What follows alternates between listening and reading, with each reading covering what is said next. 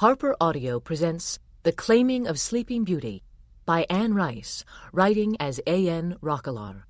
Performed by Geneviève Bevier.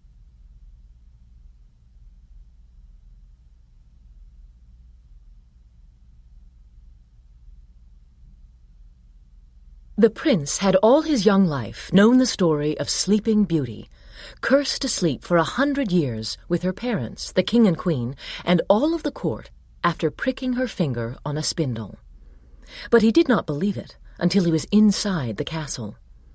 Even the bodies of those other princes, caught in the thorns of the rose vines that covered the walls, had not made him believe it. He must see for himself. Careless with grief for the death of his father, and too powerful under his mother's rule for his own good, he cut these awesome vines at their roots, and immediately prevented them from ensnaring him. It was not his desire to die, so much as to conquer. Picking his way through the bones of those who had failed, he stepped alone into the great banquet hall. The sun was high in the sky, so the light fell in dusty shafts from the lofty windows. All along the banquet table, the prince saw the men and women of the old court, sleeping under layers of dust, their slack faces spun over with spider webs. He gasped to see the servants dozing against the walls, their clothing rotted to tatters. So it was true, this old tale. Fearless as before, he went in search of the Sleeping Beauty, who must be at the core of it. In the topmost bedchamber of the house, he found her. He stepped over sleeping chambermaids and valets. Breathing the dust and damp of the place, he stood in the door of her sanctuary. Her flaxen hair lay long and straight over the deep green velvet of her bed, and her dress in loose folds revealed the rounded breasts and limbs of a young woman. He opened the shuttered windows. The sunlight flooded down on her. Approaching her, he gave a soft gasp as he touched her cheek, and her teeth through her parted lips, and then her tender, rounded eyelids. Her face was perfect to him, and her embroidered gown had fallen deep into the crease between her legs, so that he could see the shape of her sex beneath it. He drew out his sword, with which he had cut back all the vines outside, and gently slipping the blade between her breasts, let it rip easily through the old fabric. Her dress was laid open to the hem, and he folded it back and looked at her. Her nipples were a rosy pink, as were her lips, and the hair between her legs was darkly yellow and curlier than the long, straight hair of her head, which covered her arms down to her hips. He cut the sleeves away, lifting her ever so gently to free the cloth, and the weight of her hair seemed to pull her head down over his arms. He put his sword to one side. He removed his heavy armor. Then he lifted her again, his left arm under her shoulders, his right hand between her legs, his thumb on top of her pubis. Her head fell towards him, and he felt the hot moisture against his right hand, and laying her down again, he cupped both of her breasts and sucked gently on one and then the other. They were plump and firm, these breasts. She'd been 15 when the curse struck her. His desire had been hard and painful to him when he had come into the room, and now it was urging him mercilessly. He mounted her, parting her legs, giving the white inner flesh of her thighs a soft, deep pinch, and clasping her right breast in his left hand, he thrust his sex into her. He held her up as he did this, to gather her mouth to him, and as he broke through her innocence, he opened her mouth with his tongue and pinched her breast sharply. He sucked on her lips, and feeling his seed explode within her, heard her cry out. Then her blue eyes opened. "Beauty," he whispered to her. She closed her eyes, her golden eyebrows brought together in a little frown, and the sun gleaming on her broad white forehead. He lifted her chin, kissed her throat, and drawing his organ out of her tight sex, heard her moan beneath him. She was stunned. He lifted her until she sat naked, one knee crooked on the ruin of her velvet gown on the bed, which was as flat and hard as a table. "I've awakened you, my dear," he said to her. "For 100 years you've slept, and so have all those who loved you. Listen, listen. You'll hear this castle come alive as no one before you has ever heard it. Already a shriek had come from the passage outside. The serving girl was standing there with her hands to her lips. The prince went to the door to speak to her. "Go to your master, the king. Tell him the prince has come who was foretold to remove the curse on this household.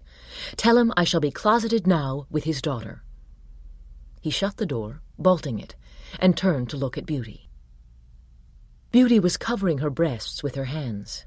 Her long, straight, golden hair, heavy and silky, flared down to the bed around her. But she looked at the prince, and her eyes struck him as devoid of fear or cunning. Her bosom heaved with anxious breath. Now he laughed, drawing near, and lifted her hair back from her right shoulder. She looked up at him steadily, her cheeks suffused with a raw blush, and again he kissed her. He opened her mouth with his lips, and taking her hands in his left hand, he laid them down on her naked lap so that he might lift her breasts now and better examine them. "Innocent Beauty," he whispered. He was only 3 years older than she had been. 18, newly a man, but afraid of nothing and no one. He was tall, black-haired. He had a lean, agile build. He liked to think of himself as a sword, light, straight, and deft, and utterly dangerous. He had left behind him many who would concur with this. There were knocks at the door, cries. He didn't bother to answer them. He laid Beauty down again. "I'm your prince," he said, "and that is how you will address me, and that is why you will obey me." He parted her legs again. He saw the blood of her innocence on the cloth, and this made him laugh softly as again he gently entered her. She gave a soft series of moans that were like kisses to his ear. "Answer me properly," he whispered. "My prince," she said. "Ah," he sighed, "that is lovely." When he opened the door, the room was dark. He told the servants he would have his supper now, and he would receive the king immediately. Beauty he ordered to dine with him, and to remain with him, and he told her firmly that she was to wear no clothing. "It's my wish to have you naked and always ready for me," he said. He might have told her she was incomparably lovely, with only her golden hair to clothe her, and the blushes on her cheeks to cover her, and her hands trying so vainly to shield her sex and her breasts. But he didn't say this aloud. Rather, he took her little wrists and held them behind her back as the table was brought in, and then he ordered her to sit opposite. The table was not so wide that he couldn't reach her easily, touch her, caress her breasts if he liked. The table was laid with roast pork and fowl, fruit in big glistening silver bowls. The king stood in the door, dressed in his heavy ceremonial robes, a gold crown atop his head. He bowed to the prince, and awaited the command to enter. "Your kingdom has been neglected for 100 years, said the prince as he lifted his wine goblet. "Many of your vassals have fled to other lords. Good land lies fallow. But you have your wealth, your court, your soldiers. So much lies ahead of you." "I am in your debt, prince," the king answered. "But will you tell me your name, the name of your family?" "My mother, Queen Eleanor, lives on the other side of the forest," said the prince. "In your time, it was my great-grandfather's kingdom. He was King Heinrich, your powerful ally." The prince saw the king's immediate surprise, and then his look of confusion. The prince understood it perfectly. When a blush came to the king's face, the prince said, "In those times you served your time in my great-grandfather's kingdom, did you not? And perhaps your queen also." The king pressed his lips together in resignation and slowly nodded. "You are the son of a powerful monarch," he whispered. The prince saw that the king would not raise his eyes to see his naked daughter Beauty. "I will take Beauty to serve," said the prince. "She is mine now." He took out his long silver knife, and cutting the hot, succulent pork, he laid several pieces on his own plate. Beauty sat with her hands over her breasts again. Her cheeks were moist with tears, and she was trembling slightly.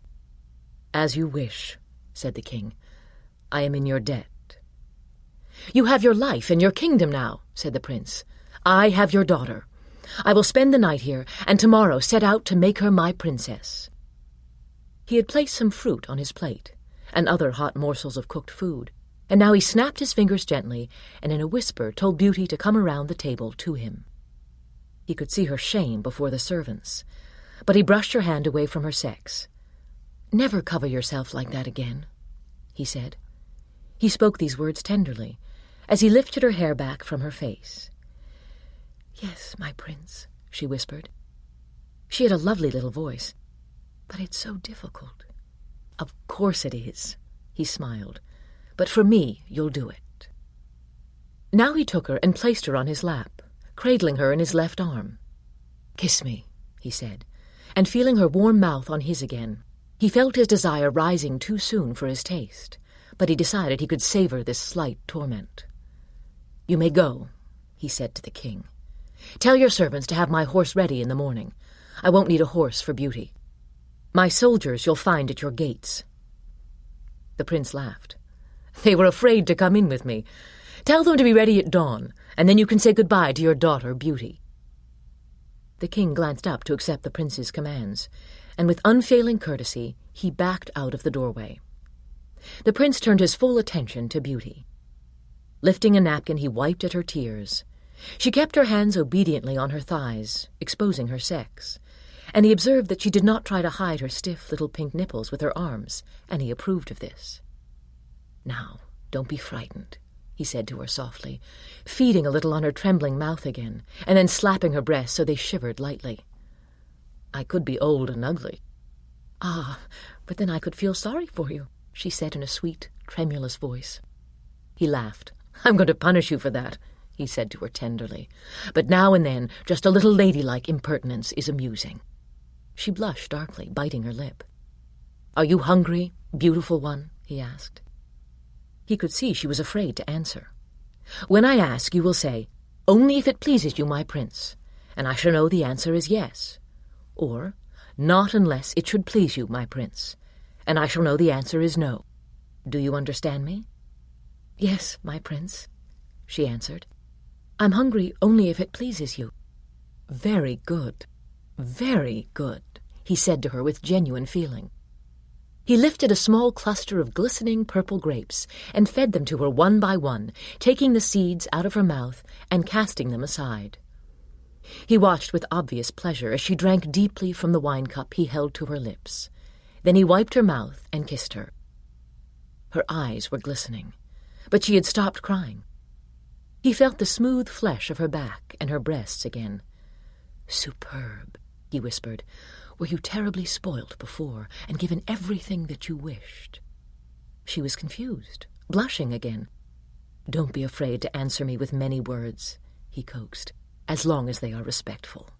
Never speak unless I speak to you first, and in all these things be careful to note what pleases me. You were very spoilt, given everything. But were you willful?" "No, my prince, I don't think I was that," she said. "I tried to be a joy to my parents." "You'll be a joy to me, my dear," he said lovingly. Still holding her firmly in his left arm, he turned to his supper. New sheets and coverlets had been laid on the bed. There were fresh down pillows, and roses in a vase nearby, and several candelabra. "Now," he said as he rose and set her before him, "we must get to bed, as we have a long journey before us tomorrow. I have still to punish you for your earlier impertinence." Immediately the tears stood in her eyes. She reached to cover her breasts and her sex, and then, remembering herself, she made her hands into two little helpless fists at her sides. "I won't punish you very much," he said gently, lifting her chin. "It was just a little offense, and your first, after all. But, Beauty, to confess the truth, I shall love punishing you." She was biting her lip, and he could see she wanted to speak, and the effort to control her tongue and her hands was too much for her. "All right, lovely one, what do you want to say?" he asked. "Please, my prince," she begged, "I'm so afraid of you." "You'll find me more reasonable than you expect," he said. He removed his long cloak, tossing it over a chair, and bolted the door. Then he snuffed all but a few candles.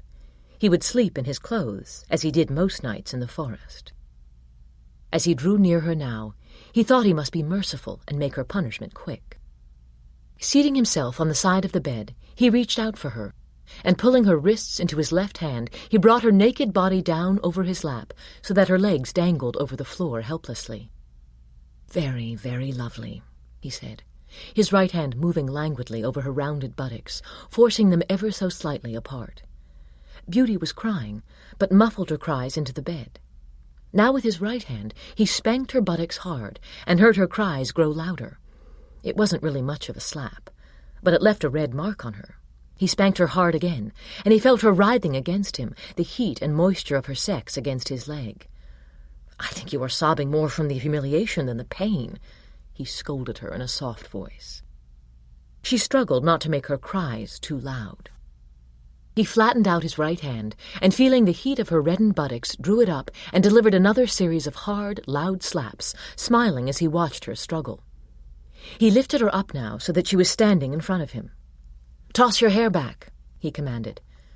Her tear-stained face was unspeakably beautiful, her lips trembling, her blue eyes gleaming with the dampness of the tears. She obeyed immediately. "I don't think you are so very spoilt," he said. "I find you obedient and eager to please, and this makes me very happy." He could see her relief. "Clasp your hands behind your neck," he said. "Under your hair, that's it. Very good." He lifted her chin again. "You have a lovely modest habit of looking down, but now I want you to look directly at me." She obeyed miserably. Her lashes were matted and dark, her blue eyes larger than he had thought. "Do you find me handsome?" he asked her. "Ah, but before you answer, I should like to know the truth from you, not what you think I should like to hear, or what would be best for you to say. You understand me?" "Yes, my prince," she whispered. He reached out, massaged her right breast lightly, and then stroked her downy underarms, feeling the little curve of the muscle there beneath the tiny wisp of golden hair. And then he stroked that full, moist hair between her legs, so that she sighed and trembled. "Now," he said, "answer my question, and describe what you see. Describe me as if you had only just met me and were confiding in your chambermaid." Again she bit her lip, which he dearly loved, and then, her voice a little diminished by uncertainty, she said, "You are handsome, my prince. No one could deny that. For one... "Go on," he said. He drew her just a little closer, so that her sex was against his knee. "For one so young to be so commanding," she said. "It's not what one might expect." "Tell me, how does that show itself in me, other than my actions?" "Your manner, my prince," she said, her voice gaining a little strength. "The look of your eyes, such dark eyes. Your face, there are none of the doubts of youth in it." He smiled and kissed her ear. "Would you like it if I were older?" he whispered. "I had thought," she said, "that it would be easier. To be commanded by one so young," she said, "is to feel one's helplessness." It seemed the tears had welled up and were spilling out of her eyes. He pushed her gently back so he might see them. "My darling, I have awakened you from a century's sleep and restored your father's kingdom. You're mine. You won't find me such a hard master. When you think night and day and every moment only of pleasing me, things will be easy for you." As she struggled not to look away, he could see again the relief in her face, and that she was in complete awe of him. "Now," he said, pushing his left fingers between her legs and drawing her close again so that she let out a little gasp before she could stop herself, "I want more of you than I've had before. Do you know what I mean, my sleeping beauty?" She shook her head. For this moment she was in terror. He lifted her up onto the bed and laid her down. The candles threw a warm, rosy light over her. Her hair fell down on either side of the bed, and she seemed on the verge of crying out, her hands struggling to keep still at her sides. "My darling, you have a dignity about you that shields you from me, much like your lovely golden hair shrouds you and shields you. Now I want you to surrender to me. You'll see, and you'll be surprised that you wept when I first suggested it." The prince bent over her. He parted her legs. He could see the battle she fought not to turn away from him. He stroked her thighs. Then with his finger and thumb, he reached into the silky, damp hair itself and felt those tender little lips and forced them wide open. Beauty gave a terrible shudder. With his left hand he covered her mouth, and behind his hand she cried softly. It seemed easier for her with him covering her mouth, and that was all right for now, he thought. She shall be taught everything in time. With his right fingers, he found that tiny nodule of flesh between her tender nether lips, and he worked it back and forth until she raised her hips, arching her back in spite of herself. Her little face under his hand was the picture of distress. He smiled to himself. But even as he smiled, he felt the hot fluid between her legs for the first time, the real fluid, which had not come before with her innocent blood. "That's it, my darling," he said. "You mustn't resist your lord and master, Now he opened his clothing, and took out his hard, eager sex, and mounting her he let it rest against her thigh as he continued to stroke her. She twisted from one side to the other, her hands gathering up the soft sheets at her sides into knots, and it seemed her whole body grew pink, and the nipples of her breasts looked as hard as if they were tiny stones. As she struggled, and blushed, and moaned beneath him, he mounted her slowly. Again she arched her back. Her breasts were suffused with red. As he drove his organ into her, he felt her shudder with unwilling pleasure. An awful cry was muffled by the hand over her mouth. She was shuddering so violently, it seemed she all but lifted him on top of her. Then she lay still, moist, pink, with her eyes closed, breathing deeply as the tear flowed silently. "That was lovely, my darling," he said. "Open your eyes." She did it timidly, but then she lay looking up at him. "You could not even imagine these things happening to you," he whispered. "You are red with shame and shaking with fear, and you believe perhaps it's one of the dreams you dreamed in your 100 years. But it's real, Beauty," he said. "It is only the beginning. You think I've made you my princess, but I've only started. The day will come when you can see nothing but me, as if I were the sun and the moon, when I mean all to you, food, drink, the air you breathe. Then you will truly be mine, and these first lessons and pleasures," he smiled, "will seem like nothing." He bent over her. She lay so very still, gazing up at him. "Now kiss me," he commanded. "I mean really, kiss me." The next morning, all the court was gathered in the great hall to see the prince off. All of the court, including the grateful king and queen, stood with their eyes down, bowing from the waist as the prince came down the steps with the naked Beauty walking behind him. He had commanded her to clasp her hands on the back of her neck beneath her hair, and to walk just a little to his right, so that he might see her in the corner of his eye. She obeyed, her bare feet making not the slightest sound on the worn stone steps as she followed him. "Dear Prince," said the queen, when he reached the great front door and saw that his soldiers stood mounted on the drawbridge, "we are in your eternal debt, but she is our only daughter." The prince turned to look at her. She was yet beautiful, and he wondered if she, too, had served his great-grandfather. "How can you question me?" the prince asked patiently. "I have restored your kingdom, and you know full well, if you remember anything of the ways of my land, that Beauty will be much enhanced by her service there." Then the telltale blush came to the queen, as it had to the king before, and she bowed her head in acceptance. "But surely you will allow Beauty some clothing," she whispered, "at least until she reaches the border of your kingdom. All those towns between here and my kingdom have owed their allegiance to us for a century. In each I will proclaim your restoration and new dominion. Can you ask for more than that? The spring is warm already. Beauty shall suffer no ill effects." "Forgive us, your highness," the king hastened to say, "but is it the same in this age? Beauty's servitude will not be forever." "It is the same now as it was always. Beauty will be returned in time. She shall be greatly enhanced in wisdom and beauty. Now, tell her to obey as your parents commanded you to obey when you were sent to us."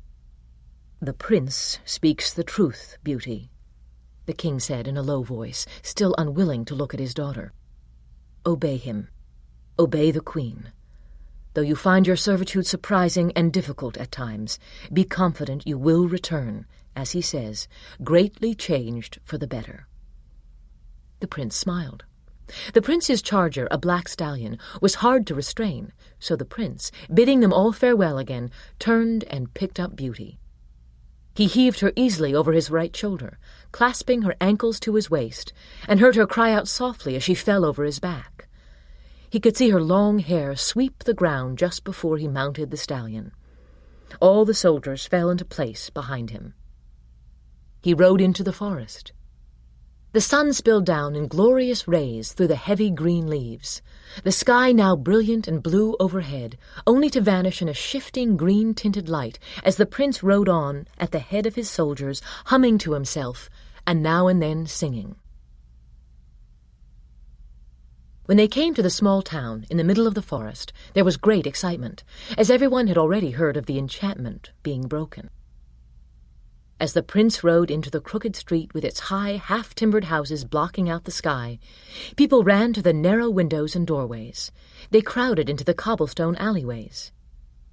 Behind him, the prince could hear his men in hushed voices telling the townspeople who he was, that it was their lord who had broken the enchantment. The girl he carried with him was the sleeping Beauty. Beauty sobbed softly, but the prince held her firmly. Finally, with a great crowd following him, he arrived at the inn. His horse, with loud clops, entered the courtyard. His page quickly helped him down. "We'll stop only for food and drink," said the prince. He stood Beauty on her feet and watched with admiration as her hair fell down around her. He turned her around twice, pleased to see she kept her hands clasped behind her neck and her eyes down as he looked at her. He kissed her devotedly. "Do you see how they all look at you?" he said. "Do you feel how they admire your beauty? They are adoring you," he said. Opening her lips again, he sucked another kiss out of her, his hand squeezing her sore buttocks. It seemed her lips clung to his, as if she were afraid to let him go, and then he kissed her eyelids. "Now everyone is going to want to have a look at Beauty," said the prince to the captain of his guard.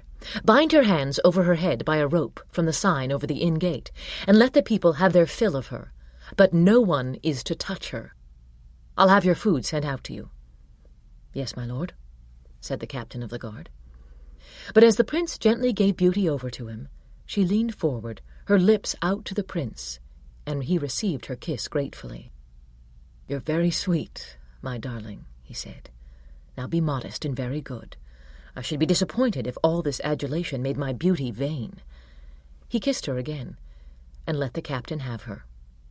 Then going inside and ordering his meat and ale, the prince watched through the diamond-paned windows. The captain of the guard did not dare touch Beauty, except to put the rope about her wrists.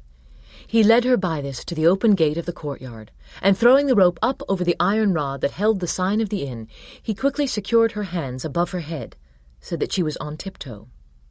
Then he motioned for the people to move back, and he stood against the wall with his arms folded as they pressed to look at her. There were buxom women with stained aprons, and coarse men in breeches and heavy leather shoes, and the young well-to-do men of the town in their velvet cloaks with their hands on their hips, as they eyed Beauty from a distance, unwilling to elbow in the crowd. Several young women, their elaborate white headdresses freshly done up, came out lifting their hems fastidiously as they looked at her. At first everyone whispered, but now people began to speak freely.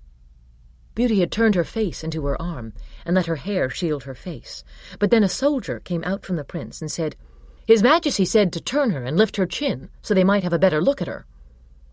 An approving murmur went up from the crowd. "Very lovely," said one of the young men. "This is what so many died for," said an old cobbler. The captain of the guard lifted Beauty's chin, and holding the rope above her, said gently, "You must turn around, princess." "Oh, please, captain," she whispered. "Don't make a sound, princess, I beg you. Our lord is very strict," he said. "It's his wish that everyone admire you." Beauty, her cheeks flaming, obeyed, turning so the crowd could see her reddened buttocks, and then again to show her breasts and her sex, as the captain kept his finger under her chin lightly. She breathed deeply, trying to remain calm. The young men were calling her beautiful and saying her breasts were magnificent. Finally the prince himself came out, ready to leave, and seeing the crowd as attentive as before, he himself took the rope down, and holding it like a short leash above Beauty's head, he turned her.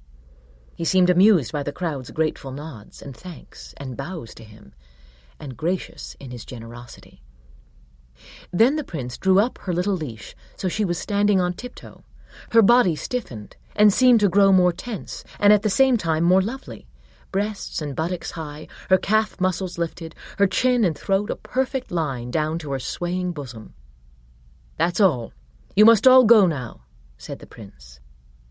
Obediently they backed away.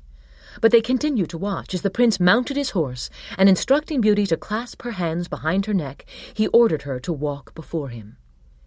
Beauty led the way out of the inn yard, the prince walking his horse behind her. When they had left the town behind, the prince told Beauty to come to him. He gathered her up and seated her before him again, and kissed her again, and scolded her. "You found that so hard," he crooned. "Why were you so proud? Did you think yourself too good to be shown to the people?" "I'm sorry, my prince," she whispered. "Don't you see, if you think only of pleasing me and pleasing those to whom I show you, it will be simple for you." He kissed her ear, holding her tight to his chest. "You should have been proud of your breasts and your shapely hips. You should have asked yourself, am I pleasing my prince? Do the people find me pleasing?" "Yes, my prince," Beauty said meekly. "You are mine, Beauty," the prince said a little more sternly. "There is no command that you must shrink from obeying ever. If I tell you to please the lowliest vassal in the field, you will strain to obey me perfectly. He is your lord then, because I have said so. All those to whom I offer you are your lords." "Yes, my prince," she said.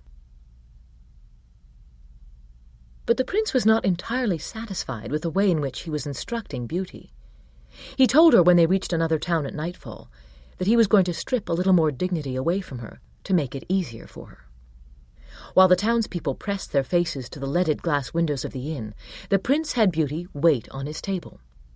On her hands and knees, she hurried across the rough boards of the inn floor to fetch his plate from the kitchen. Though she was allowed to walk back with it, she was again on all fours to fetch his flagon. The soldiers devoured their supper, throwing silent glances at her by the light of the fire. She wiped the table for the prince, and when a morsel of food spilled from his plate to the floor, he commanded Beauty to eat it. With tears spilling from her eyes, Beauty obeyed, and then he gathered her, still on her knees, into his arms and rewarded her with dozens of wet and loving kisses. Obediently she put her arms around his neck. But this little morsel spilling had given him an idea. He ordered her to quickly fetch a plate from the kitchen again, and then told her to lay it on the floor at his feet. He put food for her there from his plate, and told her to lift her heavy hair behind her shoulders and eat it only with her mouth.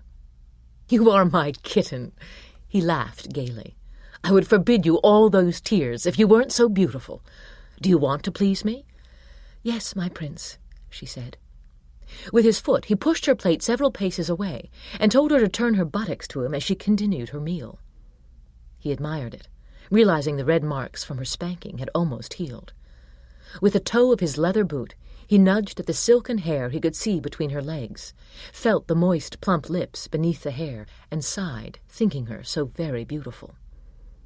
When she had finished her meal, with her lips she pushed the plate back to his chair as he ordered her to do it, and then he wiped her lips himself and fed her some wine from his cup.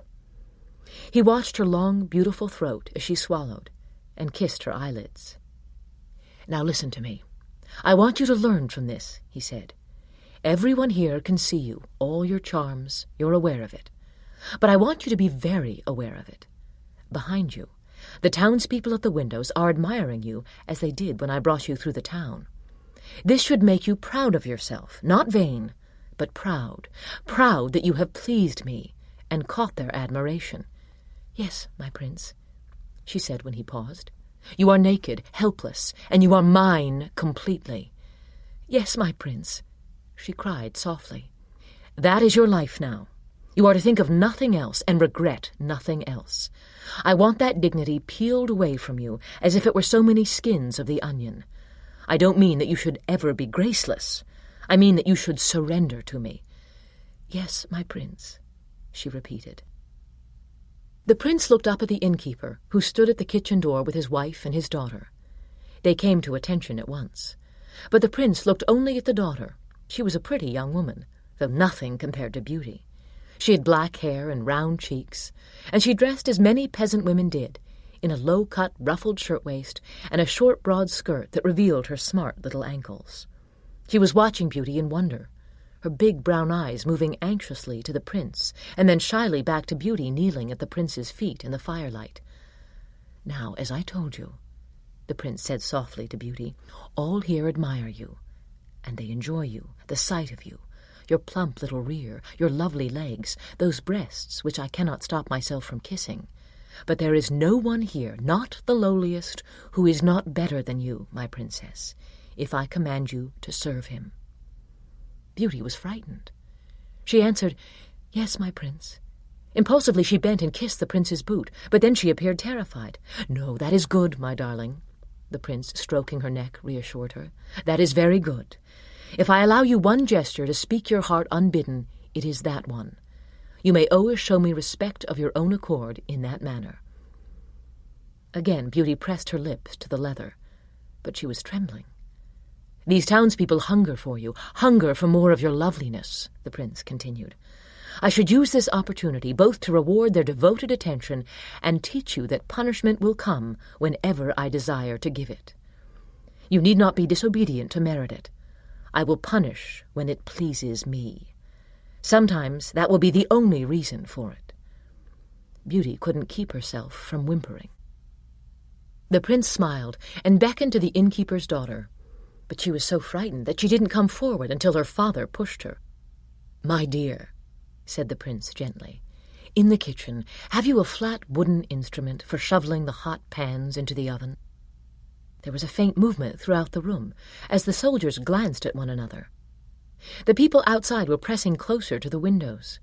The young girl nodded and quickly returned with a wooden paddle, flat and smooth from years of use, with a good handle. "Excellent," said the prince. Beauty cried helplessly. The prince quickly ordered the innkeeper's daughter to seat herself on the edge of the high hearth, which was the height of a chair, and told Beauty, on her hands and knees, to go to her. "My dear," he said to the innkeeper's daughter, "these good people deserve a little spectacle. Their life is hard and barren. My men deserve it as well. My princess can well use the chastisement." Beauty knelt crying before the girl, who, seeing what she was to do, was fascinated. "Up over her lap, Beauty," said the prince. "Hands behind your neck, and lift your lovely hair out of the way. At once," he said sharply. Beauty scurried to obey. "Keep your chin up like that, yes. Lovely. Now, my dear," said the prince, looking at the girl who held Beauty over her lap and the wooden paddle in her other hand, "I want to see if you can wield that as hard as a man might wield it. Do you think you can do that?" He could not keep from smiling at the girl's delight and desire to please. She nodded, murmuring a respectful reply, and when he gave her the command, she brought the paddle down hard on Beauty's naked buttocks. Beauty couldn't keep still. She struggled to keep quiet, but she couldn't keep still, and finally whimpers and moans escaped her. The tavern girl spanked her harder and harder, and the prince enjoyed this, savoring it far more than the spanking he had given Beauty himself. It was because he could see it much better, see Beauty's breasts heaving, and the tears spilling down her face, and her little buttocks straining, as if, without moving, Beauty might somehow escape or deflect the girl's hard blows. Finally, when the buttocks were red but not welted, he told the girl to stop. He could see his soldiers enthralled, and all the townspeople as well, and then he snapped his fingers and told Beauty to come to him. "Now eat your suppers, all of you. Talk amongst yourselves. Do as you like," he said quickly. For a moment, no one obeyed him. Then the soldiers turned to one another, and those outside, seeing that Beauty was retired down to kneeling at the prince's feet, her hair veiling her red face, her raw and stinging buttocks pressed to her ankles, were murmuring and talking at the windows.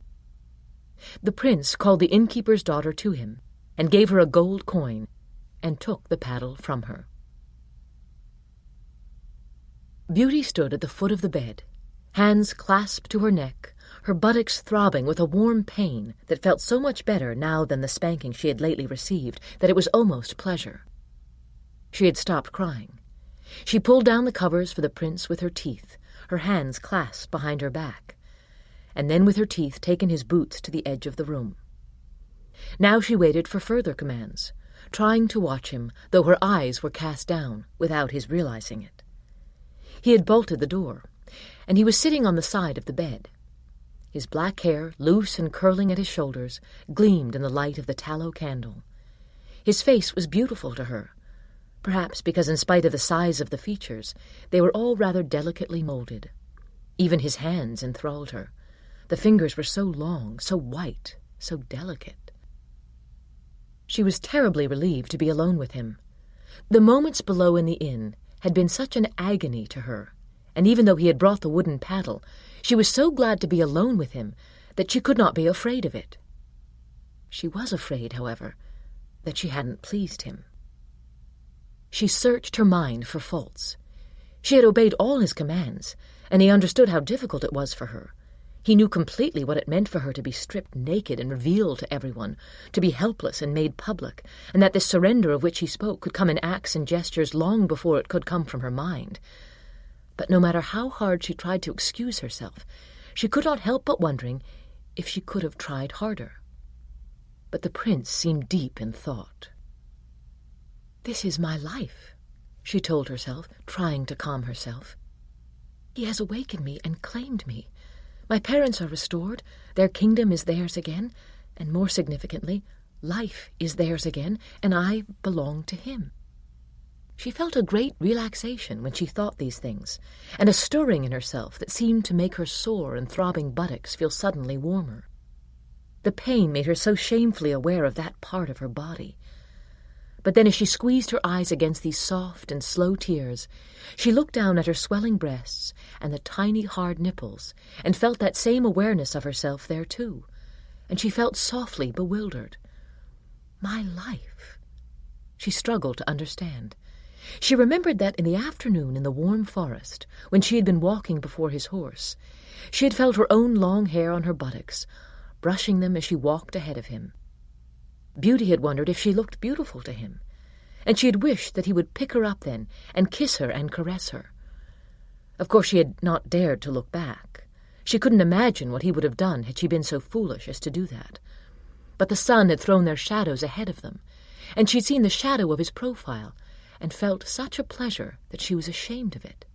And her legs had felt weak, and there had been the oddest feeling in her, something she had never known in her earlier life, though perhaps in her dreams. "Come here, my darling." He motioned for her to kneel before him. "This shirt is to be opened down the front, and you will learn to do so with your lips and teeth, and I will be patient with you," he said.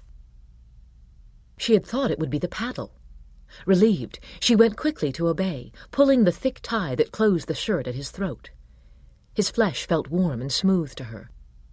Men's flesh, so different, she thought. She quickly pulled loose the second tie and the third. She had a struggle with a fourth, which was at his waist, but he didn't move. And then when she was finished, she bowed her head, her hands as before on the back of her neck, and waited. "Open my breeches," he said to her. Her cheeks flamed. She could feel it, but again she didn't hesitate. She pulled the fabric forward over the hook until the hook slipped out and let it go. Now she could see his sex, bulging there, painfully twisted.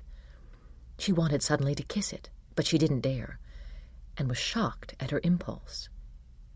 He had lifted it free. It was hard.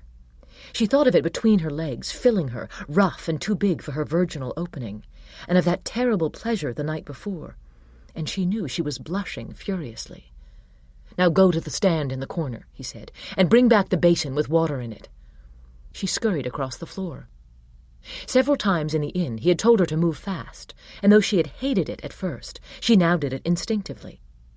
She brought the basin in both hands and set it down. There was a cloth in the water. "Wring out the cloth tightly," he said, "and bathe me quickly." She did as she was told, staring in amazement at his sex, its length, its hardness, and the tip of it with its tiny opening. She had been so sore from it yesterday, yet that pleasure had paralyzed her. Never had she guessed at such a secret. "Now, do you know what I want of you?" the prince said gently.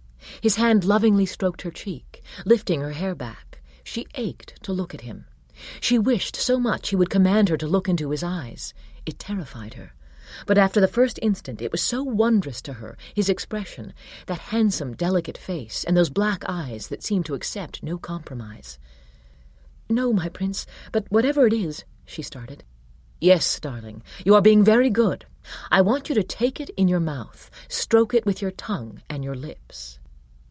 She closed her eyes and took it into her mouth, feeling its huge size, its hardness.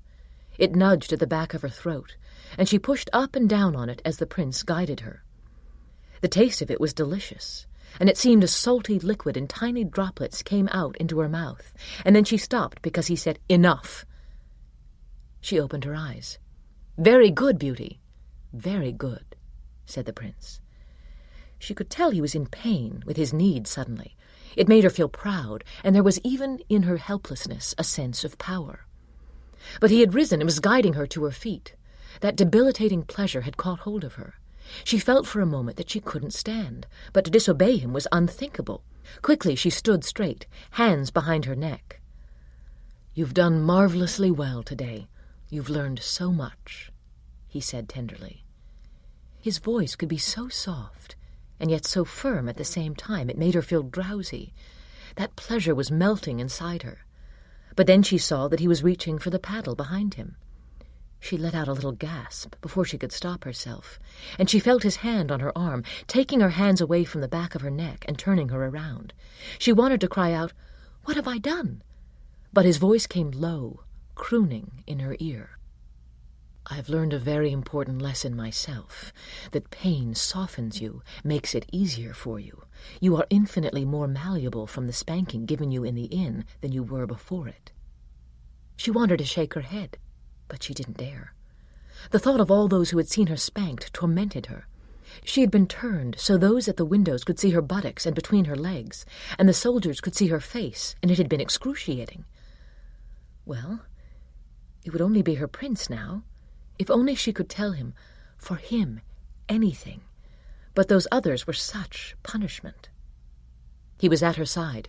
He held her chin in his left hand, and he had told her to fold her arms behind her back, which was difficult for her. It was worse than clasping her hands behind her neck. This position arched her body, forced her breasts out, and made her breasts and face feel painfully naked. She moaned slightly as he lifted her hair and folded the great mane of it over her right shoulder away from him. It covered her arm, but he pushed it away from her nipples and pinched both of them hard between his finger and thumb, lifting her breasts and letting them fall naturally as he did so. Her face was positively smarting, but she knew what was to come would be worse. "Spread your legs ever so slightly. You must be firmly planted on the ground," he said, "so that you can withstand the blows of the paddle." Through her tightly pressed lips, her sobs sounded very loud to her. "Beauty, Beauty," he crooned, "do you want to please me?" "Yes, my prince," she cried, her lip trembling. He held her chin firmly now, bracing her whole body. Then she felt the first crack of the paddle. It was an explosion of stinging pain on the hot surface of her flesh, and the second spank came much more swiftly than she had thought possible, and then there was a third and the fourth. In spite of herself, she was crying aloud. He stopped and gently kissed her all over her face. "Beauty, Beauty," he said, "now I give you permission to speak. Tell what it is you would have me know." "I want to please you, my prince," she struggled, "but it hurts so, and I've tried so hard to please you." "But, my darling, you please me by bearing this pain. I explained to you earlier that punishment would not always be for a transgression. Sometimes it would be for my pleasure only." "Yes, my prince," she cried. "I shall tell you a little secret about the pain. You're a tight bowstring. The pain loosens you, makes you soft, as I want you to be. It is worth 1,000 little orders and scoldings, and you must not think of resisting it. Do you know what I am saying? You must give yourself over to it. With each crack of the paddle you must think of the next, and that it is your prince doing it to you, giving you this pain." "Yes, my prince," she said softly. He lifted her chin again without further ado, and spanked her hard again and again on the buttocks. She felt her buttocks growing hotter and hotter with pain, and the cracks of the paddle sounded loud and somehow shattering to her, as if the sound itself were as dreadful as the pain. She could not understand it. When he stopped again, she was breathless and frantic in her tears. But the prince folded her in his arms. Feeling his rough clothing against her, his hard, naked chest, and the strength of his shoulders, she felt such a soothing pleasure that her sobs grew soft and open-mouthed and languid against him. His rough breeches were against her sex, and she found herself pressing against him only to have him guide her gently back, as if silently reproving her. "Kiss me," he said. Such a shock of pleasure went through her at the closing of his open mouth over hers that she was unable to stand, letting her weight fall against him. He turned her toward the bed. "That's enough for tonight," he said softly. "We have a hard journey tomorrow." He told her to lie down. She heard him moving to the door, and this pleasure between her legs became suddenly an agony. A moment later she heard voices behind her. "Bathe her and put a soothing ointment on her buttocks," the prince was saying, "and you may talk to the princess if you like, and she to you. You are to treat her with the utmost respect," said the prince, and then she heard his steps dying away. She lay too afraid to look behind her. The door was closed again. She heard steps. She heard the cloth and the basin of water. "It's me, dearest princess," said a woman's voice, and Beauty realized it was the innkeeper's daughter. She buried her face in the pillow. "Oh, this is unbearable," she thought. She felt the girl's weight on the bed beside her, and the rough cloth of her apron brushing against Beauty's buttocks caused the sore and stinging flesh to ache more keenly. The wet cloth stroked her shoulders, her arms, and her neck. It stroked her back and then her thighs and legs and feet, the girl carefully avoiding her sex and the soreness. "Oh, I know it hurts, dearest princess," she confided. "I'm so sorry, but what could I do when the prince commanded me?" The rag was rough on the soreness, and Beauty realized this time that the prince had left her with a score of welts. She moaned, and though she loathed this girl with a violent feeling she'd never had for anyone else in her brief life, the cloth nevertheless felt good to her. "Dearest princess," the girl said, "Princess, I must tell you something. You may be angry with me, but maybe it will be a consolation to you. Only that you are so lovely, dearest princess, that you have such beauty. Even as you were there, why, how many who seem beautiful could have kept their beauty in such a trial? And you were so beautiful, princess." Over and over she said this word, beautiful, clearly reaching for other words, better words she did not know. "You were so graceful, princess," she said. "You bore it so well, with such obedience to His Highness, the prince." Beauty said nothing. She thought of it again, of how it must have seemed to the girl. This girl had seen her so closely, had seen the redness of her flesh as it was punished, and had felt her writhing uncontrollably. But it gave Beauty such a frightful sense of herself that she stopped thinking of it. The door opened. The prince had come into the room. The little tavern girl jumped up and was bowing to him. "Your Highness," the girl said breathlessly. "You've done your work very well," said the prince. "It was a great honor, Your Highness," said the girl. The prince came to the bed. Clasping Beauty's right wrist, he drew her up out of the bed and stood her beside it. Obediently, Beauty looked down. Not knowing what to do with her hands, she quickly brought them to the back of her neck. She could feel the prince's satisfaction. "Excellent, my darling," he said. "Isn't she lovely, your princess?" he said to the tavern girl. "Oh, yes, Your Highness." "Down on your knees, my darling," said the prince with a little snap of his fingers. In a shock, Beauty obeyed, seeing the rough floorboards before her. She could see the prince's black boots, and then the crude leather shoes of the serving girl. "Now, approach your servant and kiss her shoes. Show her how grateful you are for her devotion to you." Beauty didn't stop to think of it, but she felt her tears come again as she obeyed, depositing each kiss on the worn leather of the girl's shoes as gracefully as she could. Above, she heard the girl's murmured thanks to the prince. "Now, you see there the posts of the foot of the bed," said the prince to the girl. Beauty knew that the bed had high posts, which held a coffered ceiling over it. "Tie your mistress to those posts, with her hands and legs quite wide apart, so that as I lie down I can look at her," said the prince. "Tie her with these satin bands so her skin won't be injured, but tie her firmly, for she must sleep in this position, and her weight must not pull her loose. Beauty was stunned. She obeyed as the girl told her to spread her legs. She felt the satin go tight around her right ankle, and then it firmly bound her left ankle. And then the girl, standing before her on the bed, bound the princess's hands high on either side of her. She was spread-eagled, looking down at the bed, and with terror she realized that the prince must see how she suffered. He must see the shame of the dampness between her legs, those fluids she could neither check or conceal, and turning her face into her arm, she whimpered softly. But the worst of it was that he did not mean to take her. He had tied her here, out of reach of himself, so that as he slept, she must look down on him. "My beautiful, obedient one," he sighed. To her horror, she felt, as he drew near, the hard handle of that dreadful wooden paddle nudging her moist and secret place, so cruelly exposed by her open legs. She struggled to pretend this was not happening, but she could feel that revealing fluid, and she knew the prince knew of her tormenting pleasure. "I have taught you much, and I am so very pleased with you," he said, "and so now you know a new suffering, a new sacrifice for your lord and master. I could soothe the burning craving between your legs, but I shall let you suffer it and know the meaning of it, and that only your prince can give you that relief you long for." She couldn't control her moan, even though she muffled it against her arm. She might move her hips in helpless, humiliating entreaty. He had snuffed the candles. The room was dark. The prince had sent couriers ahead. As Beauty's hair was dressed with white flowers the next morning, he told her they would reach his castle by afternoon.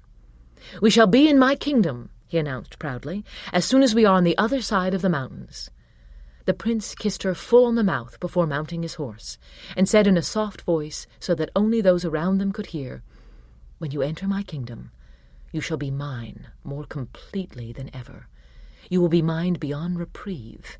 It will be easier for you to forget all that went before that time, and devote your life to me only." She walked with her head up, as the prince commanded her, but her eyes were half closed, and she felt the cool air soothing her naked limbs. She could not stop thinking of the prince's castle. Finally they entered the dark wooded pass that led through the mountains, and there were only occasional clusters of peasants here and there peeping out from the thick-limbed oaks. A mist lay upon the ground, and Beauty felt herself drowsy even as she walked. Her breasts felt heavy and soft to her, and her nakedness felt oddly natural. But her heart became a tiny hammer when the sunlight streamed ahead to reveal an ever-widening green valley. A great cry rose from the soldiers behind her. She realized that indeed the prince was home. Up ahead, across the sloping green, she saw upon a great precipice overhanging the valley the prince's castle. It was far greater in size than Beauty's home, a wilderness of dark towers. It might enclose a whole world, it seemed. Its open gates yawned like a mouth before the drawbridge. From everywhere the subjects of the prince, mere specks in the distance, growing ever and ever larger, ran toward the road that wound down and then up again before them. Riders came over the drawbridge and rode toward them with a blast of trumpets, their banners streaming behind them. The air was warmer, as if this place were protected from the sea breeze. Beauty could see everywhere the peasants dressed in bright colors. They drew ever nearer to the castle. In the distance, Beauty saw a great crowd of magnificently dressed lords and ladies. She uttered a little cry and bowed her head. The prince came up alongside of her. She felt his arm gather her close to the horse, and he whispered, "Now, Beauty, you know what I expect of you." They had reached the steep approach to the bridge, and Beauty could see it was just as she feared. Men and women of her own rank, and all clad in white velvet trimmed in gold or gay and festive colors. She dared not look, and felt the blush in her cheeks again, and for the first time was tempted to throw herself on the mercy of the prince and beg him to conceal her. But when the prince dismounted, he ordered her down on her hands and knees, and told her softly that this was how she must enter his castle. She was petrified, her face burning, but she fell quickly to obey, glimpsing the prince's boots to her left as she struggled to keep up with him in crossing the drawbridge. Through a great dim corridor she was led, not daring to raise her eyes, though she could see rich gowns and shining boots all around her. Lords and ladies were bowing to the prince on either side of her. There were whispers of greeting, kisses being thrown, and she was naked, moving on her hands and knees, as if she were only some poor animal.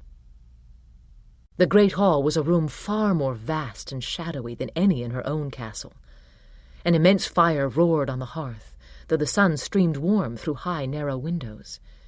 It seemed the lords and ladies pressed past her, flowing silently along the walls towards the long wooden tables. Plates and goblets were already set. The air was heavy with the aroma of the supper. Then Beauty saw the Queen. She sat at the end upon a raised dais. Her veiled head was encircled with a gold crown, and the deep sleeves of her green gown were trimmed in pearls and gold embroidery. Beauty was led forward by a quick snap of the prince's fingers. The Queen had risen, and now she embraced her son as he stood before the dais. "Tribute, mother, from the land over the mountains, the loveliest we have received in a long time, if my memory serves me. My first love-slave, and I am proud to have claimed her."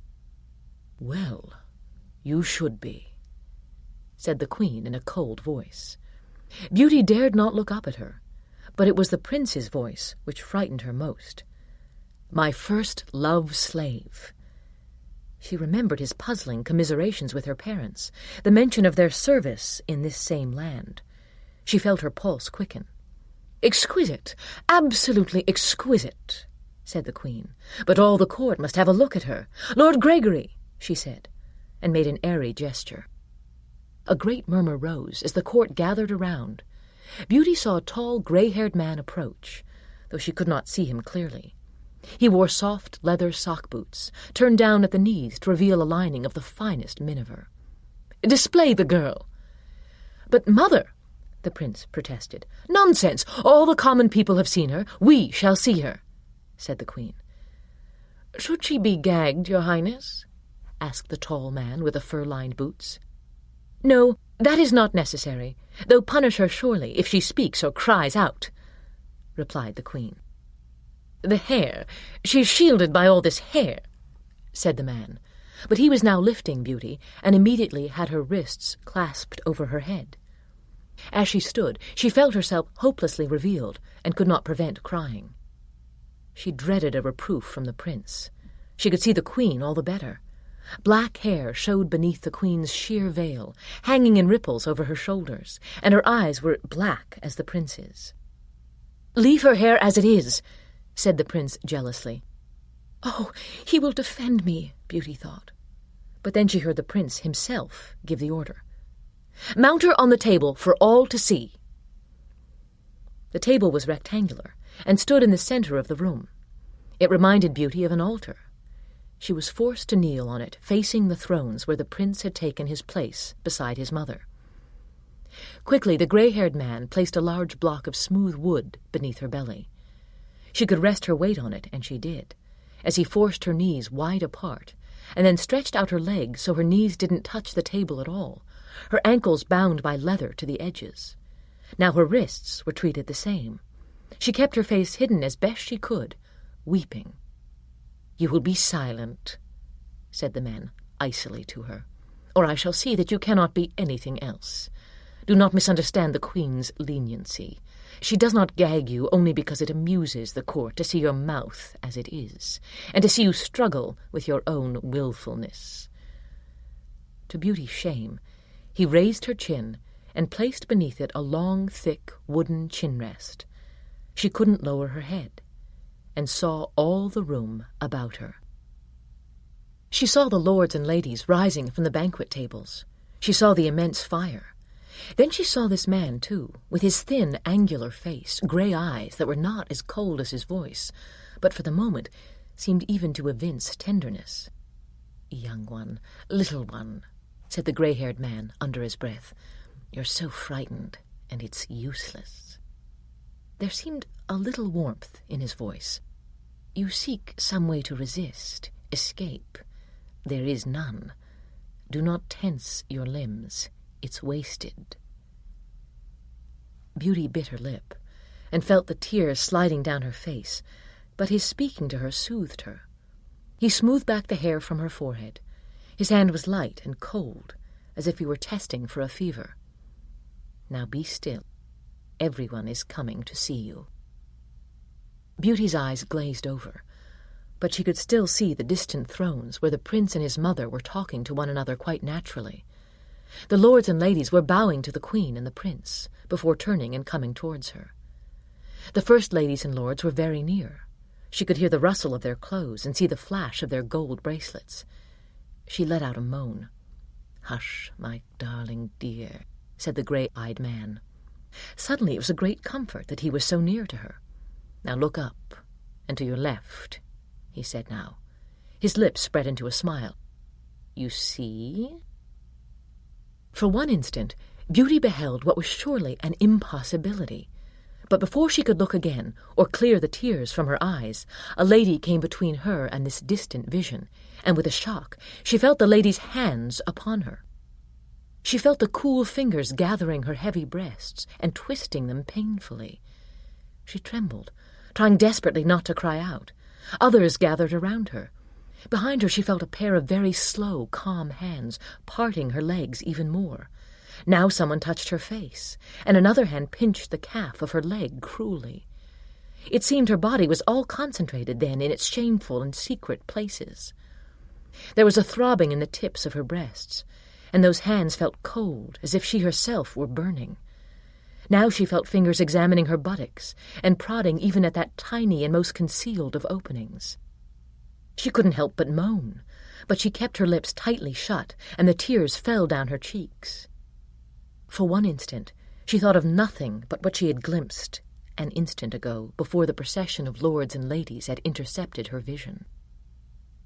High up along the wall of the great hall, on a broad stone ledge, she had glimpsed a row of naked women. It had not seemed possible, but she had seen it.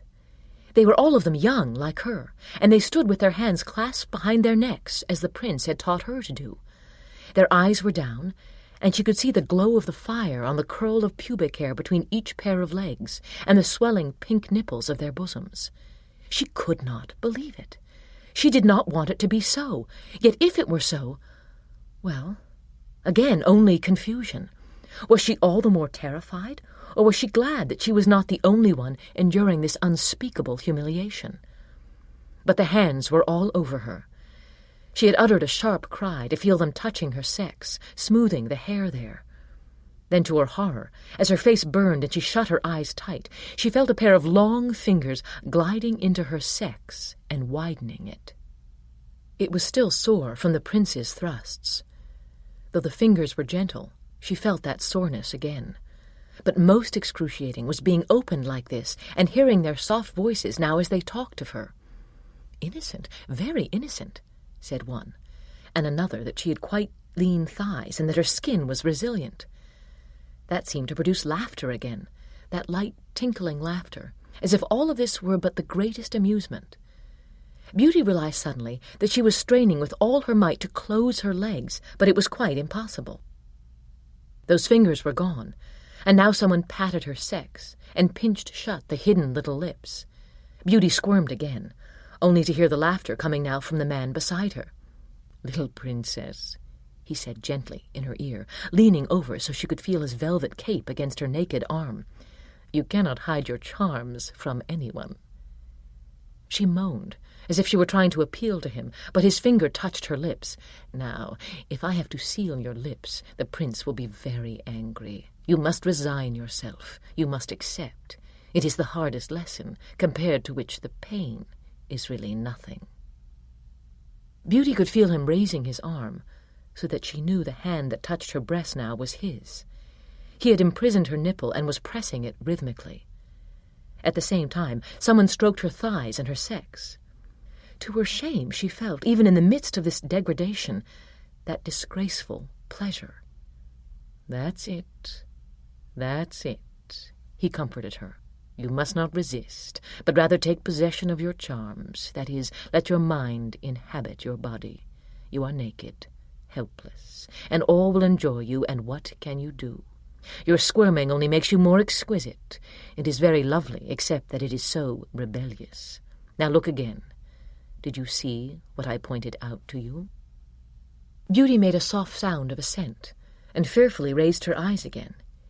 It was as she had seen before, the row of young women with their eyes down and their bodies as vulnerable in display as her own. But what was it she felt? Why must she be subjected to so many confusing feelings? She had thought herself the only one so displayed and humiliated, a great prize for the prince whom she could no longer see. Was she not displayed here in the very centre of the hall? But then who were these prisoners? Would she only be one of them? Was this the meaning of the odd conversation that had passed between the prince and her father and mother? No, they could not have served like this. She felt an odd mingling of torrential jealousy and comfort. It was a ritual, this treatment. Others had suffered it before. It was fixed, and she was all the more helpless. She felt herself soften as she thought of it. But her lord, the grey-eyed one, was speaking. "Now, for your second lesson. You have seen the princesses who are tributes here. Now look to your right, and you shall see the princes." Beauty looked to the other side of the hall as best she could, through the shifting figures about her. There, on another high ledge, in the ghastly shadow light of the fire, stood a row of naked young men, all of them in the same position. Their heads were bowed, their hands behind their necks. They were all of them handsome to look at. Their organs were erect and hard to a one. Beauty could not take her eyes off this sight, for they appeared to her even more vulnerable and subservient. She knew she had made a little noise again, because she felt the lord's finger on her lips. She sensed from the air itself that she was now being left by the lords and ladies. There was a great commotion in the room. Beauty could just catch the aroma of cooking food, dishes being brought in, and now she saw that most of the lords and ladies were seated at the tables. There was much talking and lifting of cups. Somewhere a group of musicians had begun to play a low, rhythmic music. It was full of horns and tambourines and the strumming of thick strings. Beauty saw that the long file of naked men and women on either side was moving. But what are they? She wanted to ask. To what purpose? But now she saw the first of them appear amid the crowd, carrying silver pitchers with which they filled the goblets at the table, always bowing when they passed the queen and the prince. The young men had soft, curly hair, cut at the shoulders and neatly combed so that it framed their lean faces. Never did they raise their eyes, though some seemed to move in obvious discomfort from the hardness of their penises. As she saw the first of the long-haired girls bending over the table with her pitcher, she wondered if she too felt this same softly agonizing pleasure. Beauty felt it now, just looking at these slaves, and she felt a quiet relief that for a moment she herself was unobserved. Or so she thought. She caught a clear glimpse of the prince, and he smiled at her. How regal he looked, his black hair glossy and full, his long shining white boots stretched out on the blue carpet before him. He was nodding and smiling to those who addressed him, but now and then his eyes moved to Beauty. But there was so much to see. Now she felt someone was near her, touching her again, and she realized that a line of dancers was just forming to one side of her. There was a reckless air to things. Much wine was being poured. There were great eruptions of laughter. Then, quite suddenly, she saw far to her left a young naked boy drop his pitcher of wine, and the red liquid run out on the floor as others hastened to clean it. At once, the lord at Beauty's side clapped his hands. Beauty saw 3 exquisitely dressed pages, no older than the naked boys themselves, rush forward and seize the boy and hold him up quickly by his ankles. This brought a loud round of applause from those lords and ladies nearest the boy. At once a paddle was produced, a beautiful piece of gold enameling and white tracery, and the offender was smartly spanked while all looked on with the greatest fascination. Beauty felt a fluttering in her heart. If she were to be humiliated like that, punished so immediately and ignominiously for clumsiness, she didn't know how she could bear it. She could only see the boy's back, and the paddle flashing down again and again on his reddening buttocks. He held his hands obediently on the back of his neck, and as he was let down on his hands and knees, the young page with the paddle drove him quickly with a series of loud blows towards the queen, where the young culprit, his buttocks very red, bowed his head and kissed the queen's slipper. The queen had been in fast conversation with the prince. She was a mature woman. It was from her, obviously, that the prince had gotten his beauty. She turned indifferently, her eyes darting back to the prince, and motioning for the young slave to rise a little. She brushed back his hair affectionately. But then, in the same indifferent manner, never withdrawing herself from the prince, she made a motion to the page with a quick frown that the boy was again to be punished. The lords and ladies nearest applauded with mock scolding gestures, and then obviously enjoyed it very much as the page put his foot on the second step of the dais before the throne, hoisted the disobedient slave up over his knee, and again, in full view of everyone, soundly spanked him. She could hear the lord beside her laughing.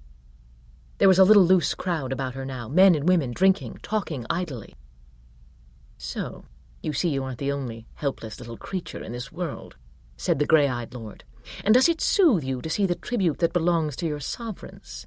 You are the first tribute for the prince, and I think that you shall have to set a fierce example. The young slave you saw, Prince Alexei, is much a favourite of the queen, or he wouldn't be dealt with so lightly." Beauty saw that the paddling had stopped. Once again, the slave was on his hands and knees, kissing the feet of the queen as the page waited in attendance. Now the slave's buttocks were very red. Prince Alexei, Beauty thought. It was a lovely name, and he too was of royal blood and high birth. Why, of course, all of them were. It was a delightful thought. What if they had not been, and she was the only princess? She stared at his buttocks. There were obvious welts on them and little patches that seemed much redder than the rest. As the young slave prince kissed the queen's feet, Beauty could also see his scrotum between his legs, dark, hairy, and mysterious. It struck her how dreadfully vulnerable he seemed, being a boy, in ways she had never considered. But he had been released or forgiven. He rose to his feet and brushed his auburn curly hair out of his eyes and back from his cheek, and she saw his face stained with tears, and reddened too. Yet he had about him a marvelous dignity. He took the pitcher handed him without complaint. Gracefully he moved among the standing guests, filling their goblets. He was only a few paces from Beauty, drawing ever closer. She could hear how the men and women teased him. "Another paddling, and you are so wretchedly clumsy," said a tall, blonde-haired lady in a long green gown with diamonds on her fingers. She pinched his red cheek, as with his eyes down, he smiled. His penis was hard and erect as before, rising up thick and motionless from a nest of dark curly hair between his legs. Beauty could not stop herself from looking at it. As he came nearer, she held her breath. "Come here, Prince Alexei," said the lord with the grey eyes. He snapped his fingers. Then, taking a white handkerchief, he had the boy moisten it with the wine. The boy was so near now, Beauty might have touched him. The lord took the moistened handkerchief and pressed it to Beauty's lips. It felt good and cool and tantalizing. But she could not help but look up at the obedient boy prince who stood waiting, and she saw him looking at her. Though his face was still slightly pink, and there were tears on his cheeks, he smiled at her. Beauty felt sharp fear, and also some sense of drama. Would she be sent away to some place with all these slaves, or would the prince take her? The prince rose and gave an order to the grey-eyed lord to bring Beauty after him. She was untied. She was extremely stiff, but the lord now had one of those gold paddles in his hand, which he tested loudly upon his palm. Giving her no time to stretch her aching muscles, he ordered her down on her knees and forward. When she hesitated, his command came very sharp again, but he did not strike her. She rushed to catch up with the prince, who had just reached the stairway. Soon she was following him up and down a long corridor. "Beauty!" He stood back. "Open the doors!" Kneeling up, she quickly opened them and forced them apart, and then followed the prince into a bedchamber. The fire was already a great blaze on the hearth, and the windows were curtained, and the bed had been turned back. Beauty was quivering with excitement. "My prince, shall I begin her training at once?" asked the grey-eyed lord.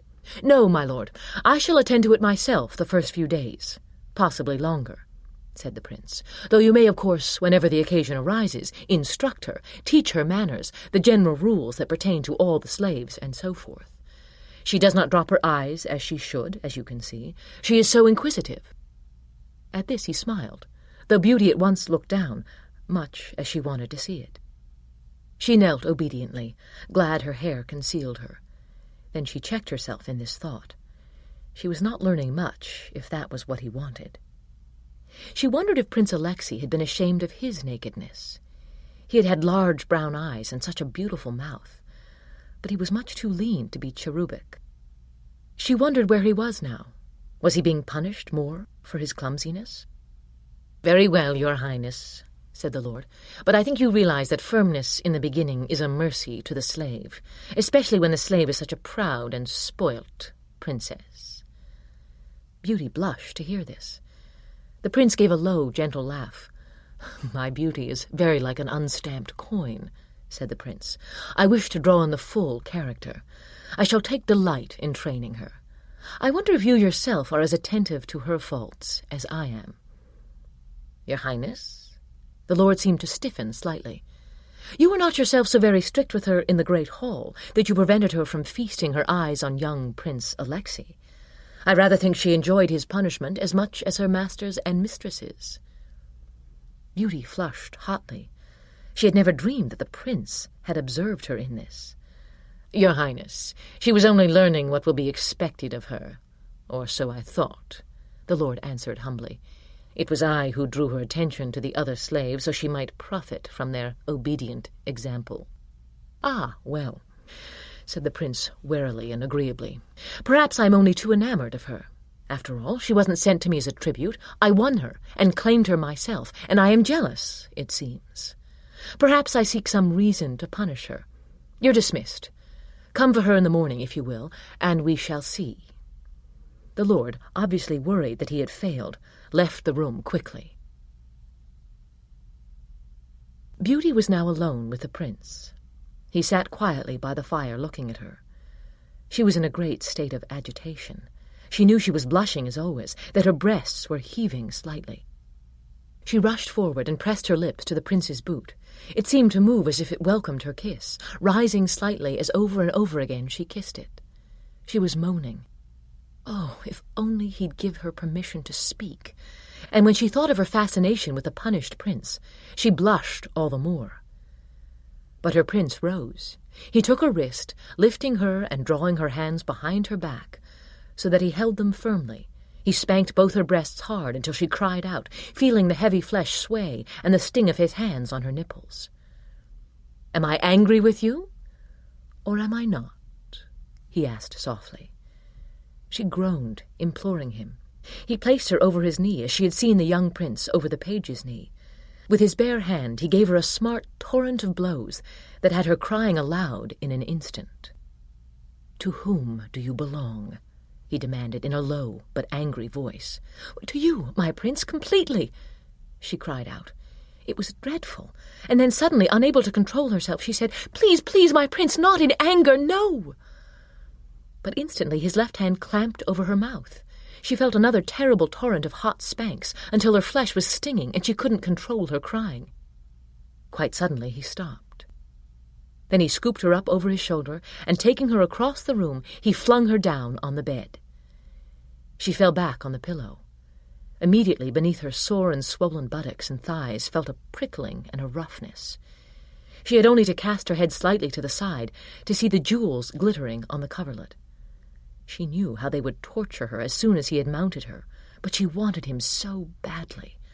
When she saw him rise up over her, she felt not the hot, throbbing pain in her body, but a flood of juices between her legs, and a new moan coming out of her as she opened herself to him. She couldn't keep from lifting her hips, praying it didn't displease him. He knelt over her, removing his erect cock from his breeches, and then he brought her up on her knees and impaled her upon it. She cried out. Her head fell back.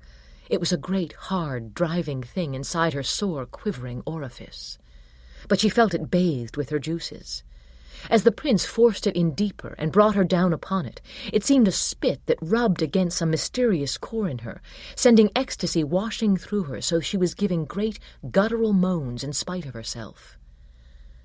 The prince's thrusts came faster and faster, and then he too gave a soft cry, and held her close to him, her breasts aching and pressed to his chest, his lips on the back of her neck, his body softening slowly. "Beauty, beauty," he whispered. "You have conquered me as surely as I have conquered you. Don't ever arouse my jealousy again. I don't know what I would do if you did." When she saw the distress in his face, she covered it with kisses. "I am your slave, my prince," she said. But he would only moan and press his face into her neck, and seemed bereft. "I love you," she implored. He laid her down on the bed.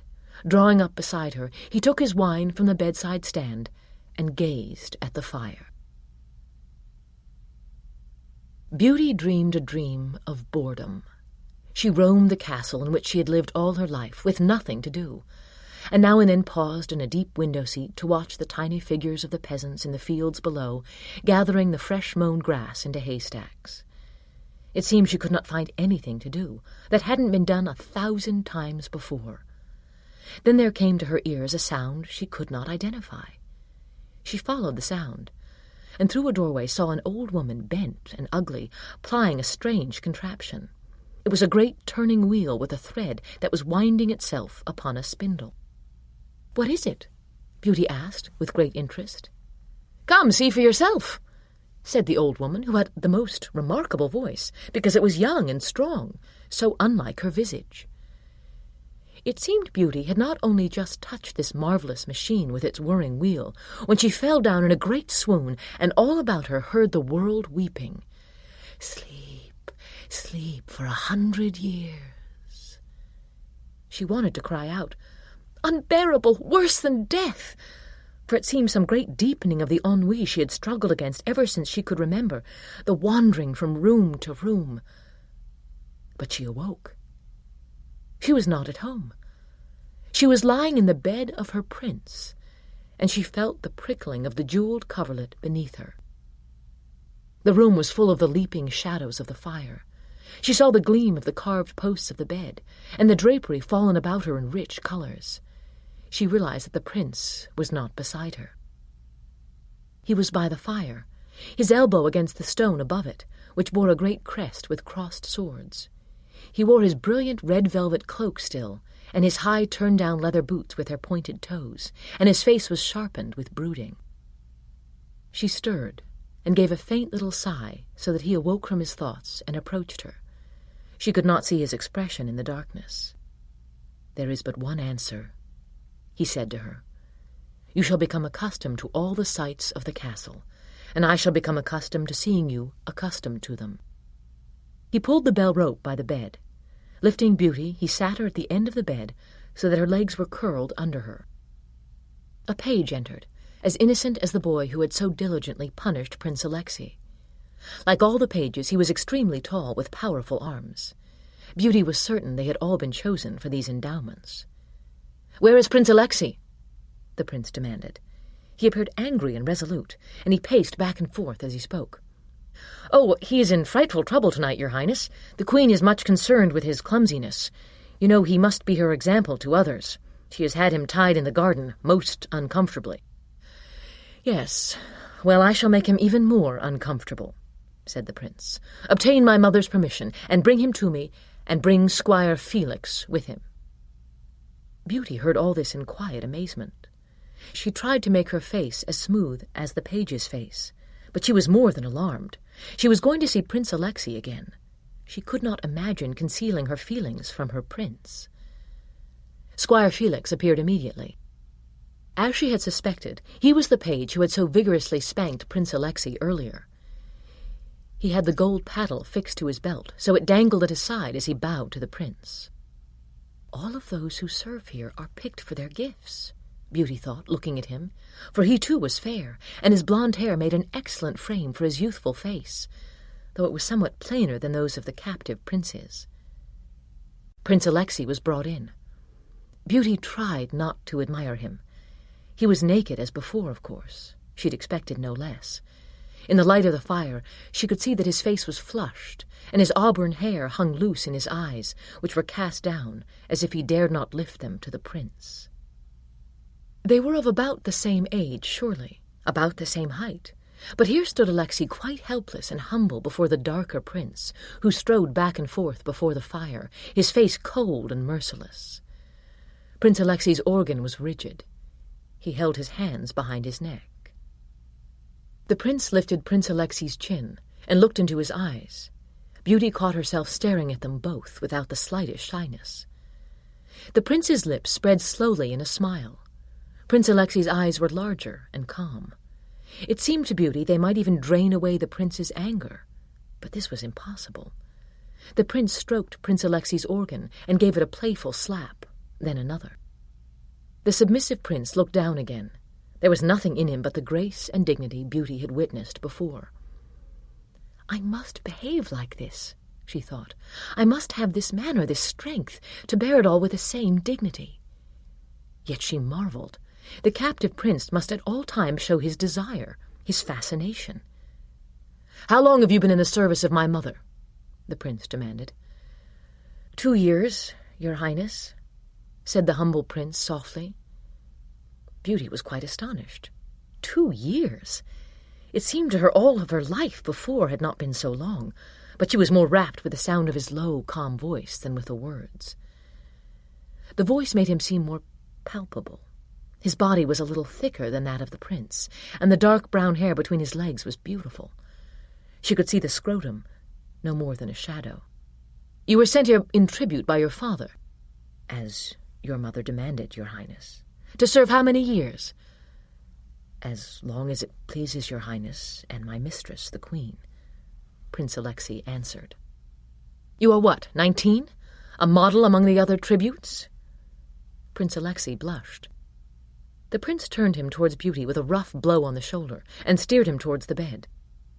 Beauty drew herself up, feeling her face flushed and warm. "The favorite of my mother?" the prince demanded. "Not tonight, your highness," Prince Alexei said with the barest trace of a smile. The prince acknowledged this with a soft laugh. "No, you have not comported yourself very well, have you?" "I can only beg forgiveness, your highness," said Prince Alexei. "You can do more than that," said the prince into his ear as he pushed him nearer to Beauty. "You can suffer for it. You can give my Beauty a lesson in willingness and perfect submission." Now the prince turned his gaze on Beauty, scrutinizing her mercilessly. She looked down, terrified of displeasing him. "Look at Prince Alexei," he told her. When she raised her eyes, she saw the beautiful captive prince only a few inches from her. Just as she feared he would, the prince lifted Prince Alexei's chin again. When Prince Alexei looked at her with his large brown eyes, he smiled slowly and serenely at her for an instant the prince could not have witnessed. Beauty drank her fill of him with her eyes, because she had no choice, and hoped the prince would see no more than her distress. "Kiss my new slave and welcome her to this house. Kiss her lips and her breasts," said the prince. He lifted Prince Alexei's hands from the back of his neck, so they went silently and obediently to his sides. Beauty gasped. Prince Alexei was smiling at her again, secretly as a shadow fell over her, and she felt his lips close over hers, and the shock of his kiss pass through her. She could feel that misery between her legs formed into a tight knot, and when his lips touched her left breast and then her right, she bit into her lower lip so hard she might have drawn blood. Prince Alexei's hair stroked her cheek and her breasts as he carried out the command, and then he stood back with that same beguiling equanimity. Beauty put her hands to her face before she could stop herself, but immediately the prince took them away. "Look well, Beauty. Study this example of the obedient slave. Become accustomed to him so that you do not see him, but rather the example he sets for you," the prince said. Roughly he turned Prince Alexei about. Prince Alexei had received far worse punishment than Beauty. He was bruised, and there were many white and pink welts on his thighs, on his calves. "You will not look away again," the prince said to Beauty. "Do you understand me?" "Yes, my prince," Beauty said at once, only too eager to show her obedience, and in the very midst of her painful distress, an odd feeling of resignation came over her. She must look at Prince Alexei's exquisitely muscled young body. She must look at his taut, beautifully molded buttocks. If only she could hide her fascination, feign only submission. But the prince was no longer looking at her.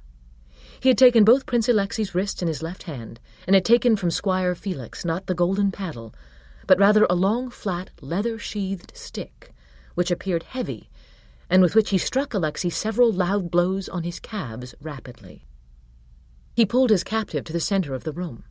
He placed his foot on the rung of the stool, as he had done earlier, and pushed Prince Alexei over his knee just as he had done Beauty. Prince Alexei's back was to Beauty, and she could see not only his buttocks, but also the scrotum between his legs. And she saw the flat leather stick land its blows in red criss-crossed marks over Prince Alexei. Prince Alexei did not struggle. He made hardly a sound. His feet were planted on the floor. Nothing in his form suggested any attempt to escape the aim of the stick as Beauty might. Yet even as she watched, amazed, wondering at his control and his endurance, she could see the signs of strain in him. He moved ever so slightly, his buttocks rising and falling, his legs quivering. Then she could hear the slightest sound from him, a whispered moan, which he was obviously concealing behind his closed lips. The prince flailed at him, the skin growing a darker red with each broad stripe from the stick.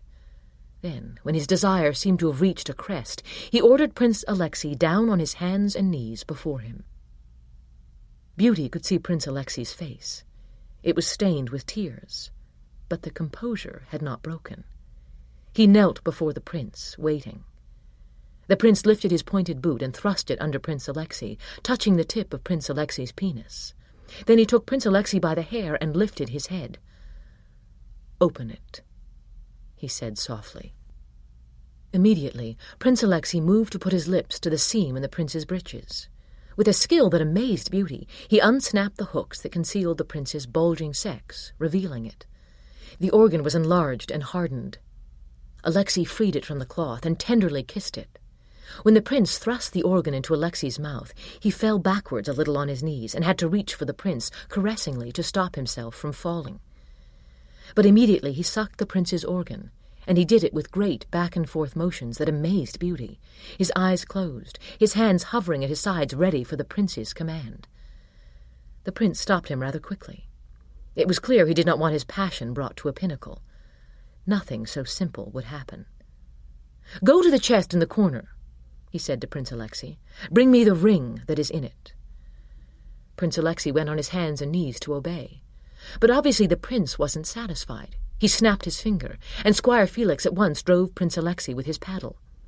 He drove him to the chest and continued to torment him with the paddle, while Alexei opened the chest and with his teeth removed a large leather ring and brought it back to the prince. Only then did the prince send Squire Felix back to his corner, and Prince Alexei was out of breath and trembling. "Put it on," said the prince. Prince Alexei was holding the leather ring, not by the leather itself, but by some small piece of gold attached to it. Still holding it this way in his teeth, he slipped the ring over the prince's penis, but he did not release it. "You serve me, you go where I go," said the prince. Now he proceeded to walk slowly about the room, his hands on his hips as he looked down on the prince struggling on his knees, his teeth to the leather ring, to follow him.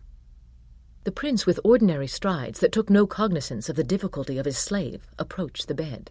Then turning, made his way back to the fire, his slave struggling before him. Suddenly, he turned his body hard to the left to face Beauty. When he did, Prince Alexei had to take hold of him for balance. "You so dislike the ignominious position, don't you?" he whispered. But before Prince Alexei might have answered, he struck him a hard blow on the face that sent him backwards away from him. Then he pushed Prince Alexei down on all fours. "Back and forth across the room," he said with a snap of his fingers to Squire Felix. As always, the squire was only too happy to oblige. Beauty hated him. He drove Prince Alexei across the floor to the far wall, and then back again to the door. "Faster!" the prince said sharply. Prince Alexei moved as swiftly as he could. Beauty could not bear to hear the anger in the prince's tone. She raised her hands to cover her mouth, but the prince wanted more speed. The paddle came down again and again on Prince Alexei's buttocks, and the command came again and again until he was scurrying to obey the commands. She could see his terrible misery, that he had lost all grace and dignity. Now she understood the prince's little taunt. Prince Alexei's calm and grace had obviously been his consolation. But had he really lost them? Or was he merely giving this too to the prince? She couldn't tell. She winced with each spank of the paddle, and each time Prince Alexei turned to go back across the room, she caught a full glimpse of his tormented buttocks. Quite suddenly, however, Squire Felix stopped. "I've drawn blood, Your Highness," he said. Prince Alexei knelt with his head down, panting. The prince looked at him, and then he nodded. He snapped his fingers for Prince Alexei to rise, and again he lifted his chin and looked into his tear-stained face. "So you are reprieved for the night by virtue of that all-too-delicate skin of yours," he said. He turned him towards Beauty again. Prince Alexei's hands were on the back of his neck. His face, flushed and wet, was indescribably beautiful to her. It was full of unspoken emotion, and as he was led closer to her, she could feel her heart pounding. "If he kisses me again, I shall die," she thought. "I shall never hide my feelings from the prince." If it is the rule that I can be spanked until he draws blood, she had no real idea what that might mean, except a great deal more pain than she had already felt. But even that would be preferable to the prince discovering how fascinated she remained with Prince Alexei. Why does he do this? She thought desperately. But the prince thrust Prince Alexei forward.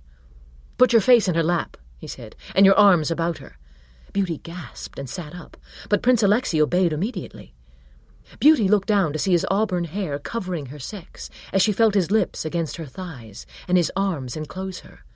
His body was hot and pulsing. She could feel the beating of his heart. The prince kicked Prince Alexei's legs wide apart, and taking Beauty's head roughly in his left hand so that he might kiss her, he drove his organ into Prince Alexei's anus. Prince Alexei moaned at the roughness and swiftness of the thrusts. Beauty felt the pressure against her as Prince Alexei was driven ever more quickly by it. The prince had let her go, and she was crying. She held tight to Prince Alexei, and then the prince gave his final thrust with a moan. His hands pressed to Prince Alexei's back, and he stood still, letting his pleasure course through him. Beauty tried to keep herself quiet. Prince Alexei let her go, but not without a secret little kiss between her legs right on the crest of her pubic hair. And just as he was being drawn away, again his dark eyes narrowed in a secret smile for her. "Mount him in the passage," said the prince to the squire. "See no one satisfies him. Keep him in torment. Every quarter of the hour remind him of his duty to the prince, but do not satisfy him." Prince Alexei was taken away. Beauty sat staring at the open door. It was late afternoon when Beauty awoke. She realized that the prince and Lord Gregory were in an argument. Immediately she was afraid. Gregory was arguing that Beauty must be taken to the slaves' hall and properly groomed. "Your Highness, you are enamored of her," Lord Gregory said, "but remember surely your own censure of other lords, especially your cousin, Lord Stephen, on account of his excessive love for his slave." "It is not excessive love," the prince answered sharply. But then he stopped, as if Lord Gregory had hit upon the truth. "Maybe you should take her to the slaves' hall," he murmured, "though only for the day." As soon as Lord Gregory had taken her out of the room, he unfastened the paddle attached to his belt and gave her several cruel spanks as she hurried on her hands and knees before him. "Keep your eyes and head down," he said coldly, "and lift your knees gracefully. You are not to look to either side. Is this clear to you?" "Yes, my lord," Beauty answered timidly. She could see a great expanse of stone before her, and though the paddle smacks had not been very hard, she found she resented them enormously. They had not come from the prince. It was just coming to her now. It was just coming to her that now she was in Lord Gregory's power. Perhaps she fancied he couldn't strike her, wouldn't be allowed to, But that was obviously not the case, and she realized he might tell the prince she had disobeyed when she had not, and she might not be allowed to speak for herself. "Move faster," he told her. "You are always to take a rapid pace, showing your eagerness to please your lords and ladies," he said, and again there came one of those sharp, degrading little spanks that seemed suddenly quite worse than harder ones. They had come to a narrow doorway, and Beauty perceived that a long, curving ramp lay before her. It was quite clever, as she could not have gone down a staircase on her hands and knees, but this she could follow, and she did with Lord Gregory's pointed leather boots right beside her. There were people here. She had seen no one in the passage above. She felt torturously shy as she realized that there were many people in this hall moving about and talking to one another. Now she was told to sit up and back on her heels, with her hands clasped to the back of her neck. "This will always be your position when you are told to rest," Lord Gregory said, "and keep your eyes down." Yet even as she obeyed this command, she could see what the room was.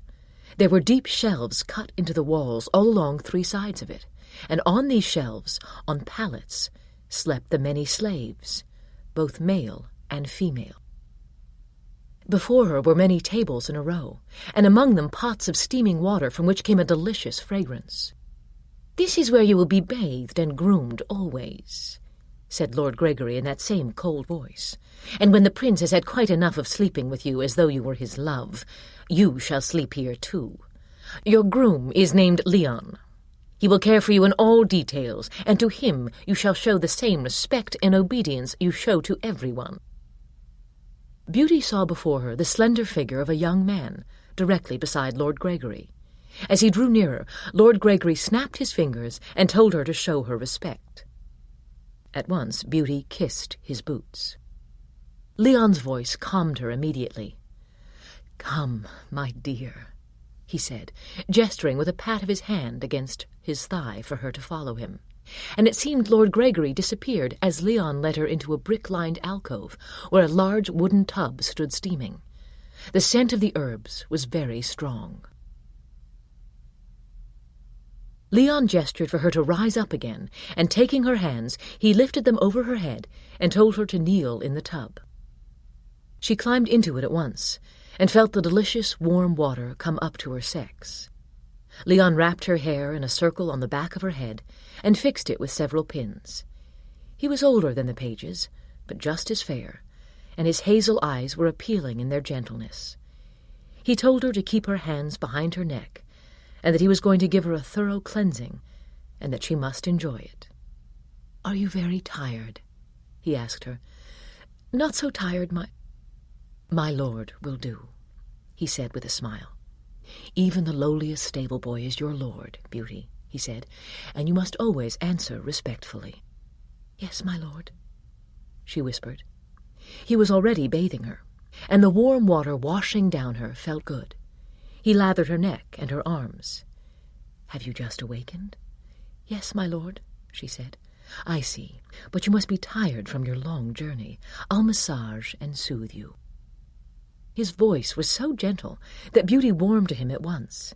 His sleeves were rolled to the elbows, and there was golden hair on his arms, and his fingers were sure as he washed her ears and her face, careful not to get the soap in her eyes. "You have been punished very severely, haven't you?" Beauty blushed. He laughed softly. "Oh, very good, my dear. You are learning already. Never answer such a question as that. It could be taken as a complaint if you did. Any time you are asked if you have been punished too much, or suffered too much, or anything of that sort, be clever enough to blush."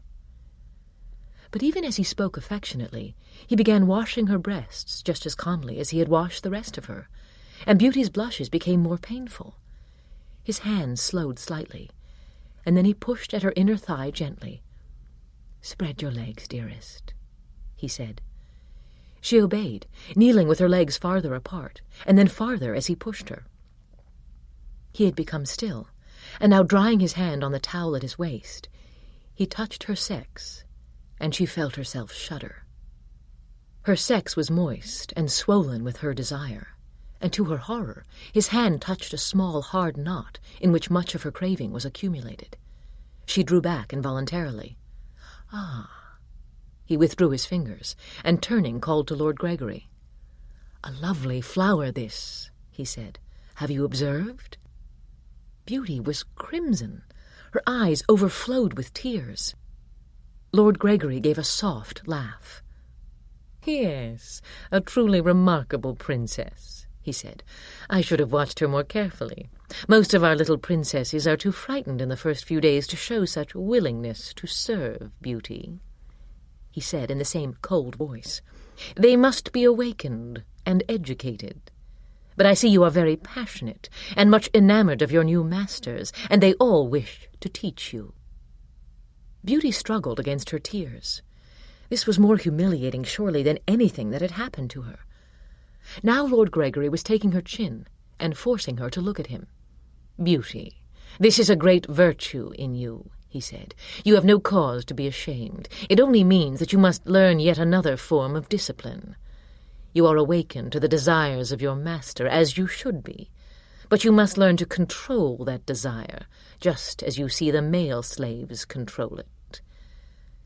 "Yes, my lord," Beauty whispered. Leon withdrew, and a moment later he returned with a small white tray on which were laid several little objects Beauty could not see.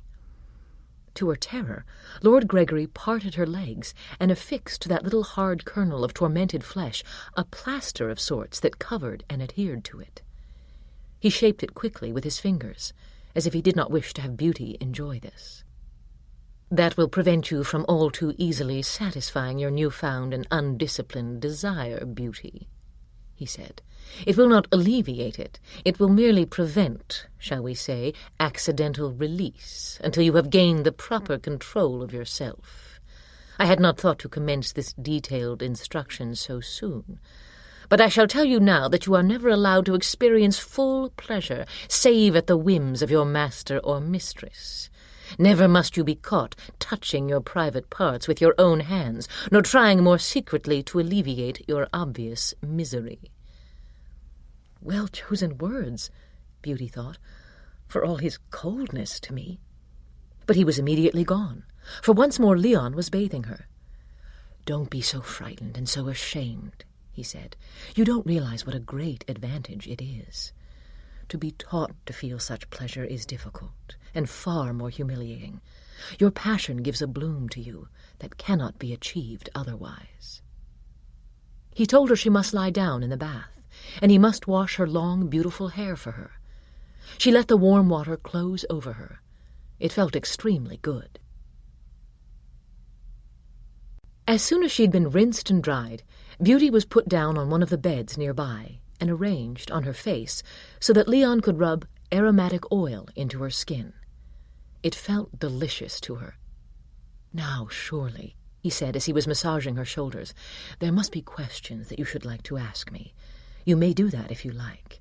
It is not good for you to be confused about things unnecessarily. There is enough for you to fear without fears that are imaginary." "I may talk to you, then?" Beauty asked. "Yes," he said. "I'm your groom. In a way, I belong to you. Each slave, no matter how he or she ranks or pleases or displeases, has a groom, and that groom is devoted to that slave's needs and wishes, as well as preparing the slave for the master. Now, there will be times when I shall have to punish you, not because I take pleasure in it, though I can't imagine punishing a more beautiful slave than you, but because your master may order it. But I will be doing it only because I have to." "But do you take pleasure in it?" Beauty asked timidly. "I should much rather groom you and care for you," he said, rubbing the oil into the backs of her arms and into the crevices of her elbows.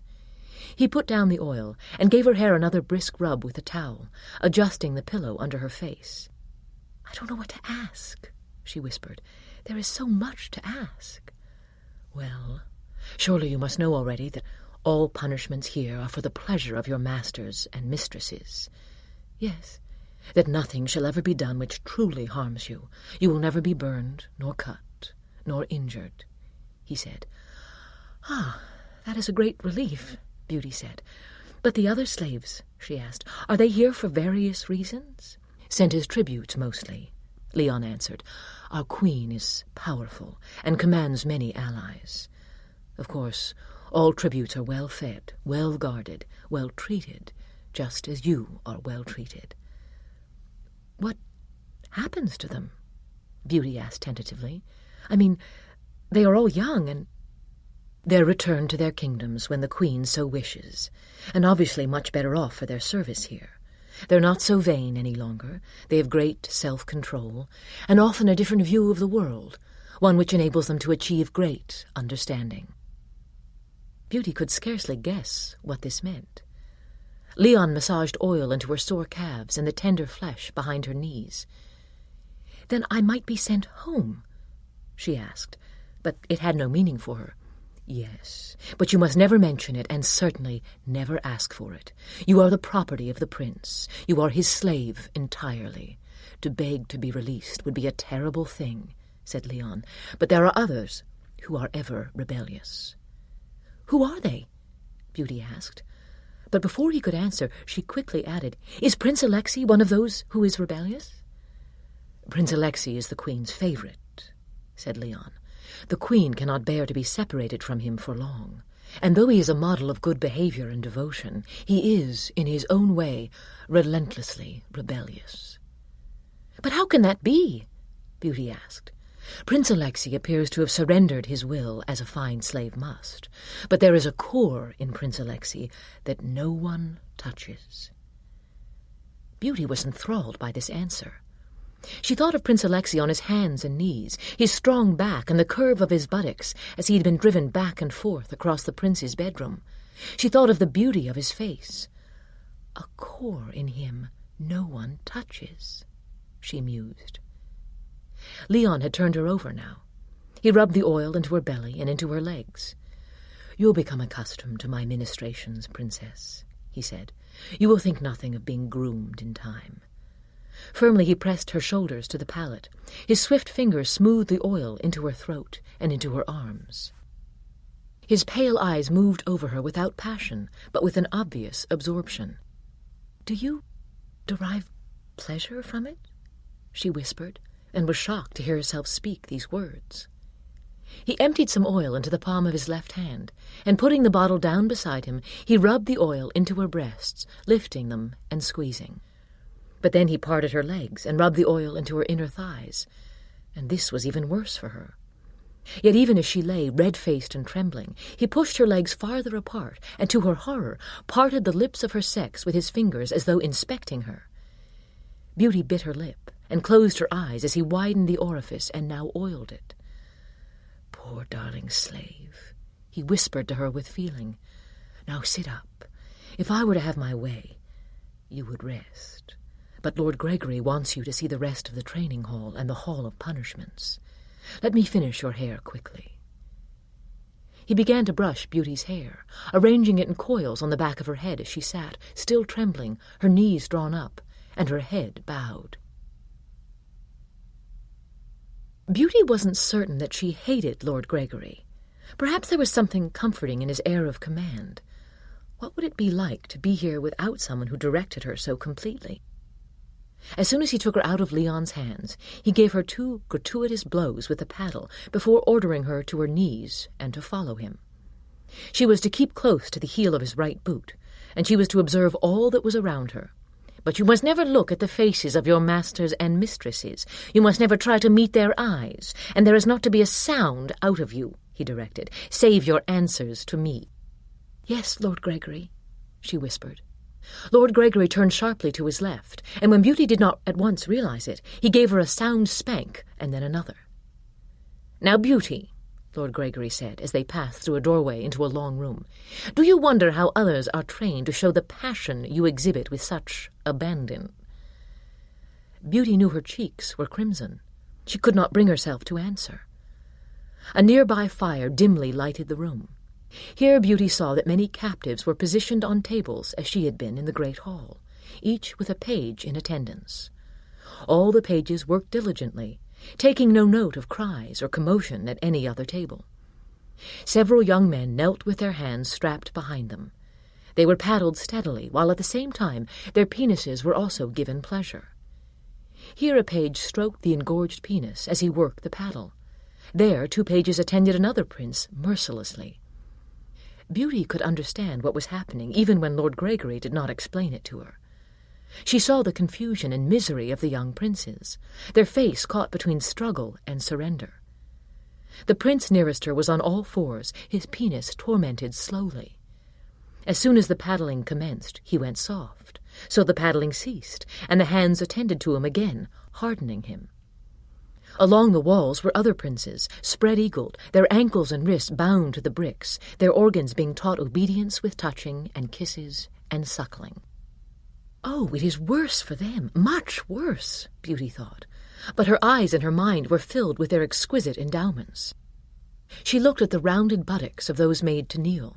She loved their polished chests, the lean muscularity of their limbs, and above all, the nobility of suffering in their handsome faces. Now she saw a young prince brought over on his hands and knees to suck the penis of another. As he performed the act with great enthusiasm, he in turn was paddled by the page, who seemed, as all others, to take delight in inflicting torment. The prince's eyes were closed. He drew on the powerful sex of the other with long caresses of his lips, his own buttocks flinching with each blow. And as the poor prince whom he suckled seemed on the edge of culminating passion, the suckler was pulled back by the page, who took his obedient slave to yet another erect penis. "Here, as you can see, the young slave princes are taught their manners," Lord Gregory said, "to be ever in readiness for their masters and mistresses. A hard lesson to learn, and one which you are in general spared. It is not that readiness isn't required of you. It is that you are spared having to make such a display of it." He led her on closer to the female slaves who were being worked in a different manner. Here Beauty saw a lovely red-haired princess with her legs held apart by 2 pages, who with their hands massaged that little nodule between her legs. Her hips rose and fell. It was clear she could not control her own movement. She begged to be allowed peace, and just as her face flushed and it seemed she could not control herself, she was let alone, legs held apart, so that she groaned miserably. To Beauty's horror, several were mounted on phalluses against the wall, on which they worked themselves with wild contortions, while the pages in attendance wielded merciless paddles. "You see, each slave receives simple instructions," said Lord Gregory. "She is to work herself on the phallus until she achieves satisfaction. Only then will the paddling cease, no matter how sore she is. She soon learns to think of the paddle and pleasure as one in the same, and she soon learns to achieve her pleasure in spite of the paddle, or on command, I should say. Of course she shall seldom be allowed such satisfaction by her masters and mistresses."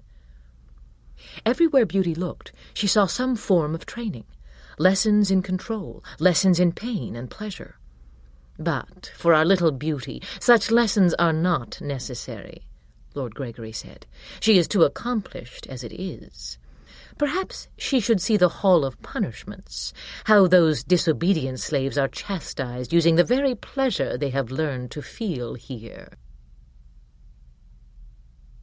At the door of the new hall, Lord Gregory signalled one of the busy pages.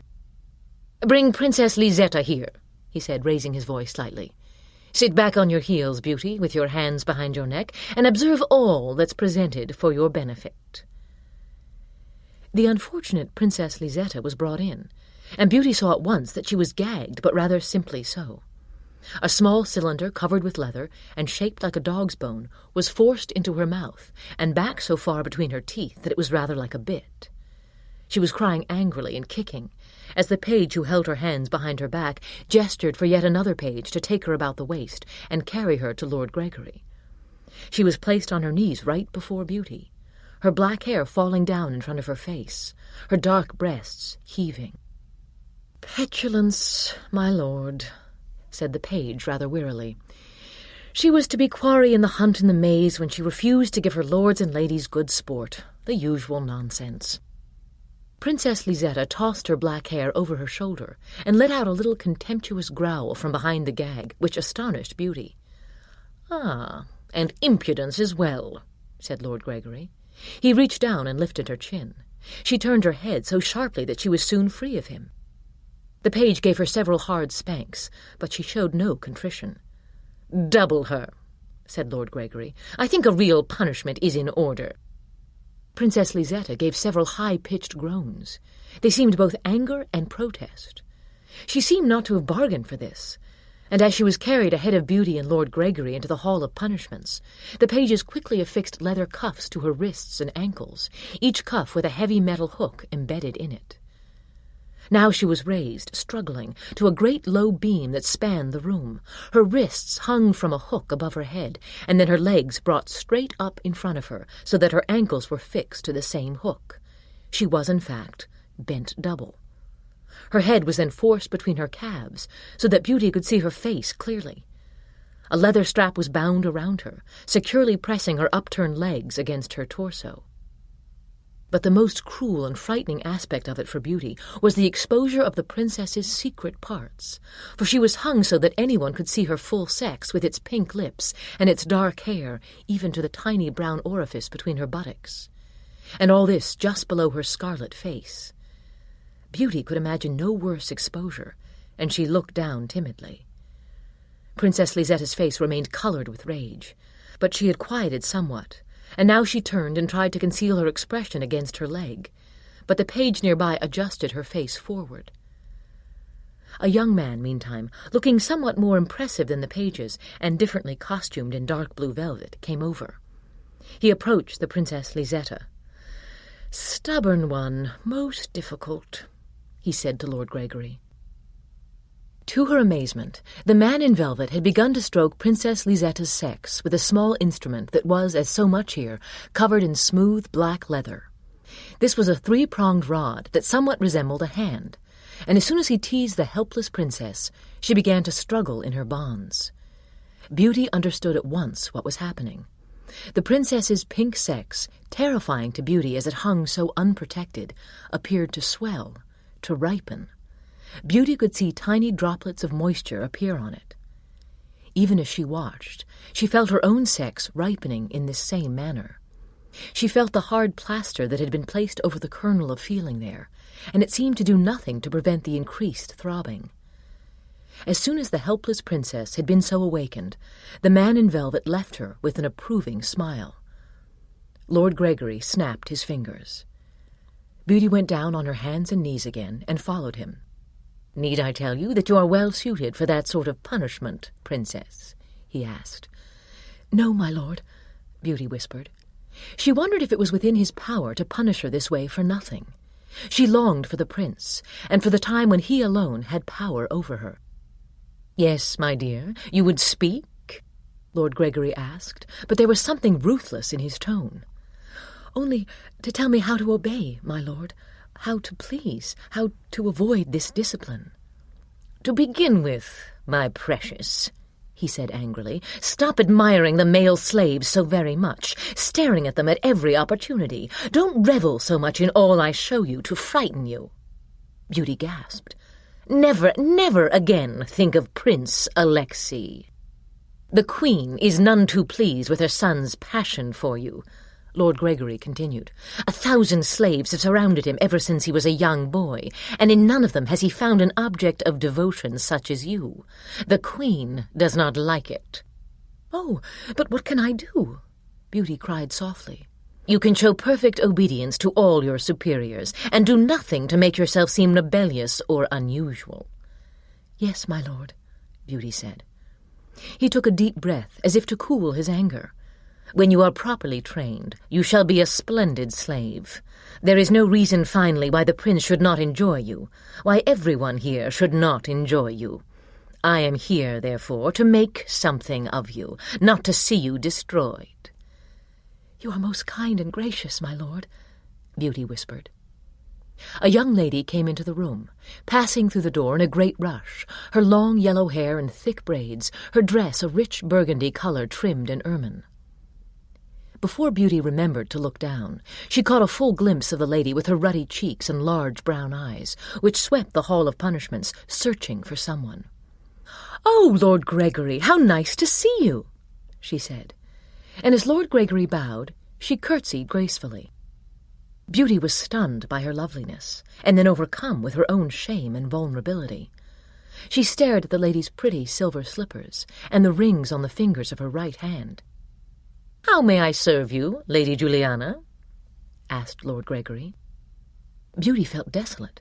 She was nothing to this woman who was dressed and a lady and free to do all that she pleased, while Beauty was an abject naked slave who could do nothing but kneel before her. "Ah, but there she is, that wicked Lisetta," said the lady, and the cheerfulness went out of her face as her lips quivered slightly. There were 2 little dots of colour in her cheeks as she drew near the doubled princess. "She has been so spoilt and bad today." "Well, she is being severely punished for it, my lady," said Lord Gregory. 36 hours here should greatly improve her disposition."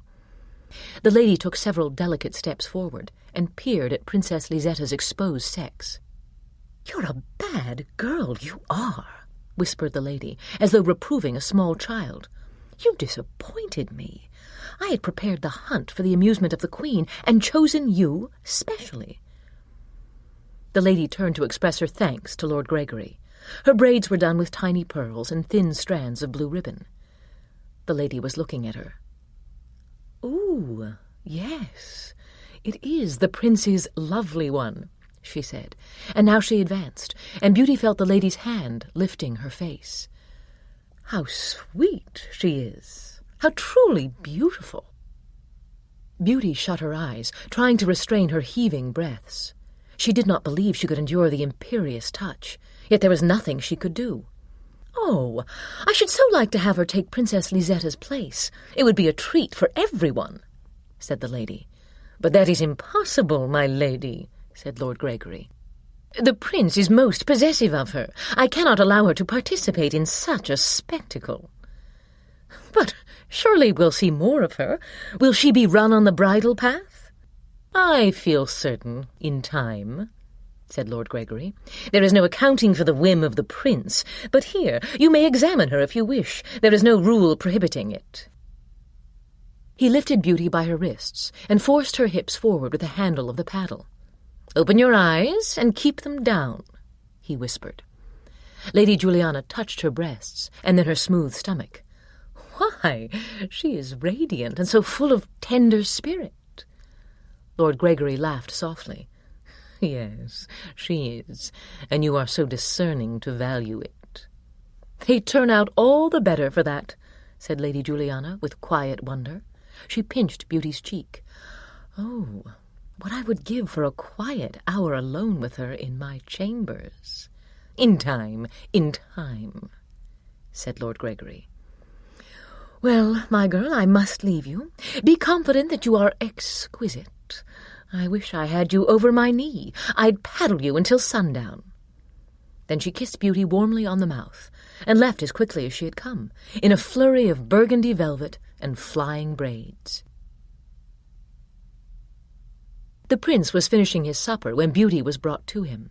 The castle hummed with life, torches flaring in the high vaulted corridors. The prince sat in a library, eating alone at a narrow table. Several ministers had papers for him to sign, and there was the sound of their soft leather sock boots on the floor and the crackling of the scrolls of parchment. Beauty knelt by his chair, listening to the scratch of his pen, and when she was sure he would not see, she looked up at him. He appeared radiant to her. He wore a blue velvet surcoat trimmed in silver and emblazoned with his coat of arms above a heavy silk girdle. The sides of the surcoat were loosely laced. Through them Beauty could see his white shirt, and she admired as well the firm muscles of his legs in the long, tight breeches. He took a few more bites of his meat as a plate was set down on the stones for Beauty. Quickly she lapped up the wine he poured in a bowl for her, and ate the meat as delicately as she could without using her fingers. It seemed he was watching her. He gave her bits of cheese and more fruit, and she heard him give some little sound of satisfaction. She cleaned her plate with her tongue. She would have done anything to show him how pleased she was to be with him again. Quite suddenly, she remembered she had not kissed his boots, and she made up for this immediately. The smell of the clean, polished leather was delicious. She felt his hand on the back of her neck, and when she looked up, he fed her a handful of grapes one by one, lifting each one a little higher so that she had to rise off her heels to get it. He tossed the last grape in the air, She darted up to catch it in her mouth and succeeded. Then she bowed her head. Was he pleased?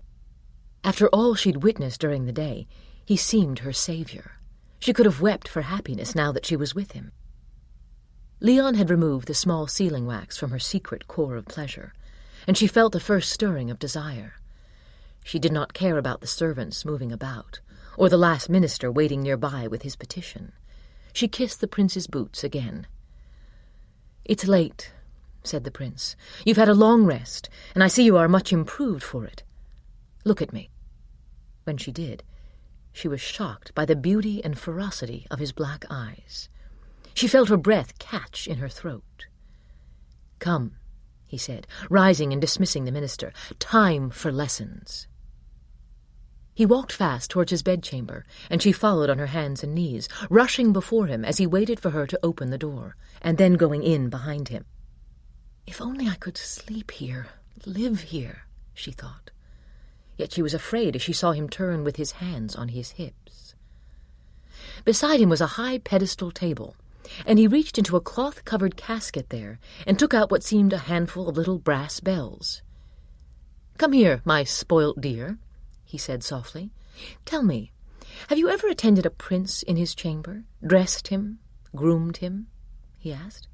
"No, my prince," Beauty said, and she hurried to his feet. "Kneel up," he said. She obeyed, hands behind her neck, and then she saw the little brass bells he held, and that each was fixed to a little spring clamp. Before she could protest, he applied one carefully to the nipple of her right breast. It was not tight enough to hurt. Nevertheless, it bit down on her nipple, pinching her, and causing the nipple to harden. She watched as he clamped the other to her left breast, and then, without meaning to, she took a deep breath that made the bells ring ever so faintly. They pulled on her. She flushed, desperately wishing to shake them loose. They weighted her breasts, made her painfully conscious of them. But he was telling her to stand up and spread her legs. As she obeyed, she saw another pair of brass bells taken from the casket. They were as large as walnuts. Whimpering slightly, she felt his hands between her legs as he clamped these bells to her pubic lips quickly. It seemed she felt parts of herself of which she had been unconscious. The bells touched her thighs. They tugged on the lips and cut into the flesh tightly. "Oh, come now, it isn't so dreadful, my little maid," he whispered, and he rewarded her with a kiss. "If it pleases you, my prince." "Ah, that is lovely," he said. "Now to work, my beautiful one. I want to see you work fast, yet gracefully. I want to see you do all things correctly, yet with some artfulness. In my closet on a hook, you will see my red velvet scapular and gold girdle. Bring these things to me quickly and lay them out on the bed. You are going to dress me." Beauty rushed to obey. She had the clothing down from its hooks and hastened to bring it back, moving on her knees, the clothing in her arms. She laid it out on the foot of the bed and turned, waiting. "Now, undress me," said the prince. "You must learn to use your hands only when you cannot accomplish something otherwise." Obediently, Beauty took the leather lacings of his surcoat in her teeth, pulled loose the knot, and saw them open. The prince pulled the coat over his head and gave it to her. Now, as he seated himself on a stool by the fire, she went to work unfastening his many buttons. She was conscious of his body, its perfume and warmth, and his strange preoccupation.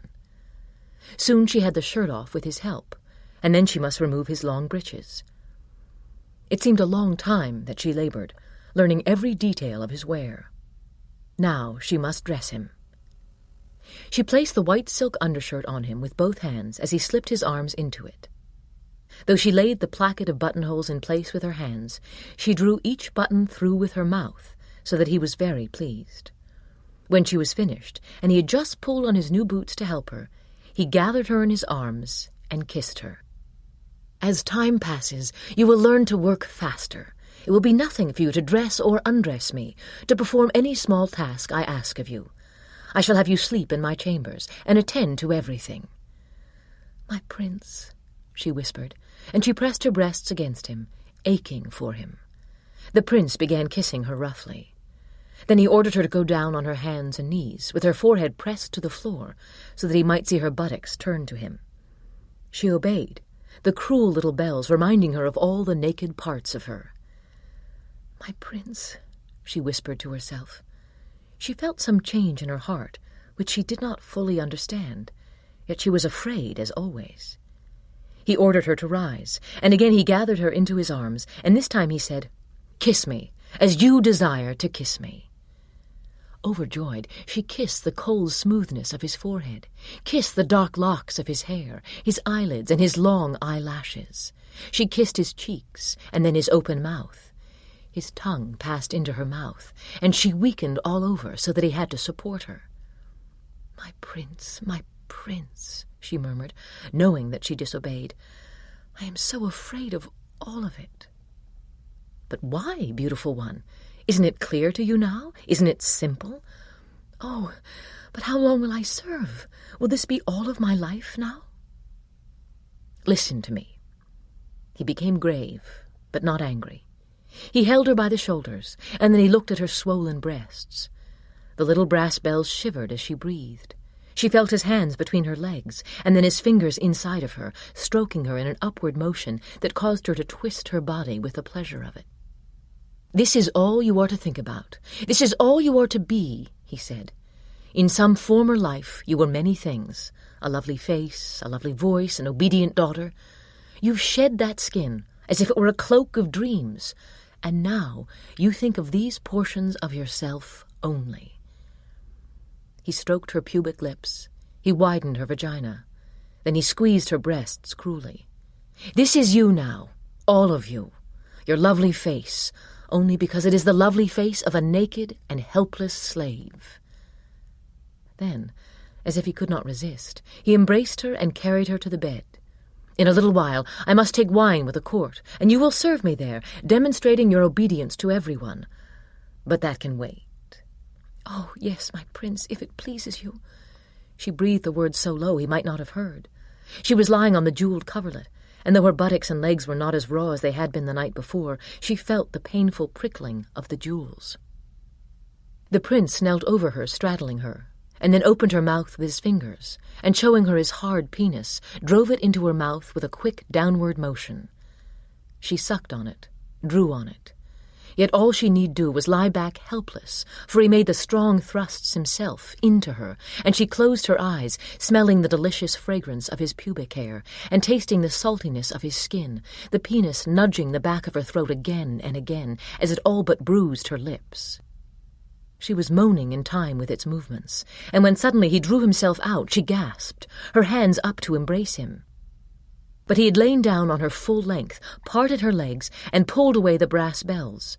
Her pubic lips ached as he did so. He drove into her. She felt herself explode with pleasure, her back arched so rigidly that she lifted his weight with her. Her body was drenched in pleasure. She thrust with her hips in a snapping motion, and when he came at last, he gave her cruel thrusts until he lay exhausted. Beauty could not believe her bad luck when, entering the upstairs parlor, she saw the lovely Lady Juliana was playing chess with the prince, and that other beautiful ladies were seated about at various chessboards, and that there were several lords as well, including an old man with white hair that flowed down over his shoulders. First, Leon had scrubbed away all the prince's fluids. Then he had braided only a thick lock of Beauty's hair on either side, pinning back these braids so that most of her hair still hung free. Then he had put little jeweled clamps on her nipples, but 2 strands of fine gold chain like a necklace connected these to each other. The clamps hurt, and the chains moved as the bells had with Beauty's every breath. But she had been quite horrified to discover this was not all. Leon's quick, graceful fingers had probed her navel, then smoothed into it a paste in which he set a glittering brooch, a fine jewel surrounded by pearls. Beauty had gasped. She felt as if someone were pressing her there, trying to enter her, as if her navel had become a vagina. The feeling continued. She could feel it now. Then her ears must be hung with heavy jewels on tight gold clamps that stroked her neck when she moved, and her pubic lips, of course, could not be spared but must wear the same adornment. There were snake bracelets for her upper arms and jeweled cuffs for her wrists, the effect to make her feel all the more exposed, adorned and yet exposed. It was mystifying. About her neck, finally, a choker of jewels. Ah, when they give me something truly beautiful to work with, then I can show my skill, he sighed. He gave her hair a brisk brushing, and then said she was ready. Now she entered this vast, shadowy parlor on her hands and knees, and hurried to the prince's side, kissing his boots immediately. The prince did not look up from his chessboard, and to Beauty's scalding shame, it was the Lady Juliana who greeted her. "Ah, but if it isn't the darling one, and how lovely she looks! Kneel up, my precious," she said in that gay, carefree voice, tossing one of her braids back over her shoulder. She laid her hand on Beauty's throat, examining the jewel necklace. Why am I not sitting there as she is sitting, exquisitely dressed and free and proud? Beauty thought. What has become of me, that I must kneel here before her and be handled as something less than human? I am a princess. Then she thought of all the other princes and princesses and felt foolish. What does Her Highness think of her? Lady Juliana asked with genuine curiosity, glancing at the prince. She does not approve, the prince murmured. She accuses me of passion. Lovely, lovely. I do wish you weren't so possessive of her, said Lady Juliana. I would not even have her here, said the prince under his breath, save my mother commands it, that she be treated like any other slave, that she be enjoyed by others. Given my own will, I would chain her to my bedpost. I would beat her. I would watch her every tear, every change of color. Beauty felt her heart in her throat like a little fist knocking there faster and faster. I would make her my wife, even. Ah, but you are in the grip of madness. Yes, said the prince. She has done that to me. Are others blind? No, of course not, said Juliana. She is lovely. Would you have everyone else equally mad for her? No, he shook his head. Without looking away from the chessboard, he reached out to Beauty's breasts, lifting them, squeezing them, so that she winced. Suddenly everyone was rising. Chairs slid back on the stones. The assemblage stood bowing. Beauty turned. The Queen had come into the room. Beauty glimpsed her long green gown, the girdle of gold embroidery about her hips, and that sheer white veil that hung down her back to her hem, only thinly concealing her black hair. Beauty went down low on her hands and knees, not knowing what she must do. Her forehead touched the stones, and she held her breath. The Queen stood right before her. "Be seated, everyone," said the Queen, "and return to your games. But you, my son, how do you fare with this new passion?" The prince was obviously at a loss for an answer. "Pick her up, display her," said the Queen. Beauty was lifted by her wrists. She rose up quickly, her arms being twisted behind her, her back forced into a painful arc, and suddenly she was standing on her toes, moaning. The clamp seemed to tear at her nipples, the jewels between her legs to pull her open. She looked at the floor, but all she could see was that shimmering chain and some great indistinct form that was the Queen standing over her. Then suddenly the Queen's hand struck Beauty's breast so hard that Beauty cried out, and at once felt the page's fingers over her mouth tightly. She moaned in panic. "There, there, Beauty," whispered the prince. "You do not show my mother your best disposition." Beauty tried to calm herself, but the page forced her forward more harshly. "She is not so bad," said the Queen. Beauty could feel the iron in her voice, her cruelty. No matter what the prince did to her, she did not sense in him such pure cruelty. "She is only afraid of me," said the Queen. "I wish you were more afraid of me, my son." "Mother, be gentle with her, please, I beg you," said the prince. "Allow me to keep her in my chambers and to train her myself. Don't send her back to the Hall of Slaves tonight." "My son, when she has proven her humility, we shall see," said the Queen. "Tomorrow night, the bridal path." "Oh, but, Mother, it is so soon." "Such rigor will be good for her. It will make her malleable," said the Queen. Turning with a broad gesture that loosened the train of her gown and made it fall behind her, the Queen left the parlor. The page released Beauty. The prince at once took her wrists in his hand and urged her out into the corridor, Lady Juliana coming beside him. "Oh, dear, poor, exquisite dear," said the Lady Juliana. At last they reached the prince's apartments, and to Beauty's misery, the Lady Juliana came in as if this were nothing to enter the prince's chamber. The Lady Juliana took Beauty now from the prince, her soft, cool hands urging Beauty down on her knees before her chair. Then from somewhere in the folds of her gown, the lady produced a narrow, silver-handled brush, and she commenced to brush Beauty's hair lovingly. "This will soothe you, my poor precious one," she said. "Don't be so frightened." Beauty broke into fresh sobs. She hated this lovely lady. She wanted to destroy her. She felt such savage thoughts, and yet she wanted at the same moment to cling to her, to sob against her breast. When the lady's left hand covered her breasts and gently patted them, she felt herself defenseless. Her mouth went slack, and she turned towards the Lady Juliana and laid her forehead against her knee, defeated. "Poor darling one," said the lady. "But the bridal path is not so dreadful. You will be grateful afterwards that you were used rigorously in the beginning, for it will all the sooner soften you." Familiar sentiments, Beauty thought. "Perhaps," the Lady Juliana went on with the rhythmic stroking of the brush, "I shall ride beside you." What could this mean? "Yes, you ride beside her," said the prince, "but you must make a good show of it." "Of course, I should much enjoy making a good show of it," said the Lady Juliana, "and it is best for you both." "Take her back to the hall," said the prince. "My mother will not allow me to keep her here."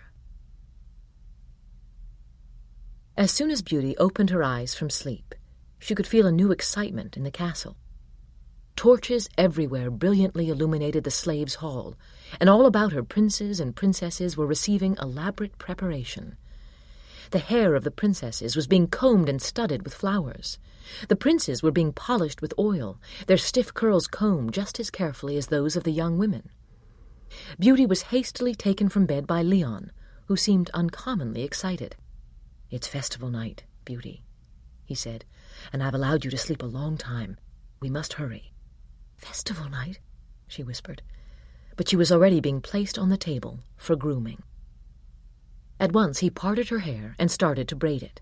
She felt the hair on her neck and hated it, and she realized he had started the braids high on her head so she would look even more girlish than Lady Juliana. A long black leather thong was braided into the hair on both sides and knotted around the ends with a little brass bell affixed to it.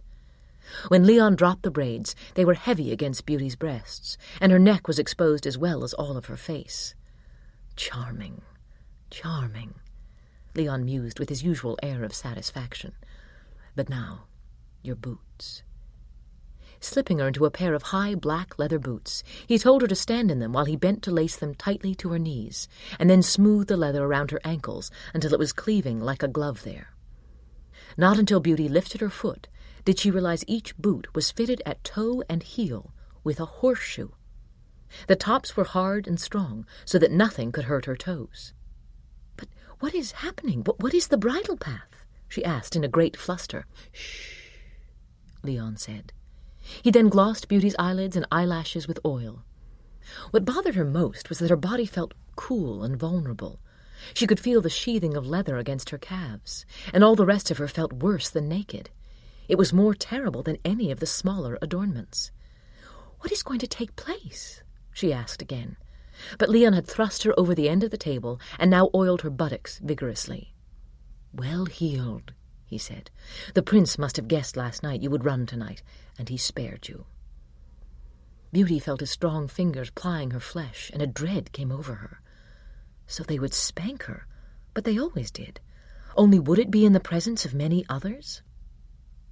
Amid the crowd about her, she saw other girls with braided hair and boots, so she was not alone.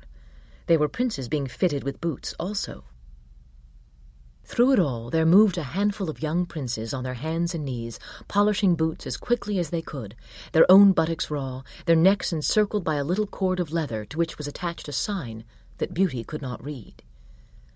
But now, as Leon brought her up standing again and gave some finishing touches to her lips and eyelashes, one of these princes was now buffing her boots, though he was weeping. His buttocks were as red as it could have been. She saw the sign about his neck said, "I am in disgrace," in small letters. A page approached and gave the prince a sound crack with a belt to hurry him on to another. But Beauty had no time to think of it. Leon had affixed the accursed little brass bells to her nipples. She shuddered instinctively, but they were firmly attached, and he told her to fold her arms behind her back tightly. Now, forward. Only you are to bend your knees slightly and to march, lifting each knee high, he told her. She started, awkwardly, reluctant to obey. But then she saw all about her other princesses marching in a sprightly manner, their breasts bouncing gracefully as they moved into the corridor. She hurried, the heavy boots difficult for her to lift with any decorum. But soon she had fallen into a rhythm, and Leon was walking beside her. "Now, darling," he said, "the first time is always difficult. I had thought some easier duty would be yours this first time, but the Queen has ordered you especially for the bridal path, and the Lady Juliana will drive you." All the girls were now in a long room, and through narrow windows on one wall, Beauty could see the garden. Torches flared in the dark trees, throwing an uneven glare on the leafy boughs above them. The line of girls formed right beside these windows, and Beauty was now able to see more of what lay beyond them. There was a great roar, as of many people conversing, laughing. Then, to her shock, Beauty saw slaves all through the garden, positioned in various ways for their torment.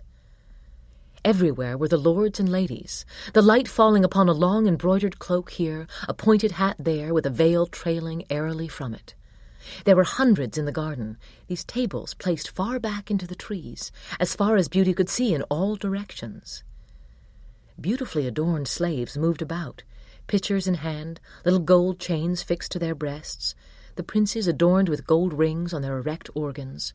They hurried to fill the goblets, pass the platters of food, and as in the great hall, there was music. The line of girls before Beauty grew restless. Beauty could hear one girl crying as her groom tried to comfort her, but most of the others were obedient. Here and there a groom rubbed more oil into plump buttocks, or whispered in a princess's ear, and Beauty's sense of apprehension deepened. "What will happen to us?" Beauty whispered. "You must be still," said Leon. "You will see the others first and understand. As we draw nearer to your turn, I shall instruct you. Remember, this is a special night of high festivity. The Queen will be watching. The Prince will be furious if you fail him." Beauty's eyes returned to the garden. For the first time she saw the distant fountain.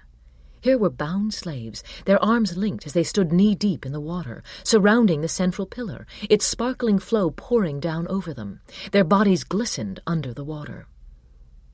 The groom beside the girl in front of Beauty laughed softly, and said that someone was miserable to be missing festival night, but it was her own fault. "Surely," Leon agreed when the groom glanced back to him. "They are talking about Princess Lisetta," he told Beauty, who is still in the Hall of Punishments, and cursing, no doubt, to miss the excitement. To miss the excitement? But in spite of her fear, Beauty nodded at this as if it were perfectly natural. A calm descended upon her in which she heard her own heart and felt her body as if there were limitless time in which to know it. She felt the sheathing of the leather boots, the click of her horseshoes on the stones, the air on her neck, her belly. She thought, "Yes, this is what I am, so I should not wish to miss it either. Yet I rebel in my soul. Why do I rebel?" A great current of laughter passed through the garden. The musicians were playing loudly, with much strumming of their lutes and tapping of the tambourines, and then Beauty quite distinctly heard the thunder of hooves approaching. A rider shot past the window, his cape flying out behind him, his horse bridled in silver and gold, which made a streak of light as he rushed forward.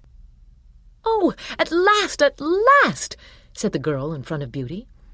Other riders were coming, and they were making a line all along the wall that blocked Beauty's view of the garden.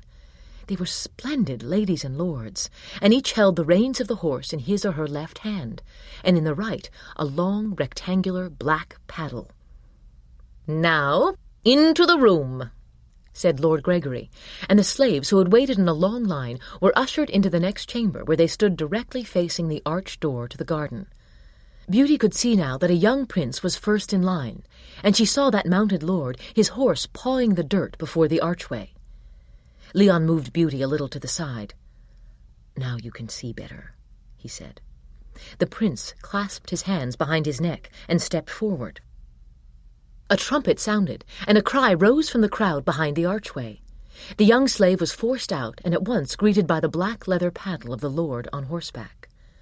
Immediately the slave commenced to run. The mounted lord rode right beside him, and the sound of the paddle came loud and distinct as the murmur of the crowd seemed to rise and mingle itself with faint ripples of laughter. Beauty was aghast as she saw the two figures disappear down the path together.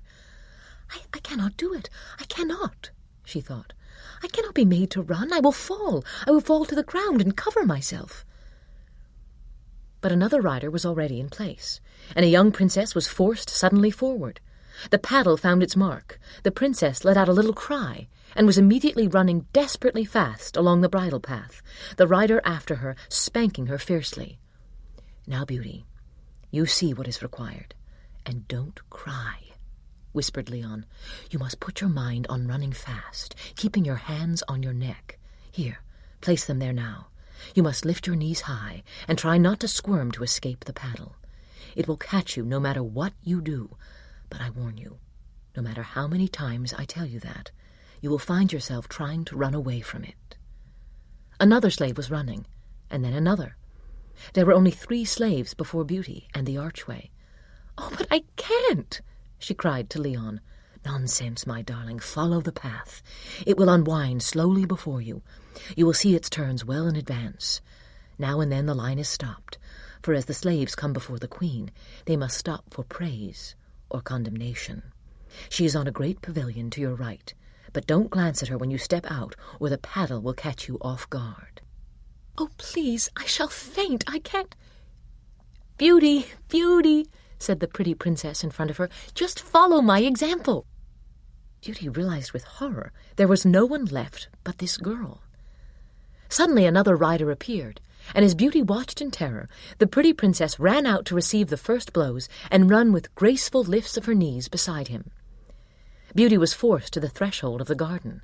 She stared at the true immensity of the court, the dozens upon dozens of tables that sprawled out on the green and appeared in great numbers in the forest beyond it. Everywhere were servants and naked slaves. She felt tiny, insignificant, lost and without a name or a soul. As if in nightmare, she saw all the faces of those at the nearest tables, lords and ladies twisted to see the bridle path, and far to her right loomed the pavilion of the queen, canopied with flowers.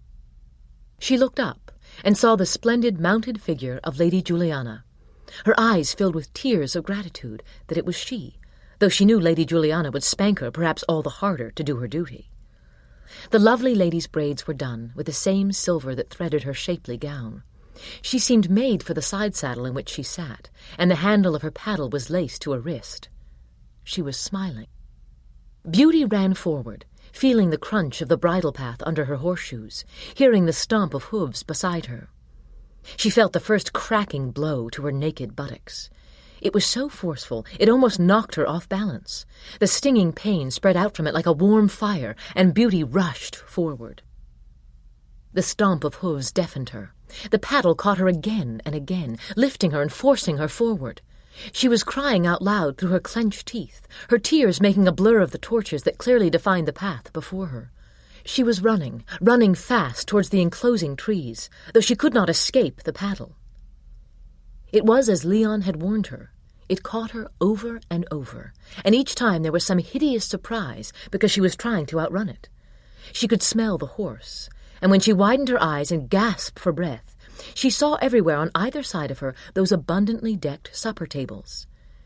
The path had turned, and she was following it only to see more and more nobles banqueting, and dimly before her the figure of the other rider and slave who had greatly outdistanced her.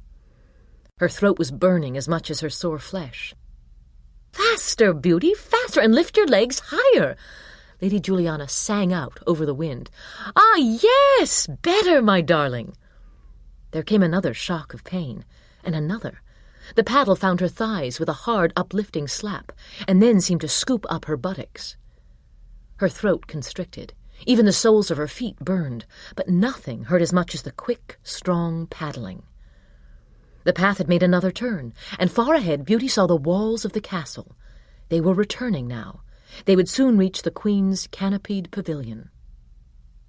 Beauty felt as if all the breath had gone out of her, yet mercifully Lady Juliana slowed her pace, as did the riders before her. Beauty ran more slowly, knees high, and felt a great relaxation course through her. She could hear her own choking sobs, and feel the tears slipping down her face, and yet a puzzling sensation was passing over her. She felt suddenly calmed in some way. She did not comprehend it. She felt no rebellion suddenly, though the obligation to rebel prodded her. Perhaps she was only exhausted. But she knew only that she was a naked slave of the court, and anything might be done to her. Hundreds of lords and ladies watched her with amusement. It was nothing to them, as she was only one of many, and it had all been done 1,000 times, and would be done again, and she must do her best, or take her place tethered to that beam in the hall of punishments, suffering for the amusement of no one. "Lift your knees, my precious darling," Lady Juliana said to her as they were moving slowly now. "Oh, if you could only see how exquisite you are! You have done splendidly." Beauty tossed her head. She felt the heavy braids fall against her back, and suddenly when the paddle struck her, she felt herself move languidly with it. It was as if this strange relaxation were softening her all over. Is that what they had meant when they said that the pain would soften her? Yet she feared this relaxation, this despair. Was it despair? She did not know. She had no dignity. She saw herself as Lady Juliana must surely have seen her, and it seemed she preened as she imagined this, tossing her head again, pushing her breasts out proudly. "That's it! Lovely!" Lady Juliana called out. The horse picked up its pace. The paddle struck Beauty violently again and drove her through the clustered tables, and suddenly they had stopped before the pavilion. Lady Juliana turned her mount to the side, and with small prodding spanks brought Beauty beside her to attention. Beauty did not look up, but she could see the garlands of flowers, the dim white vision of the canopy ballooning gently in the breeze, and a host of figures seated behind the festooned railing of the pavilion. Her body seemed consumed with fire. She could not catch her breath. Her throat was raw, her buttocks pulsing with pain, and now Lady Juliana whispered, "She's pleased with you, Beauty. Now kiss my boot quickly, and drop down on your knees, and kiss the grass before the pavilion. Do it with spirit, my girl." Beauty obeyed without hesitation, and as if it were water washing through her, she felt again that calm, that sense of what was it? Release? Resignation? "Nothing can save me," she thought. All the sounds about her mingled in a din. Her buttocks seemed to glow with pain, and she imagined a great light emanating from them. Then she was back on her feet, and another hard blow sent her into the dark cellar chamber of the castle. Slaves everywhere were thrown over barrels, their sore bodies being washed quickly with cool water. Beauty felt its flow over her abraded flesh, and then the soft toweling. At once Leon had her on her feet. "You've pleased the Queen marvelously. Your form was magnificent. You were born for the bridal path." "But the prince," Beauty whispered. "You must be placed where you can serve and rest, as the exertion of the bridal path is quite enough in one night for a novice." He unfastened her braids and brushed out her hair in ripples. She was breathing deeply and evenly now, and bent her forehead against his chest. "Was I truly graceful?" "Pricelessly beautiful," he whispered, "and Lady Juliana is thoroughly in love with you." Leon continued to whisper, "You're to see the Queen tomorrow night for a few hours in her quarters." "Oh, no, no!" Beauty wailed, tossing her head from side to side. "Don't be foolish. This is very good. You could not wish for better." And as he spoke, he slipped his hand between her legs and pinched her lips gently. She felt herself grow warm there. "I was on the pavilion while you were running. The Queen was impressed in spite of herself," he went on, "and the Prince said you had always shown such form and spirit. The Queen was enthralled with you, and he knew it." Beauty cried softly, too spiritless to answer. "But Beauty, this is a great privilege. There are slaves here who serve years without ever being noticed by the Queen." "But what will she do to me?" Beauty whimpered. "Oh, She shall only make a plaything of you, of course. You shall try to please her." Half the night was gone before the Queen came. Beauty had dozed, then awakened again and again, to find herself still chained in the ornate bedchamber as if in a nightmare. She was bound to the wall, her ankles cuffed in leather, her wrists up over her head, her buttocks pushed against the cold stone behind her. At first the stone had felt good. Now and then she had twisted to let the air touch the soreness. Of course the abraded flesh was much healed from last night's ordeal on the bridle path, but she still suffered, and she knew tonight she was surely destined for more torment. Not the least of it, however, was her passion. What had the prince awakened in her that after one night of no satisfaction she should feel so wanton? Dozens of thick candles burned in their heavy gilded holders, the wax spilling in rivulets through the traceries of gold. The bed with its tapestried draperies appeared a gaping cavern. Beauty heard the heavy double doors thrown open, and suddenly saw the tall, slender figure of the Queen materialized before her. The Queen moved to the center of the carpet. Her blue velvet gown cleaved to her girdled hips before flaring gently to cover her black pointed slippers. She gazed at Beauty with narrow black eyes tipped up at the ends to give her a cruel expression. And then she smiled, her white cheeks dimpling, though an instant before they had seemed as hard as white porcelain. Beauty lowered her eyes at once. Petrified, she watched covertly as the Queen moved away from her and seated herself at an ornate dressing table, her back to a high mirror. With an offhanded gesture, she dismissed the ladies who stood at the door. A figure remained there, and Beauty, afraid to look, was certain it was Prince Alexei. So her tormentor had come, Beauty thought. Her heart pounded in her ears, becoming a roar rather than a pulse, and she felt the bonds holding her helpless so that she could not have defended herself against anyone or anything. Yet mingled with her fear was some sense of her helplessness, which had come over her the night before and never left her. She knew how she must appear, but she could do nothing, and she was accepting it. Maybe this was a new strength, this acceptance. She needed all her strength, for she was alone with this woman who had no love for her. She shivered against her will. The throbbing between her legs seemed to slacken and then to grow slightly more intense. The Queen could make her suffer. There would be no prince to witness it, no court, no one. Only Prince Alexei. She saw him now, moving out of the shadows, a naked form exquisitely proportioned, the dark golden skin making him seem a polished statue. "Wine?" said the Queen. He was moving to pour it for her. He knelt at her side, and he placed the two-handled cup in her hands, and as she drank, Beauty looked up and saw Prince Alexei smiling directly at her. She was so startled she gasped. His large brown eyes were full of the same gentle affection he'd shown her last night when he passed her at the banquet table. Then he made his mouth into a silent kiss, before Beauty looked away in consternation. Could he feel affection for her, real affection, even desire, as she felt desire for him when she first saw him? Oh, how she ached suddenly to touch him, to feel just once for an instant that silken skin, that hard chest, those dark rose-colored nipples. They were piquant, those little nipples. But the throbbing between her legs warned her, and it took an act of will for her not to move her hips. "Undress me," the Queen said. From beneath her half-masked lids, Beauty watched as Prince Alexei obeyed the command skillfully and deftly. His first duty was with his teeth to unsnap the hooks of the Queen's dress, and this he did, quickly gathering it as it fell down around her.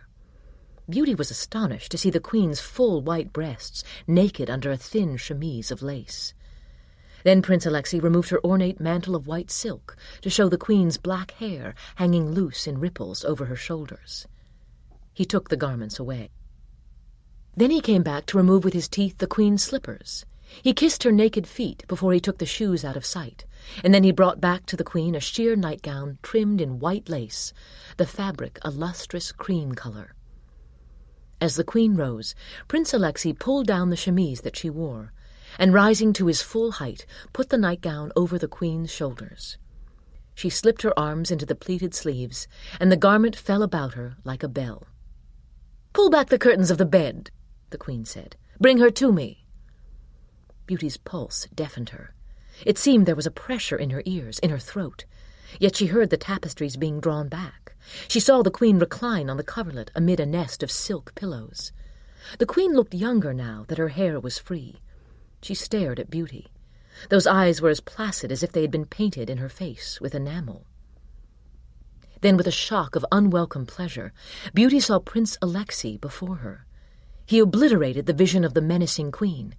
He bent to untie her ankles, and she felt his fingers deliberately caress her. When he rose in front of her again, his hands up to free her wrists, she smelled the perfume of his hair and skin, and there seemed something utterly lush about him. For all his hardness, he seemed some great spicy delicacy to her, and she found herself staring right into his eyes. He smiled, and let his lips touch her forehead.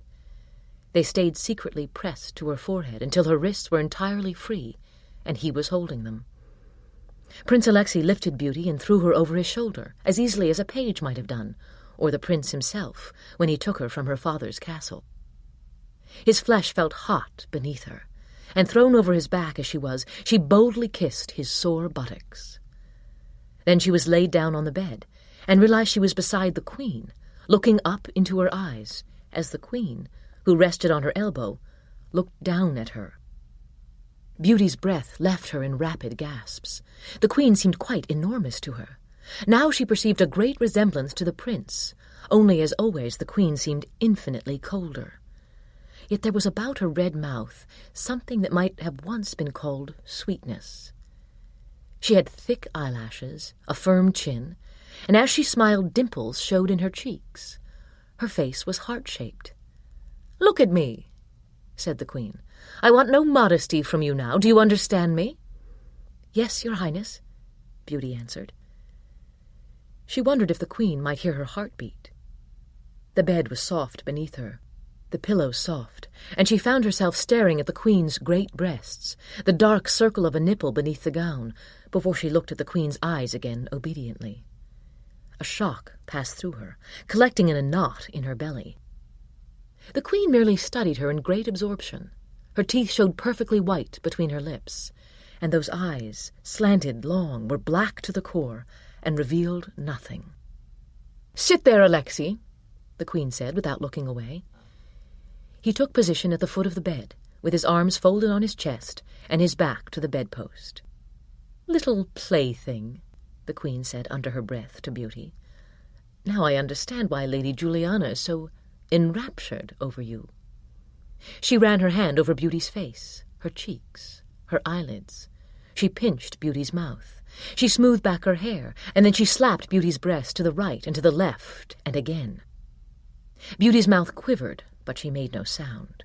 She kept her hands still at her sides. The Queen was like a light that threatened to blind her. The Queen's hand moved over her belly and her thighs. It pinched the flesh of her thighs, and then the backs of her legs at the calves. In spite of herself, Beauty felt a tingling everywhere she was touched, as if the hand itself had some dreadful power.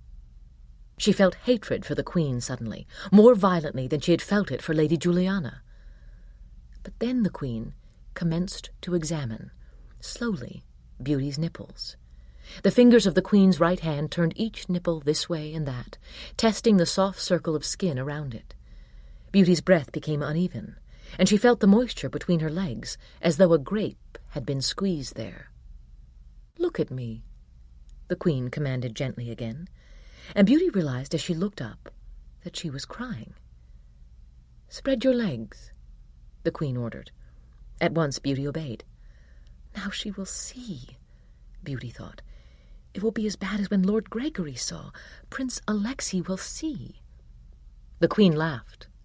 "I said, spread your legs," she said, and gave Beauty's thighs fierce, stinging slaps. Beauty spread her legs much wider and felt graceless as she did so. When her knees were pressed down to the coverlet on either side, she thought she could not endure the ignominy of it. She stared at the coffered ceiling of the bed above her, and realized that the Queen was opening her sex as Leon had done. Beauty bit down on her cries. Prince Alexei witnessed all of it. She remembered his kisses, his smiles. The lights of the room shimmered, and she felt her own shuddering as the Queen's fingers felt the moisture in this secret, exposed spot, playing with Beauty's pubic lips, smoothing the pubic hair, and finally catching a lock of it to pull and tease idly. It seemed the Queen took both her thumbs and wrenched Beauty open. Beauty tried to keep her hips still, yet she did not protest. Her whimpers were faint and uncertain.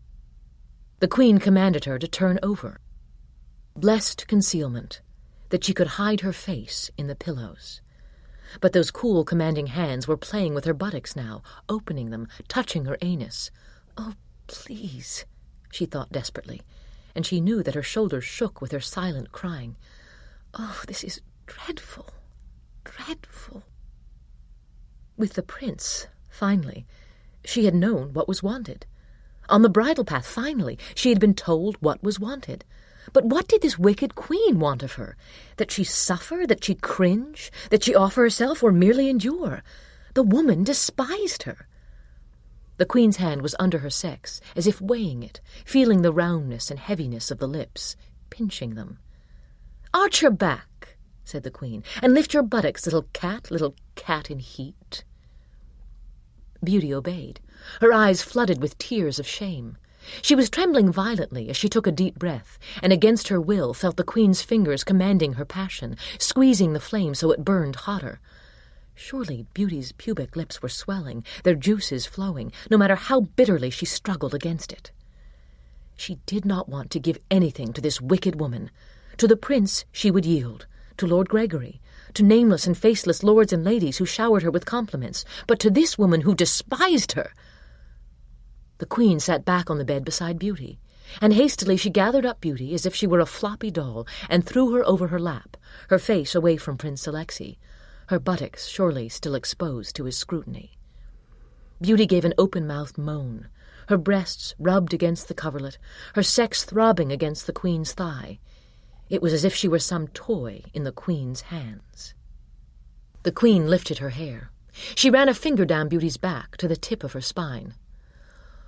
"All the rituals," the Queen said in a low voice, "the bridal path, the hunts in the maze, and all the other clever games devised for my pleasure. But do I ever know a slave until I have this intimacy with the slave, the intimacy of the slave over my lap, ready for punishment? Tell me, Alexei, shall I spank her with my hand, only to sustain this intimacy? Feel her stinging flesh, its warmth, as I watch it change color?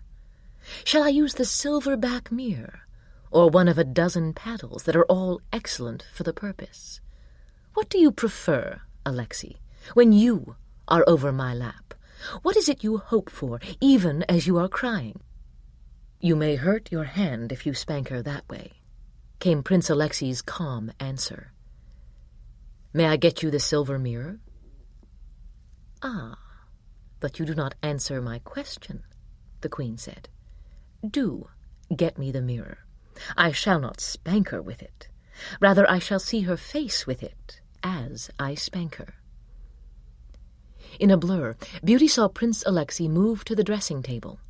Then before her, propped against a silk pillow, was the mirror, tilted so she could see the Queen's smooth white face in it distinctly. The dark eyes terrified her. The Queen's smile terrified her. "But I shall show her nothing," Beauty thought desperately, shutting her eyes, the tears squeezed out down her cheeks. "Surely there is something superior about the open hand," the Queen was saying, her left hand on Beauty's neck, massaging it. "Have I not spanked you with my hand as hard as any man, Alexei?" "To be sure, Your Highness," he answered softly. He was behind Beauty again. Perhaps he had taken his place against the bedpost. "Now, clasp your hands in the small of your back and keep them there," said the Queen. "Acknowledge my commands to you, Princess." "Yes, Your Highness." Beauty struggled to respond, but to her further shame her voice broke into sobs, and she shivered, trying to restrain them. "Be quieter than that," said the Queen sharply. The queen commenced to spank her. One great hard slap after another fell on her buttocks, and if a paddle had ever been worse, she could not remember it. It was as Leon had said with the bridle path. You always struggle as if you could escape the paddle, squirm away from it. She heard herself crying out suddenly in gasps as the slap stung her. The queen's hand seemed immense and hard and heavier than the paddle. It shaped itself to her as it spanked her, and she was frantic, full of tears and cries, and all of this for the queen to see in her cursed mirror. The queen's other hand pinched her breasts, stretched her nipples one at a time, letting them go, and stretching them again as the spanks went on and on. Anything would have been better.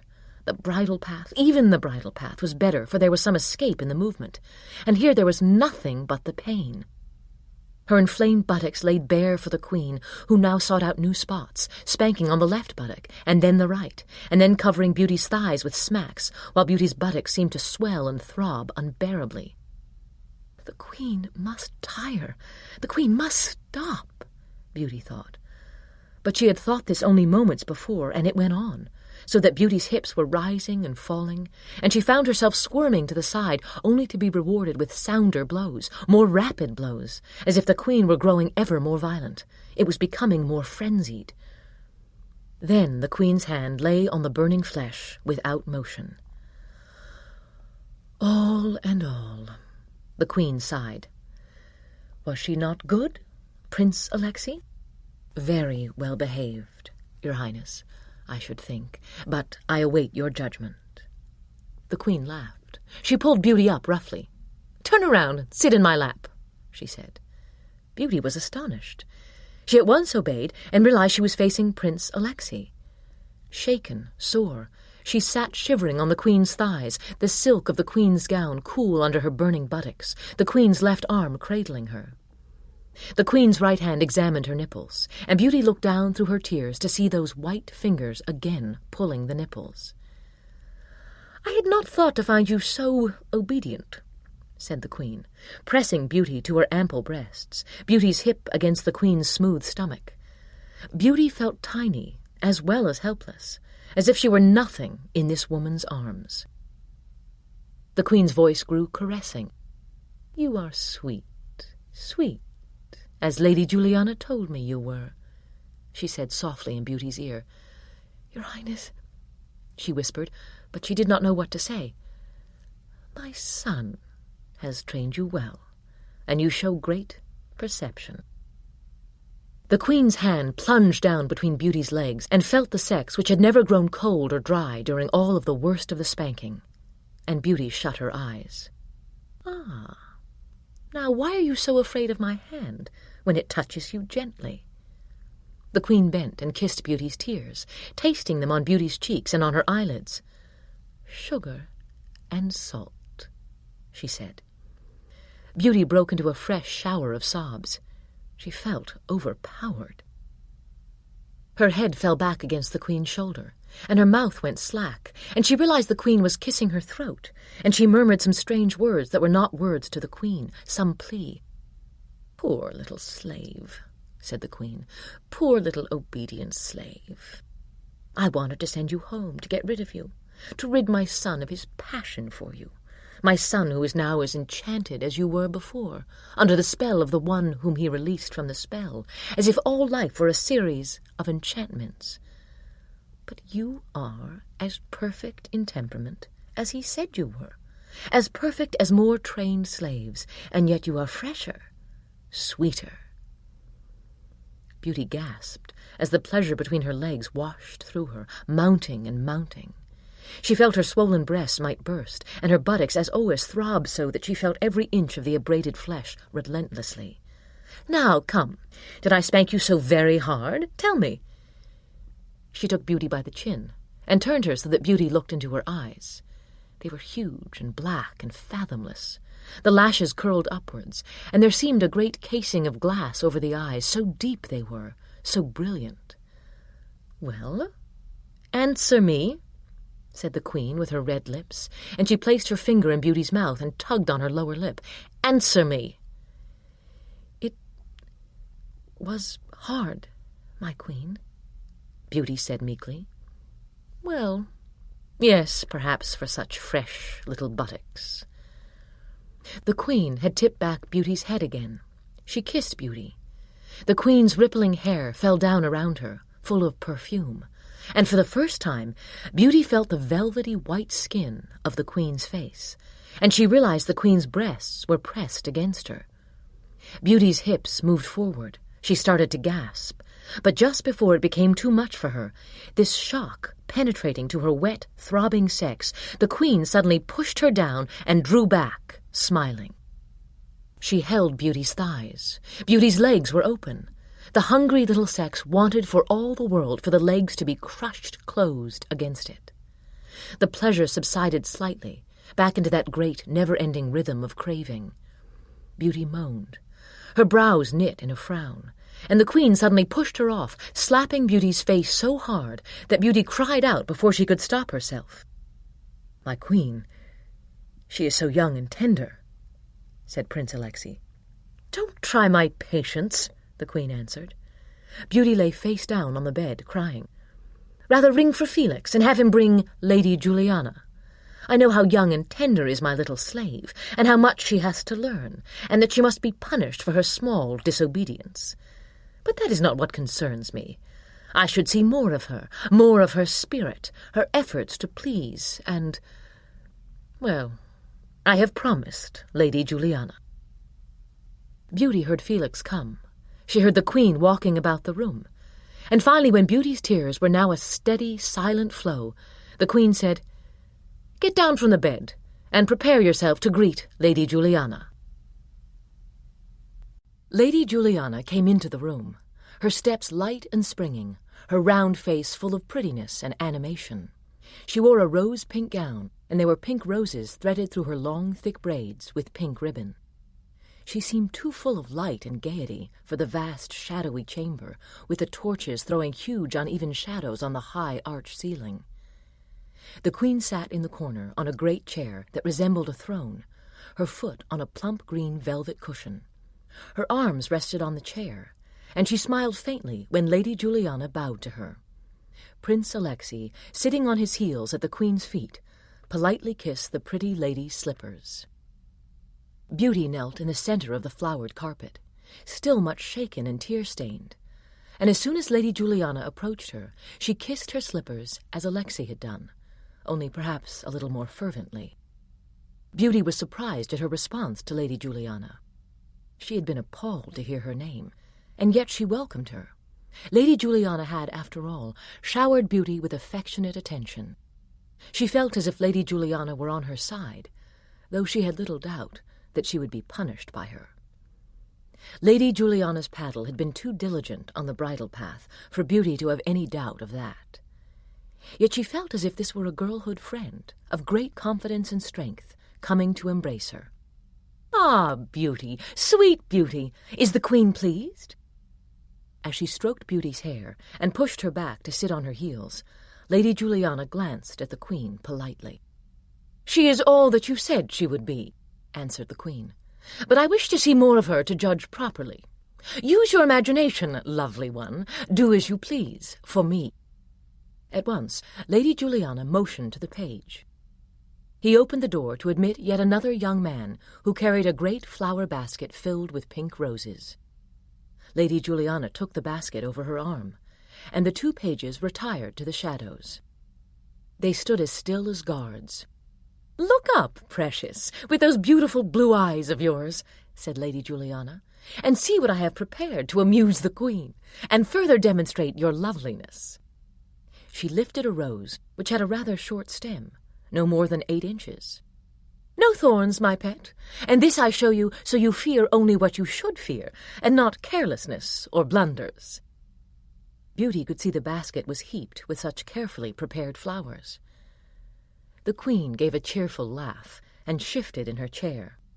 "Wine, Alexei," she said. "Sweet wine. This room is rather permeated with sweetness." The lady turned her smiling face on Beauty like a light. The glare of the torches flashed in the deep red brooch she wore at her throat, and in the jewels sewn skillfully into her heavy girdle. Her pink satin slippers had silver heels, and she danced up to Beauty and kissed the top of her head lovingly. Beauty saw the Lady Juliana take from a chest nearby a long oval paddle. It was like the paddle used on the bridle path, but nothing as big or as heavy. In fact, it was so flexible that Lady Juliana, setting down her basket of flowers, could make it vibrate when she pressed the tip of it with her thumb. It was white, smooth, and limber. It will sting, Beauty realized, but it will not truly hurt as badly as the Queen's hand, and it will hurt nothing as badly as that weapon on the bridle path. Yet she realized her buttocks were so thoroughly welted that each light blow would enkindle a certain amount of pain in her. "So, our gracious sovereign spanked you over her lap, did she? You have had the bridle path, and you have learned something of grooming. Then there has been your lord and master's temper and demands, and now and then a little routine smacking from your groom or Lord Gregory." "My groom has never smacked me," Beauty thought crossly, but she merely replied, "Yes, my lady," as was expected. "But now you shall learn some actual discipline, for in the little game I devise, your will to please is direly tested. Don't think you shan't profit from it." She lifted a handful of roses from the basket. "I shall scatter these about the room, and do you know what you shall do, my precious girl? You shall run fast to gather each one in your teeth, and place in the lap of your sovereign. You shall do that as fast as you can, and do you know why? Because you are commanded to do so, and you shall be much punished if you do not rush to obey as we command you." She raised her eyebrows, smiling at Beauty. "Yes, my lady," Beauty replied, unable to think, though the thought of having to hurry to obey struck a strange new note of apprehension in her. Gracelessness. She dreaded it. On the bridle path there had been much gracelessness when she was running so fast and out of breath. Oh, but she must not think of anything save what she had to do now. "On your hands and knees, my girl, and be quick." Lady Juliana at once scattered the little pink rosebuds with their wax stems everywhere. Beauty bent forward and was grasping the nearest in her teeth when she realized that Lady Juliana was right behind her. The handle of the oval paddle was so long, Lady Juliana did not even bend over as she spanked Beauty. With a start, Beauty dropped the flower. "Pick it up at once!" Lady Juliana cried out, and Beauty's lips scraped the carpet before she had it. The paddle came down with a fearful zinging sound, smacking her sore welts as she rushed on her hands and knees to the Queen, and Lady Juliana managed some 7 or 8 good blows before Beauty had dropped the flower in the Queen's lap obediently. "Now, turn around at once," commanded the lady, "and off you go." But she was already spanking Beauty fiercely as Beauty ran in search of another flower. As soon as she had it in her lips, she ran to the Queen, but the blows followed her. She gathered a 4th, a 5th, a 6th, depositing each in the Queen's lap, yet there was no escape from the paddle, from its persistence, nor Lady Juliana's voice urging her on crossly. "Quickly, my girl, quickly! Get it in your lips and back again!" It seemed her flaring pink skirt was everywhere in Beauty's eyes, and Beauty was surrounded by the flashing of her little silver-heeled slippers. Yet no matter how she gasped for breath, no matter how moist were her face and her limbs, she could not blot from her mind the thought of what she was doing. She could see her own buttocks splotched with white welts, her reddened thighs, her breast dangling between her arms as she rushed across the floor like a pitiable animal. "Hurry! Do you hear me?" Lady Juliana sounded contemptuous, spanking Beauty all the harder, making little tisks of impatience. Beauty's nipples scraped the carpet as she bent to obey, and with a shock she felt the toe of Lady Juliana's slipper in her pubis. She gave a startled cry, and rushed back to the Queen with the rose, as all about her was the muted laughter of the pages and the Queen's higher laughter. But Juliana had found the tender spot again, forcing that long, pointed satin slipper right into Beauty's vagina. Suddenly, as Beauty turned and saw yet more roses scattered before her, her sobs went into muffled shrieks, and she turned to Lady Juliana even as the paddle spanked her thighs and her calves, and kissed those pink satin slippers. "What?" Lady Juliana said with genuine outrage. "You dare beg me for mercy before the Queen? Wretched, wretched girl!" She had Beauty by the hair with her left hand and pulled her up, snapping her head back so that Beauty's knees went wide apart to keep her balance. Beauty's open-mouthed sobs were choked and uneven. She saw the paddle being passed to one of the pages, who offered the lady a heavy, broad leather belt immediately. The belt struck Beauty's buttocks with a resounding wallop. Again it struck her. "Take another rose, another, 2, 3, 4 in your mouth at once, and give them to your Queen immediately." Beauty was frantic to obey, to outdistance Lady Juliana's anger. It was hotter, more frenzied than the bridle path at its worst, and as she turned to gather more of the little roses, she felt the Queen catch her face in both hands and hold her still so that Lady Juliana could beat her. It did not matter. She could not please. She deserved to be beaten. She quivered with every blow of the strap, yet drenched with tears, she even lifted her buttocks to receive the punishment. But the Queen was not satisfied still, and she turned Beauty around, her hand on Beauty's hair to pull her head back, as Lady Juliana now smacked Beauty's breasts and her belly and made the wide leather strap lick at her pubis. The Queen held Beauty's hair fast. "Open your legs!" Lady Juliana commanded. "Oh!" Beauty sobbed aloud, but she obeyed, and desperately she thrust her hips forward to receive the angry punishment. She must please Lady Juliana. She must show her that she had tried. Her sobs came hoarse and broken-hearted. Her head was pulled so far back, she was now resting it in the Queen's lap, and she felt her own sobs rising up out of her chest and out of her lips languidly. "I am defenseless. I am nothing," she found herself thinking as she had thought it on the bridle path. The belt licked her breast. It was no more than she could bear, and it did not even occur to her to lift her arms, though her pubis was flooded with warm pain. Her sobs had a delicious release for her. She felt herself growing limp, yielding. She felt the Queen's hand caressing her chin, and then she realized Lady Juliana had dropped down before her in a flurry of pink silk and was kissing her throat and her shoulders. "There, there," said the Queen, "my brave little slave. There, there, my girl, my virtuous, lovely girl," said Lady Juliana at once, as if given permission. The blows had stopped. Beauty's cries filled the room. "You were good, very good. You tried hard, and you struggled so hard to be graceful." The Queen moved Beauty forward into Lady Juliana's arms. Lady Juliana rose to her feet, pulling Beauty up in her embrace, her hands pressed into Beauty's inflamed buttocks. Lady Juliana's arms were soft, and her lips were tickling Beauty, stroking her, and Beauty felt her breasts against Lady Juliana's plump breasts, and then Beauty seemed to lose all awareness of her own weight, her sense of balance. "Oh, sweet little Beauty, my Beauty, you are so good, so good," the lady whispered to her. Her lips pried open Beauty's lips, and her tongue touched the inside of Beauty's mouth as her fingers pressed harder into Beauty's buttocks. Beauty's wet sex was pressed against Lady Juliana's gown, and then she felt the hard mound of Lady Juliana's sex. "Blessed Beauty! Oh, you do love me, don't you? I love you dearly." Beauty could not stop herself from throwing her arms about Lady Juliana's neck. She felt the prickling of those blonde braids, but Lady Juliana's skin was soft, her lips silken.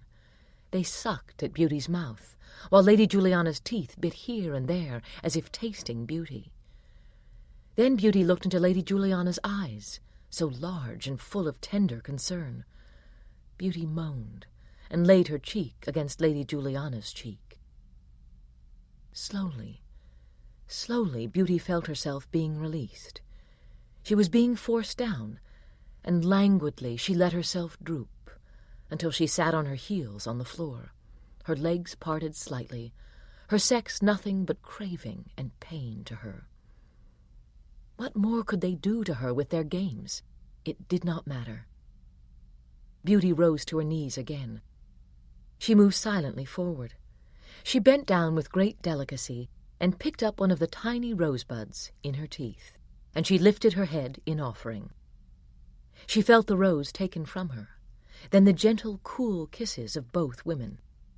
"Very good, my darling," said the Queen with the first true affection. Beauty pressed her lips to their slippers. Through the high, narrow window of the dressing-room, the sky gave a moon-white light on the wall where Beauty was shackled, her ankles far apart, her wrists spread equally wide apart above her.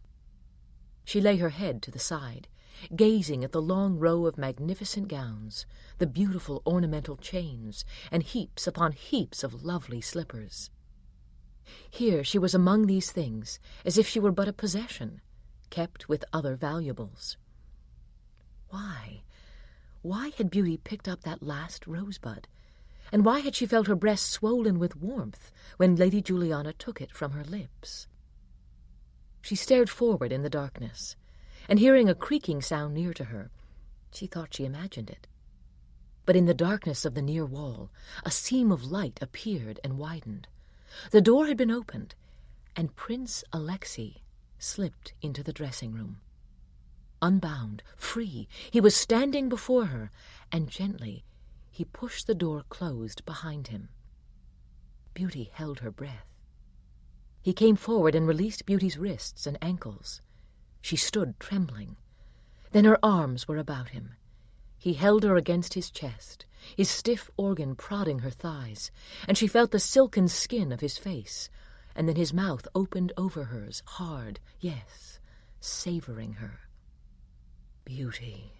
He gave a deep sigh, and she knew he was smiling. Her hand went up to feel his eyelashes. In the light of the moon, she saw the planes of his face, his white teeth. She touched him all over hungrily, desperately. Then she descended upon him with loud kisses. "Wait, my lovely one. I am as anxious as you are," he whispered. But she couldn't keep her hands off his shoulders, his neck, his satin flesh. "Come with me," he said, and he opened another door and took her down a long, low-roofed passage. The moon entered windows that were no more than narrow slices out of the wall. He paused before one of many heavy doors, and she found herself descending a twisting stairway. "But where are we going? We'll be caught, and what will happen to us?" she whispered. He opened a door and led her into a little chamber. One little square of window gave them light, and Beauty saw a heavy straw bed covered with a white blanket. A servant's robe hung upon a hook, but all was neglected, as if the room had long ago been forgotten. Alexei bolted the door. No one could possibly open it. "I thought you meant to escape." Beauty sighed with relief. "But will they find us here?" Alexei was looking at her, the moon full on his face, and his eyes that were filled with that strange serenity. "The Queen sleeps every night of her life until the break of day. Felix has been dismissed. If I'm at the foot of her bed at dawn, we won't be discovered. But there is always the chance, and then we shall be punished." "Oh, I don't care, Beauty said frantically. "Neither do I," he started to say, but his mouth was buried in Beauty's neck as Beauty flung her arms about him. At once they were on the straw bed, against the soft blanket. Beauty's buttocks felt the prickles of the straw, but they meant nothing to her so much as Alexei's wet, hard kisses. She pressed her breasts to his chest. She wrapped her legs about his hips and strained against him. He drove into her that thick sex she had desired from the first instant she had seen it. His thrusts were brutal, strong, as if he too were overcome with denied passion.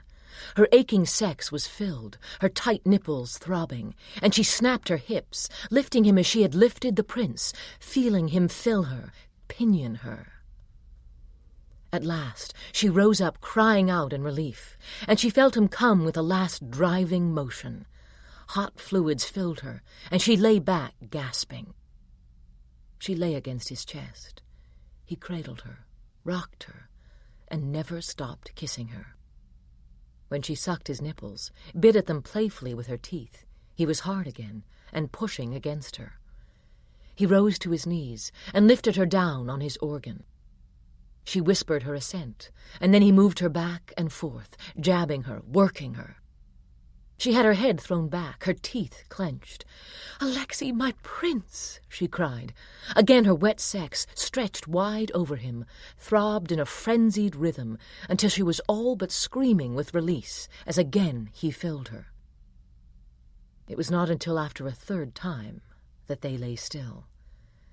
Then she lay beside him, nestled into his arms, her head buried in his warm, sweet-smelling hair, and welcomed his gentle, deep, affectionate kisses. "Ah, beauty, you are my love," he said. He kissed her again. "Now you must tell me, what are your thoughts? Why do you suffer so?" "Why do I suffer? Did I ever forget for one moment that you were watching me tonight? You see what was done to me, what is done to you, what is—" "Of course I watched you and was glad of the pleasure of it," he said. "Did you not enjoy seeing me paddled by the Crown Prince? And did you not enjoy seeing me punished in the great hall when you were first brought in? What would you do if I told you I spilt the wine that first day so that you would notice me?"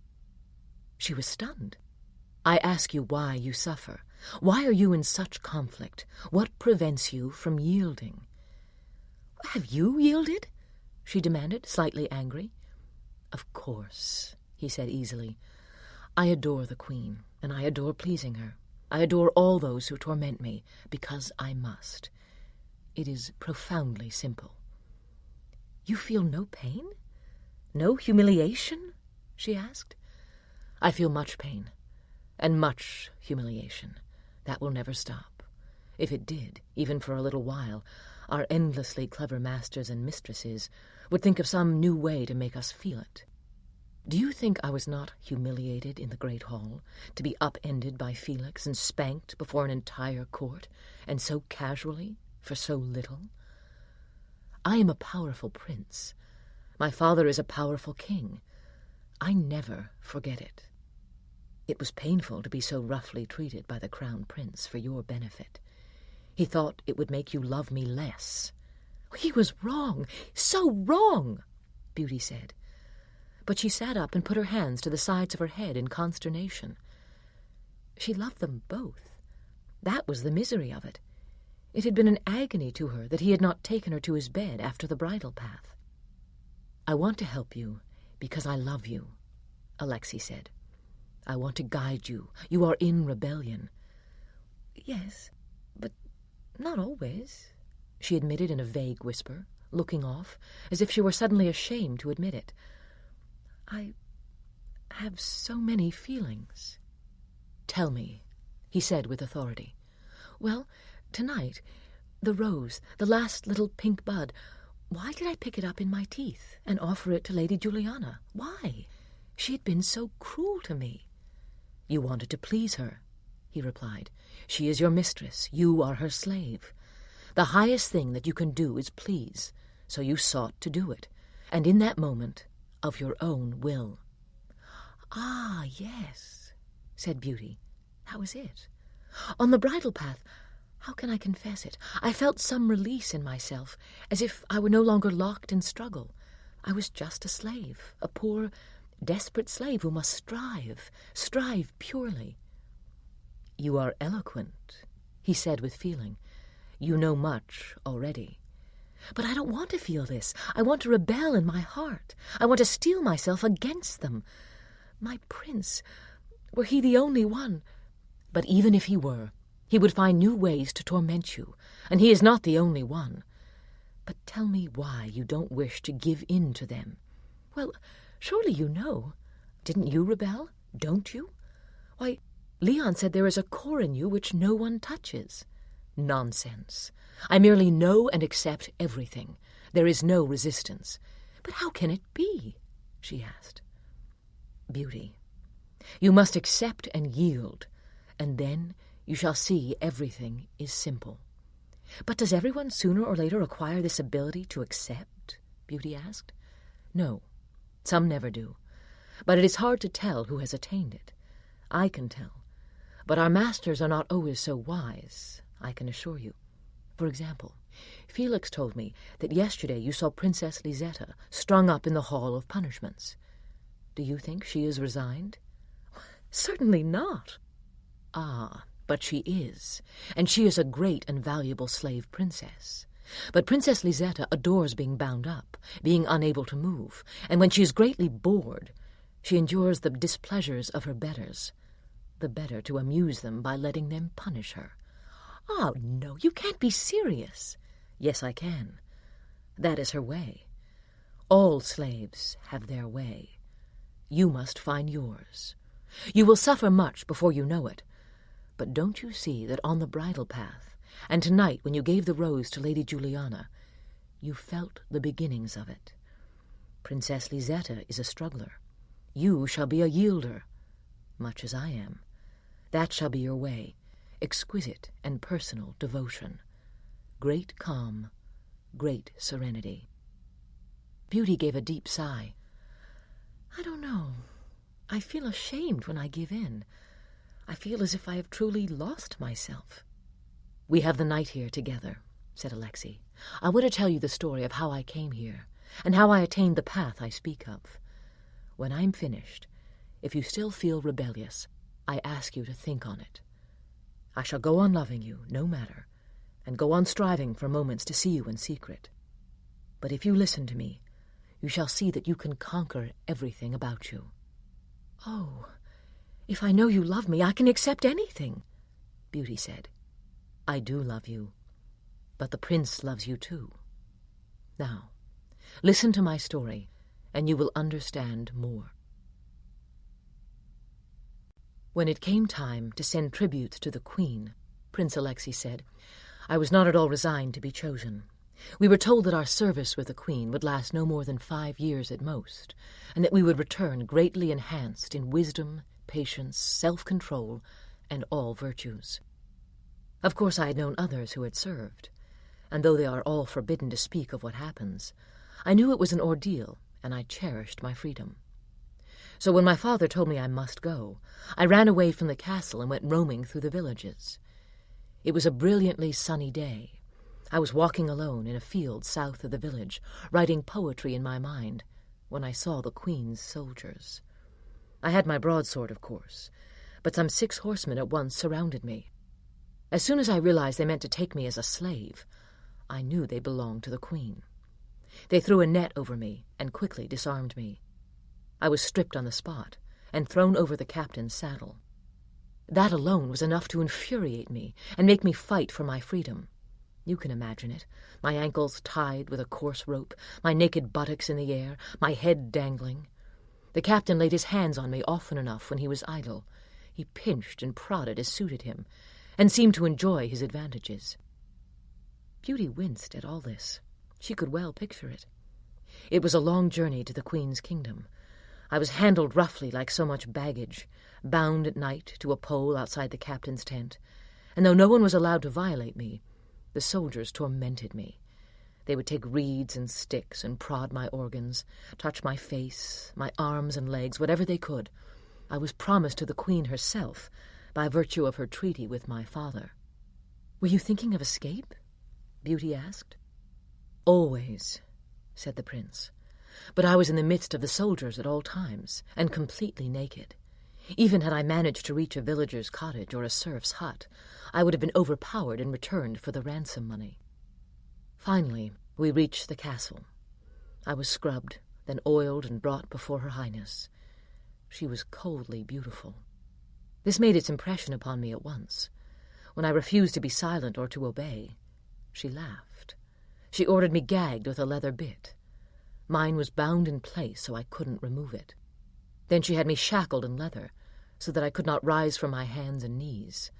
I could move as told, but not rise, the leather collar around my neck securely linked by leather chains to the leather cuffs on my wrists, and those to the cuffs on my legs above the knees. My ankles were linked so they couldn't be spread wide apart. It was all quite clever. Then the Queen took her long lead, as she calls it, to drive me.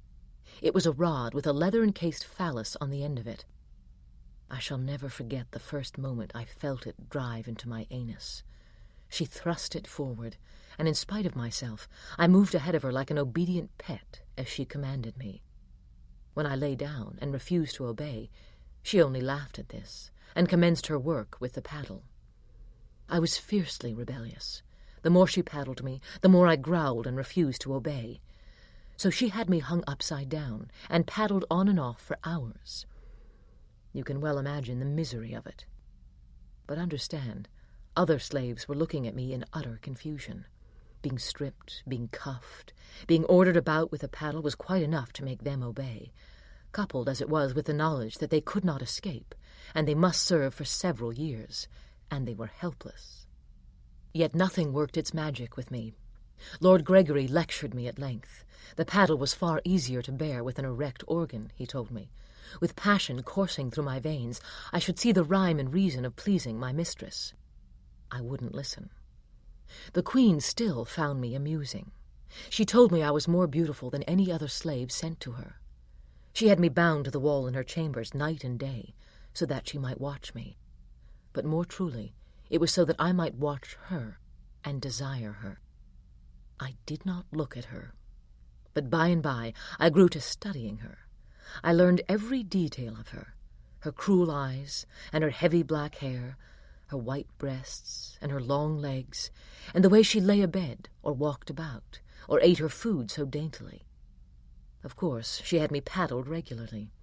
A strange thing commenced to happen. The paddling was the only thing that broke the boredom of this time, aside from watching her, so that watching her and being paddled became of interest to me. "Oh, she is devilish," Beauty gasped. She could understand all this perfectly. "Of course she is, and infinitely sure of her own beauty. My heart started to pound when she was undressed. Then when she was naked and stepping into her bath, I was beside myself. I did my best to display nothing of it, but I am a man, so in a matter of days my passion commenced to build, to show itself. The Queen laughed at this. She would tell me how much less I would suffer if I were over her lap, obediently accepting her paddle.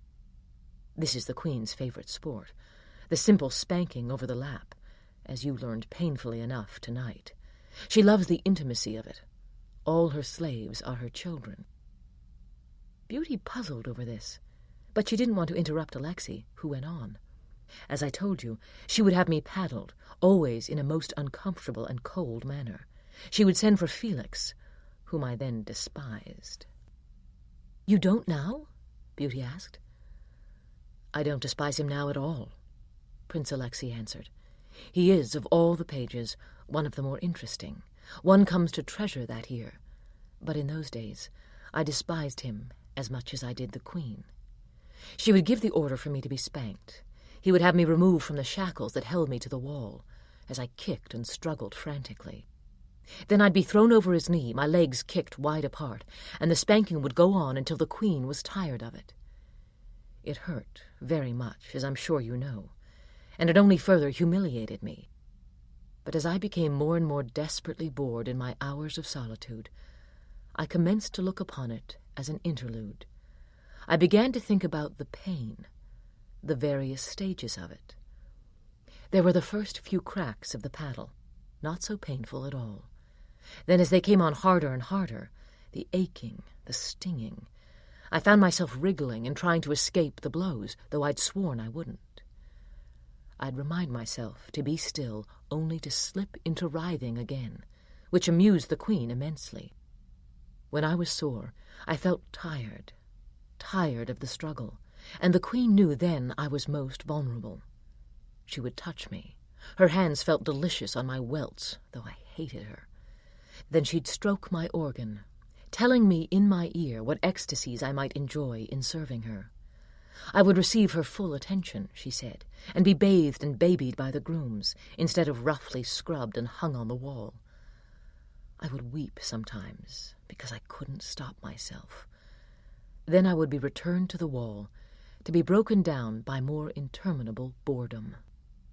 But as I began to exhibit an erect and craving organ in spite of myself, and began to actually look forward to the terrible spankings, these two interludes not being connected as yet in my mind, she brought in a slave now and then for her amusement. I can't tell you the rages of jealousy I felt the first time I had to witness a slave punished. This was a young Prince Gerald, whom she adored in those days. He was 16 and had the roundest, smallest buttocks. They were irresistible to the pages and the grooms, as yours are. Beauty blushed at this. "Don't count yourself unlucky," Alexei said, and he kissed her tenderly. As I was saying, this slave was brought in, and the queen stroked and teased him shamelessly.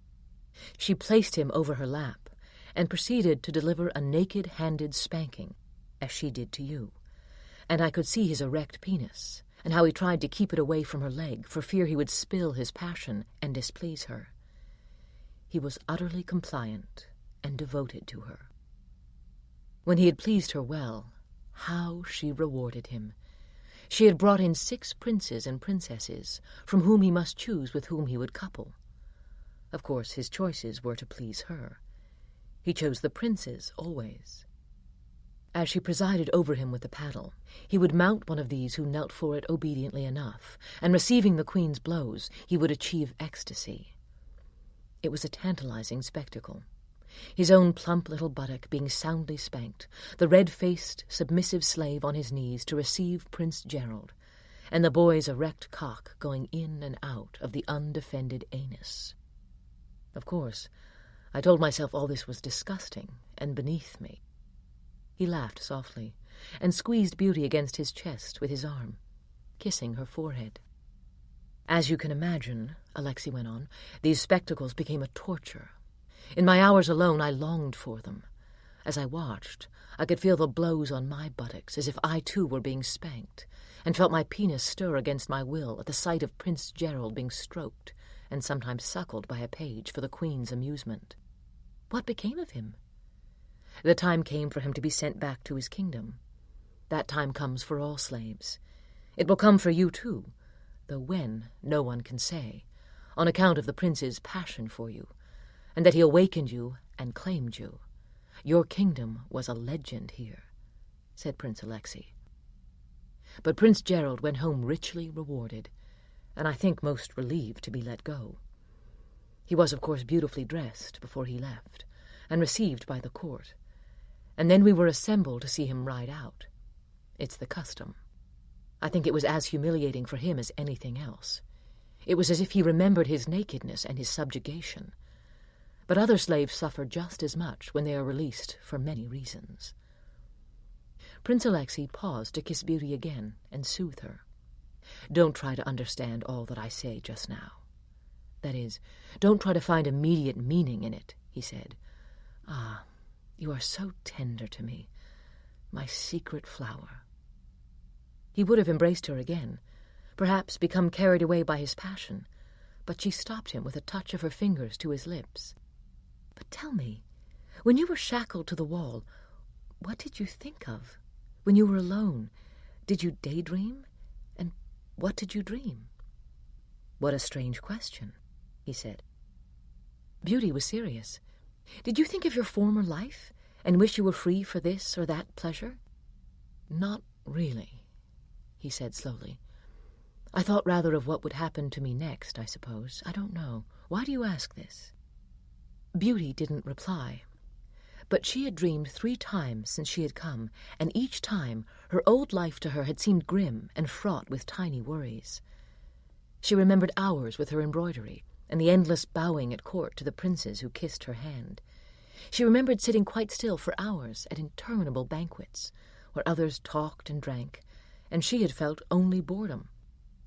Please continue, Alexei, she said gently. Well, soon, in spite of myself, I commenced to show my excitement whenever the queen came into the chamber. The queen observed this, and each time she saw that my organ was stiff and beyond my will, she would have Felix at once deliver a hard spanking to me. At first these spankings quelled my passion, but very soon they did not. The queen added to my misery with her own hands, slapping my penis, stroking it, and then slapping it again at the very moment that Felix was punishing me. Very soon I so craved the queen's hands that I was moaning aloud, and in one of these great tormented states I did all that I could by gesture and manner to show that I would obey her. Of course, I had no intention of doing so. I did so only long enough to be rewarded. I wonder if you can imagine how difficult this was for me. I was put free on my hands and knees and told to kiss her feet. It was as if I had only just been stripped naked. Never had I obeyed any command, nor had been made to obey while free of shackles. Yet so tortured was I for relief, my sex so swollen with desire, that I forced myself to kneel at her feet and kiss her slippers. I shall never forget the magic of her hands when she touched me. I could feel the shock of passion through me, and as soon as she stroked and toyed with my sex, my passion was at once released, which greatly angered her. "You have no control," she said crossly to me, "and for this you will be punished. But you have tried to submit, and that is something." But at that moment, I rose up and tried to run from her. I'd never had any intention of submitting to anything. Of course, the pages apprehended me at once. You must never think yourself safe from them. You may be in a vast, dimly lit chamber alone with the Lord. You may think yourself quite free when he falls asleep with his wine-cup. But should you try to rise and escape, at once the pages appear to subdue you. Only now that I am the Queen's trusted valet, am I allowed to sleep alone in her chamber. The pages dare not enter the darkened room where the Queen sleeps, so they have no way of knowing that I am here with you. But this is rare, most rare. "But what happened to you?" Beauty pressed. The Queen gave little consideration to how I should be punished. She sent for Lord Gregory and told him I was most incorrigible, that in spite of my fine hands and skin and royal birth, I should be taken at once to the kitchen, there to serve for as long as she should decree. And indeed, she hoped she would remember I was there and send for me. I was carried down to the kitchen, protesting. It was a dark and dirty place, full of the grease and soot of the cooking, where the pots were always boiling and dozens of menials were at work at the chopping of vegetables and the cleaning or plucking of the fowl, and all the other tasks that go to produce the banquets served here. No sooner was I brought in than they rejoiced to have a little amusement. I was surrounded by the crudest beings I had ever seen. But what is this to me, I thought. I obey no one. But in moments, I realized these creatures were no more interested in my compliance than they were interested in the compliance of the fowl they slaughtered. I was a plaything to them, and seldom did they even address me. I was at once collared in leather, this collar linked to the cuffs on my wrists, and my wrist to my knees, so that I could not rise from a hands and knees position. A bit with a bridle was placed in my mouth, and bound securely to my head, that I might be pulled forward by leather straps with little ability to resist. I refused to stir. I was dragged about on the dirty kitchen floor while they howled with laughter. They had their paddles out, and were soon punishing me mercilessly. Nothing was spared, of course, but my buttocks in particular delighted them.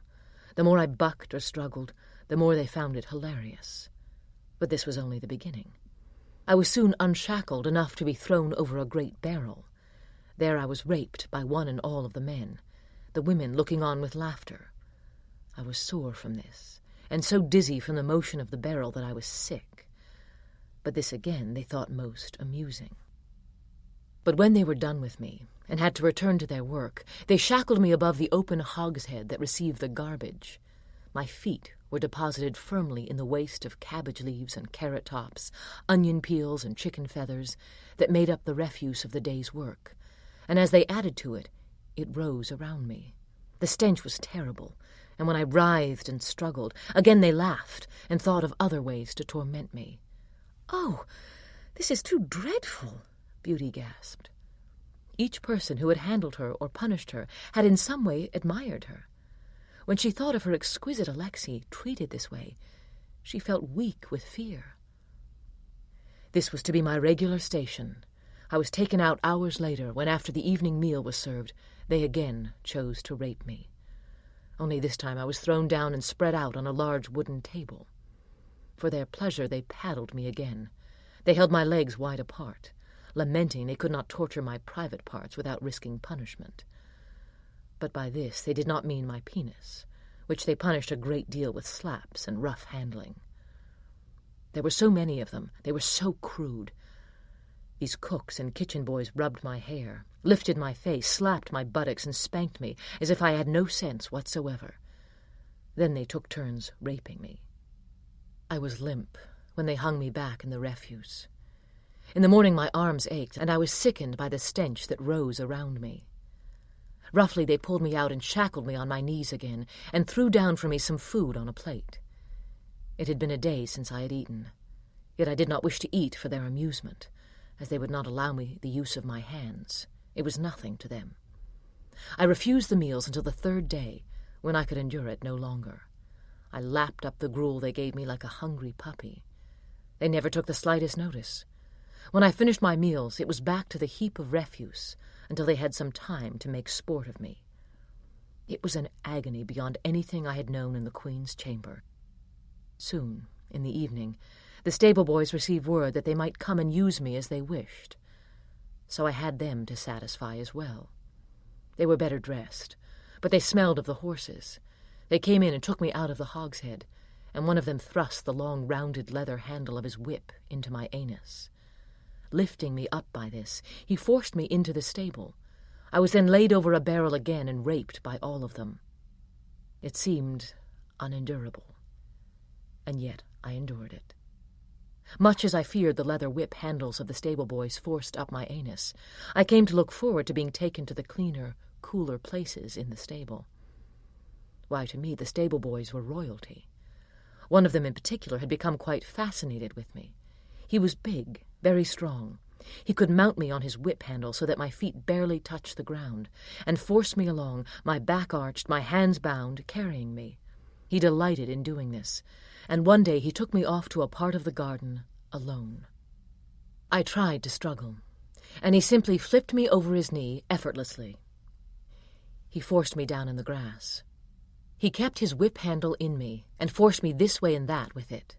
Then he commenced to torment my penis. Yet even as he slapped it and abused it, he would stroke it. To my horror, I felt it swell. I wanted to stay with him forever. I thought, what can I do to please him?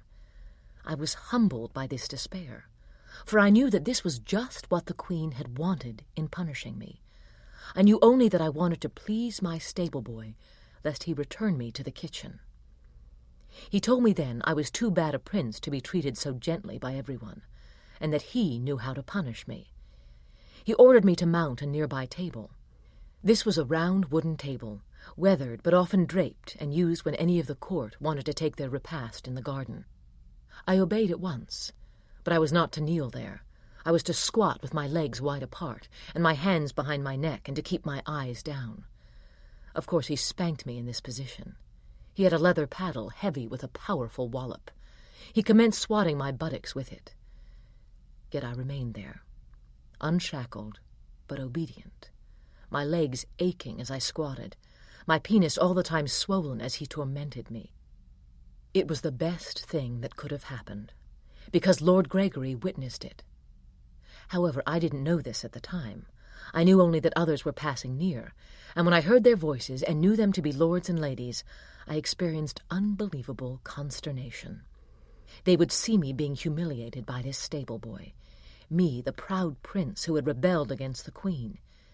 Yet all I could do was to weep and suffer and feel the paddle swatting me. I did not even think of the Queen learning of this.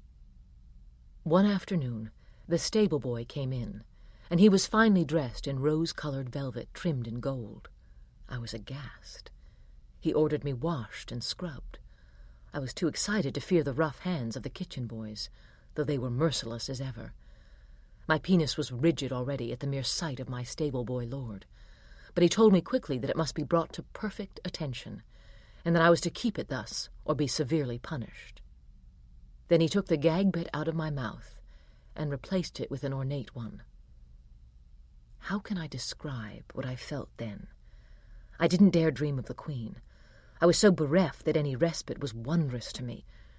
He led me now into the castle, and I, who had rebelled against everyone, was quickly scampering after him down the stone corridors, past the slippers and boots of lords and ladies, who all turned to take some notice of me and give some compliment.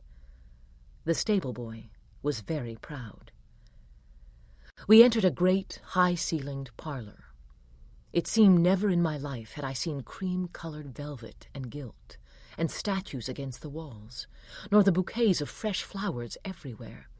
I felt myself born again, with no thought of my own nakedness or subservience. The queen sat in a high-backed chair, resplendent in purple velvet. I scurried forward boldly, ready to offend by obsequiousness, and showered her hem and her shoes with kisses. She stroked my hair and lifted my head. "Have you suffered enough for your stubbornness?" she asked, and as she did not take her hands away, I kissed them, kissed her soft palms and her warm fingers. The sound of her laugh was beautiful to me. I kissed her hands until she stopped me, and held my face and opened my mouth with her fingers, and felt of my lips and teeth, and then removed the gag, saying that I must not speak. At once I nodded. Then she put me in a paroxysm of exquisite pleasure by touching my penis. She felt of its hardness. Then she ordered my punishments. She had heard of my chastisement in the garden, she said, and would my young groom, the stable boy, please punish me so for her amusement. I was on the round marble table in front of her at once, squatting obediently. I knew there were other ladies in this very room. I could see the soft colors of their dresses, and even the shimmer of their hair. But I had no thought but to please the queen, and only hoped that I might manage to remain in this difficult squatting position for her as long as she wished, no matter how cruel the paddle. The first blows felt warm and good to me. I felt my buttocks flinch and tighten, and it seemed I had never experienced such full, swelling pleasure, unsatisfied as it was, in my penis. Of course I was soon groaning from the blows, and with my efforts to conceal the sound, the queen kissed my face and told me that though my lips must remain sealed, I should let her know how I suffered for her. I understood her at once. My buttocks were now smarting and throbbing with pain. I arched my back, my knees opening all the more, my legs stiff and aching from the strain of the squatting, and I moaned without reservation, my moans growing louder with each crack of the paddle. Understand, nothing restrained me. I was unshackled and ungagged. All rebelliousness was gone. The queen embraced me. She kissed me on the mouth and told me I was her loyal slave and her favorite. I had the queen's absolute attention and absorption, and I intended with all my heart to keep it. I still did not know for certain that I might not be sent back to the kitchen. I remember many things. We were in the garden, the queen walking among her roses as she much enjoys, and driving me along with that rod with a leather phallus at the end of it. My knees badly needed the relief of the soft grass after the floors of the castle.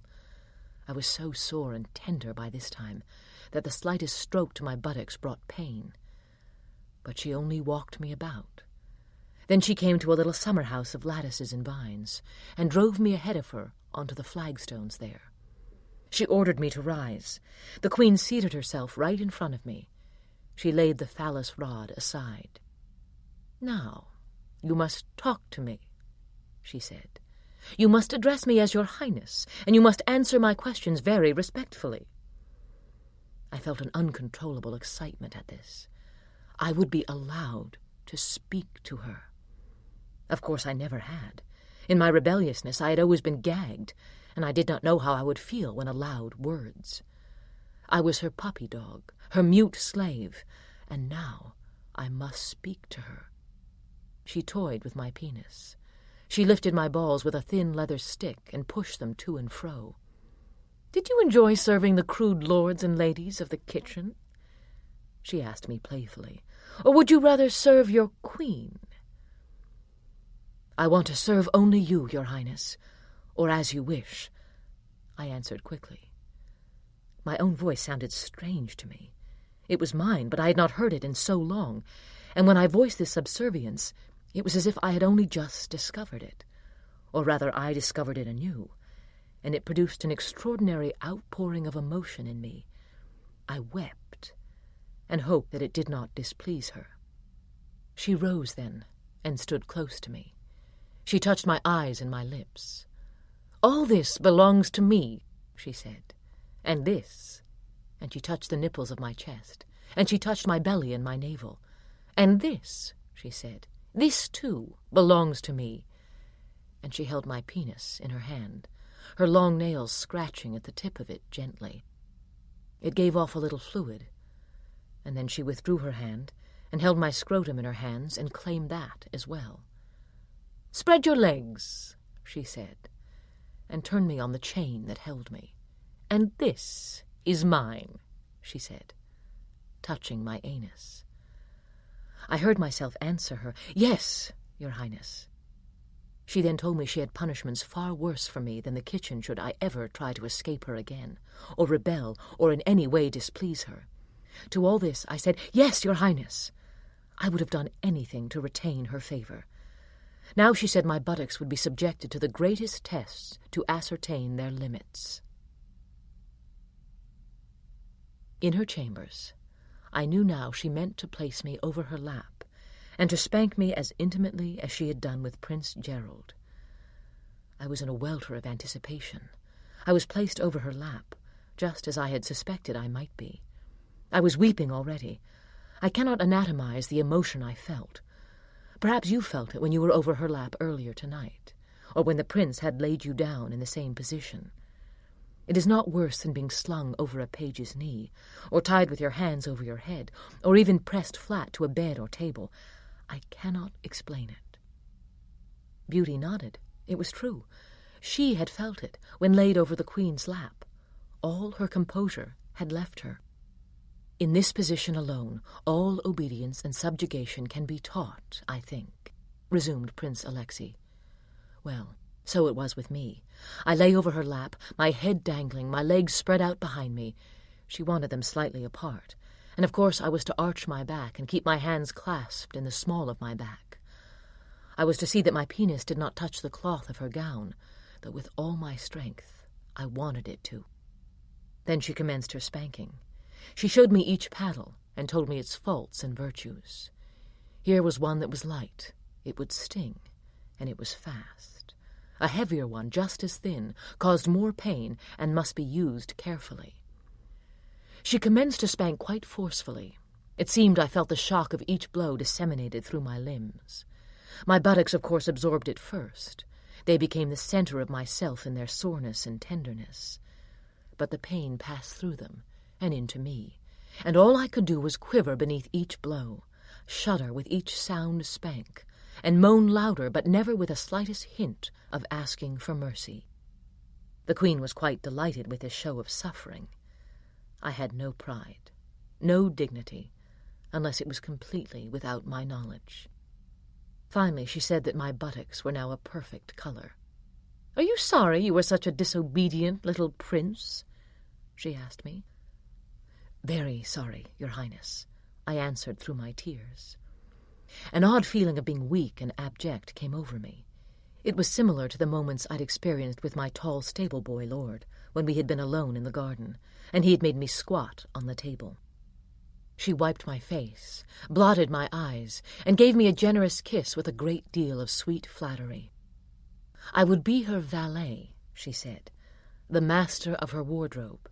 I alone would dress her, and brush her hair, and otherwise attend her. I would have much to learn, but she would instruct me herself. Prince Alexei paused, and looked down at Beauty, who lay with her head against his chest. She struggled to conceal her feelings. She did not truly know what she felt, except that the story had aroused her.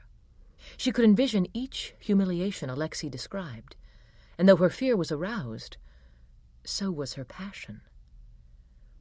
"It has been much easier for me," she said meekly, but this was not what she wanted to say.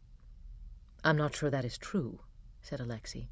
"You see, after the rough treatment of the kitchen, when I became something less than an animal to my captors, I was liberated at once into being the Queen's obedient slave. You have had no such immediate liberation," he said. "This is what is meant by yielding," she murmured. "I must come to it through a different path." Alexei smiled. But to continue, at this time I had yielded only to my stable-boy lord and to the queen. Once I was in her hands, I forgot my stable-boy lord completely. I was the queen's property. I thought of my limbs, my buttocks, my penis, as hers. The queen took me into her arms and rewarded me with her kisses. As I lay on the pallet by her bed, I felt the most delicious exhaustion. It seemed even the air stirring around me gave me pleasure. I felt it against my skin, as if my nakedness were being stroked. I fell asleep content that I had served her properly. "Now it's morning," said Alexei. "I must return you to the dressing-room and also bathe you, so no one knows we've been together. But I've told you my story so that you can understand what it means to yield, and that each of us must find his or her own path to acceptance." As he led her back, she wondered whether or not he could guess the true effect of his words upon her. Could he know that he had inflamed and fascinated her, and amplified for her an understanding of resignation and yielding which she had already felt? As he bathed her, wiping away all evidence of his love, she remained still, caught in her thoughts. What had she felt earlier this night, when the queen had said she wanted to send her home on account of the crown prince's excessive devotion? Had she wanted to leave? "You love it, all of it, you love it," she whispered in Alexei's ear. She saw his eyes linger languidly on her, and then drift away. "For me, all the past, the real past, has lost its luster." But what was she saying? That in these few days she had not once longed for her homeland? She had not once longed for what her youth had been? Had the sleep of 100 years given her no wisdom? "I love it. I loathe it," Alexei said. "I am humiliated by it and recreated by it. Yielding means to feel all those things at once, and yet to be of one mind and one spirit." "Yes," she sighed, "wicked pain, wicked pleasure." He gave her his smile of approbation.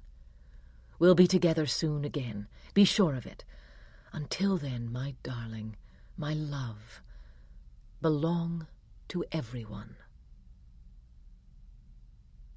The following night, the prince told her she had gained his mother's approval. He would now train her as his little maid, to sweep his quarters, to keep his wine-cup always filled, and to perform all those duties that Alexei performed for her highness. From then on, Beauty would sleep in the prince's quarters. She found herself envied by everyone, and it was the prince and the prince alone who prescribed her daily punishments. Each morning she was given to Lady Juliana for the bridal path. She slept in the afternoons, so she might be fresh to attend the prince in the evening. Next festival night she would be entered in a race of bridal path slaves, which he expected her to win after her daily training. The prince seemed still troubled in his love, and while the castle slept, he frequently awakened her with rough embraces. She could scarcely think of Alexei at these times. The prince so frightened her and scrutinized her. Sometimes she and Lady Juliana would be alone together in the garden. Lady Juliana carried a leather strap, but seldom did she use it. The garden was soothing to Beauty. They sat down on the grass, Lady Juliana's skirts a wreath of embroidered silk about her, and quite suddenly Lady Juliana might give Beauty a deep kiss that startled Beauty and weakened her. Lady Juliana stroked Beauty all over. She lavished her with kisses and compliments, and when she did beat her with a leather strap, Beauty cried softly with deep moaning breaths and a languid sense of abandon. Very soon she was gathering little flowers in her teeth for Lady Juliana, or with great grace kissing the hem of her skirts, or even her white hands, all of these gestures delighting her mistress. "Ah, am I becoming what Alexei wanted me to become?" Beauty thought. But most of the time she did not think at all. Beauty had been resting only an hour when Lady Juliana came for her. "I don't approve of it myself," Lady Juliana said, as she forced Beauty out into the garden. "But His Highness must let you see those poor slaves being packed off to the village." Beauty tried to conceal her curiosity. Lady Juliana thrashed her idly with a leather belt as they moved down the path together. They reached an enclosed garden full of low-limbed flowering trees. On a stone bench, Beauty saw the prince and a handsome young lord at his side, who was talking to the prince earnestly. "That is Lord Stephen," Lady Juliana confided in a hushed voice, "and you must show him the utmost respect. He is quite miserable today. It is his precious and disobedient Prince Tristan who is the cause of it." "Ah, and if only I could see Prince Tristan," Beauty thought. She had not forgotten Alexi's mention of him, an incomparable slave who knew the meaning of yielding. So he had caused trouble, had he? Lord Stephen was handsome, golden hair and grey-eyed. His youthful face was heavy with brooding and unhappiness. His eyes rested on Beauty only for a second as she drew near. Then he lapsed again into listening to the prince, who lectured him sternly. "You bear him too much love. It's the same with me and this princess you see before you. You must curb your love, as I must curb mine. Believe me, I understand, even as I condemn you." "Oh, but the village," murmured the young lord. "He must go, and he will be the better for it." "Oh, heartless prince," whispered Lady Juliana. She urged Beauty forward to kiss Lord Stephen's boots, as she took her side beside both of them. "Poor Prince Tristan will be in the village the whole summer." The prince lifted Beauty's chin and bent to take a kiss from her lips, which filled Beauty with a softening torment. But she was too curious about all that was being said, and dared not make the slightest movement to attract him. "I must ask you," Lord Stephen began, "would you send Princess Beauty to the village if you felt she deserved it?" "Of course I would," said the prince unconvincingly. "Oh, but you couldn't," Lady Juliana protested. "She doesn't deserve it, so it does not matter," the prince insisted. "But we are talking about Prince Tristan, who, for all the abuse and punishments he has endured, remains a mystery to everyone. He needs the rigors of the village, just as Prince Alexei once needed the kitchen to teach him humility." Lord Stephen was deeply troubled, and the words rigor and humility seemed to pierce him. "They go tomorrow.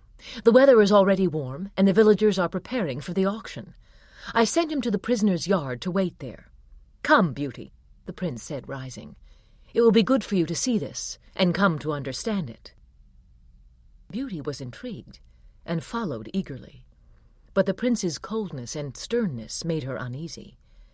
She tried to remain close to Lady Juliana as they proceeded along a pathway, out of the gardens, past the kitchen and stables, to a plain, dirty yard, in which she saw a great cart, without its horse, standing on 4 wheels against the walls that surrounded the castle. These were common soldiers here. She felt her nakedness as she was made to follow the brightly dressed trio. Fearfully, she looked up to see a small pen, fenced in crude sticks, in which a gaggle of naked princes and princesses stood with their hands bound to the backs of their necks, milling as if it were less exhausting to walk than to stand by the hour.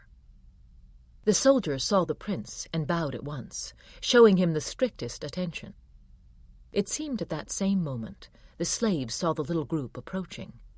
Moans and whimpers commenced from those who struggled in spite of their gags to make their plight known, and their muffled cries became a lamentation. They seemed as beautiful as any slaves Beauty had seen. The princes were many of them painfully erect, as if they could not control it. One of them had pressed his lips to the rough ground, as the prince and Lord Stephen, and Lady Juliana with Beauty at her side, drew up to the little fence to inspect them. The prince's eyes were angry and cold, but Lord Stephen appeared shaken. Beauty perceived that his gaze was fixed on one dignified prince, who neither wailed nor bowed, nor in any way begged for mercy. He was as fair as was the young lord, his eyes very blue, and though the mean little gag distorted his mouth, his face was otherwise serene. He looked down humbly enough, and Beauty tried to conceal her fascination with his exquisitely sculpted limbs and his swelling organ. Lord Stephen suddenly turned his back, as if he could not quite contain himself. "Don't be so sentimental. He deserves his time in the village." the prince said coldly. The prince ordered Beauty to come forward, and ordered the prisoners to be silent. "Beauty, look on these unfortunates," the prince said with obvious disapproval. "They are going to the Queen's village, which is the largest and most prosperous in the country. It houses the families of all those who serve here. The craftsmen there make our linen, our simple furniture, supply us with wine, food, milk, and butter. There is the dairy there, and the fowl are raised on the little farms." Beauty stared at the captive princes and princesses, who, though they could no longer beg with groans and cries, still bowed before the prince, who seemed indifferent to them. "It is perhaps the loveliest village of the realm," the prince went on, "with a stern Lord Mayor and many inns and taverns that are the favourites of the soldiers. But it is allowed one special privilege that no other village enjoys, and that is to purchase at auction, for the warm months, those princes and princesses in need of dire punishment. Anyone in the village may purchase a slave, if he or she has the gold for it." The tall, yellow-haired Prince Tristan's eyes had never left his lord, but now slowly they turned and fixed upon Beauty. Beauty's heart contracted. She felt a slight dizziness. She stared straight into those unreadable blue eyes. "It is wretched service," Lady Juliana went on, obviously imploring the prince.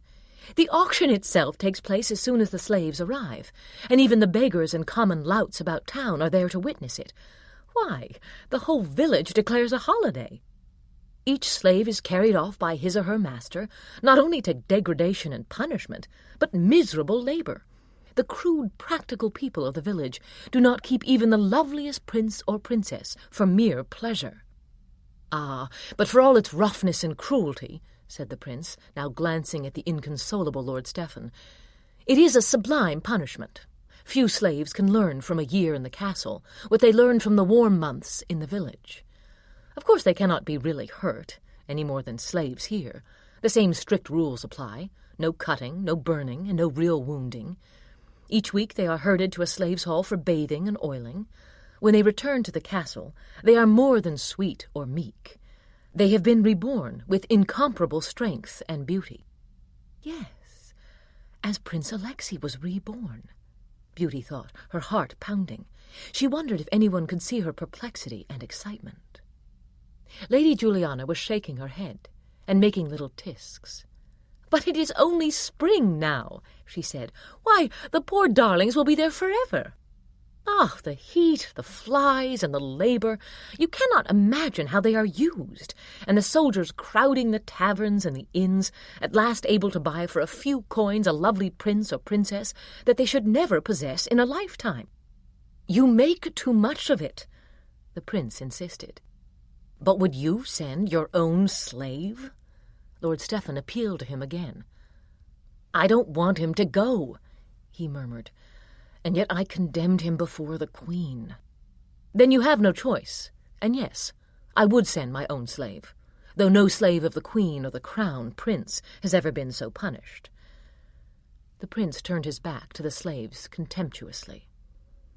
But Beauty continued to look, as the beautiful Prince Tristan commenced to push his way forward. He reached the fence, and though a haughty guard who was having much sport with the group flailed at him with a leather belt, he did not move nor show the slightest discomfort. Beauty watched, as if in a trance, as Tristan knelt now, slowly and gracefully, and kissed the ground before his master. "It's too late," said her prince, "and this little sign of affection and humility counts for nothing." Prince Tristan rose and stood with his eyes down in perfect patience. Lord Stephen rushed forward, and reaching over the fence, embraced him immediately. He crushed Prince Tristan to his chest, and kissed him all over his face and his hair. The captive prince, his hands bound to the back of his neck, quietly returned the kisses.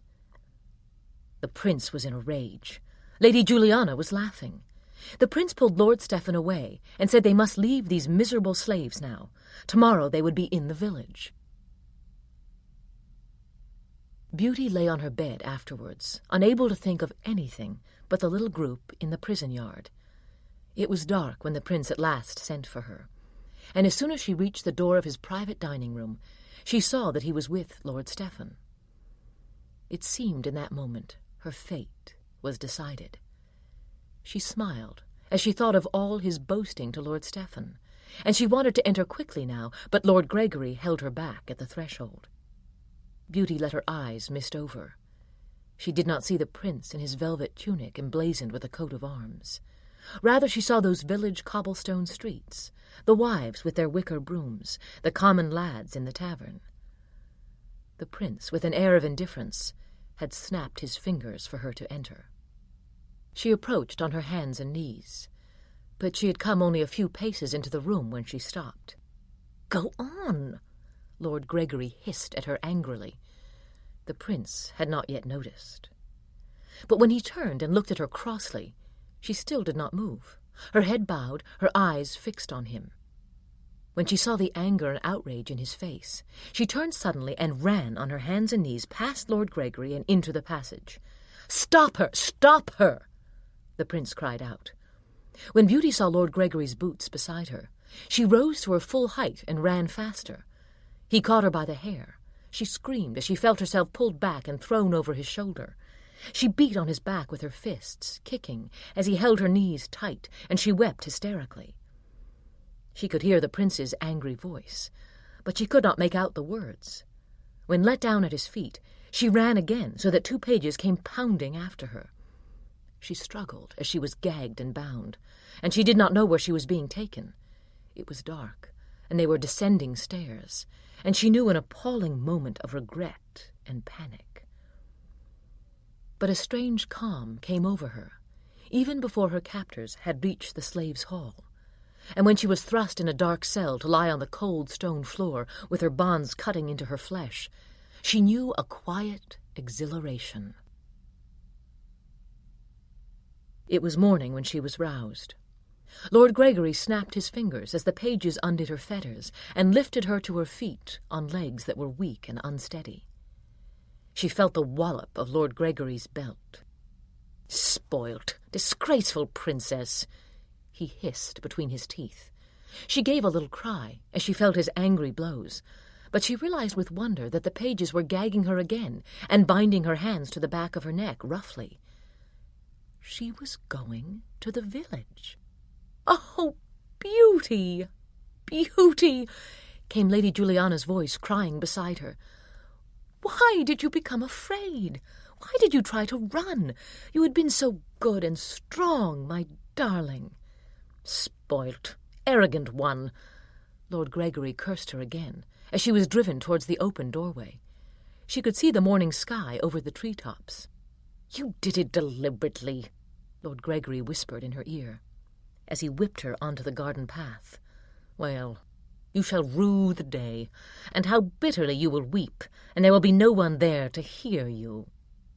Beauty struggled to keep from smiling, but could they have seen a smile behind the cruel leather bit in her teeth? It did not matter.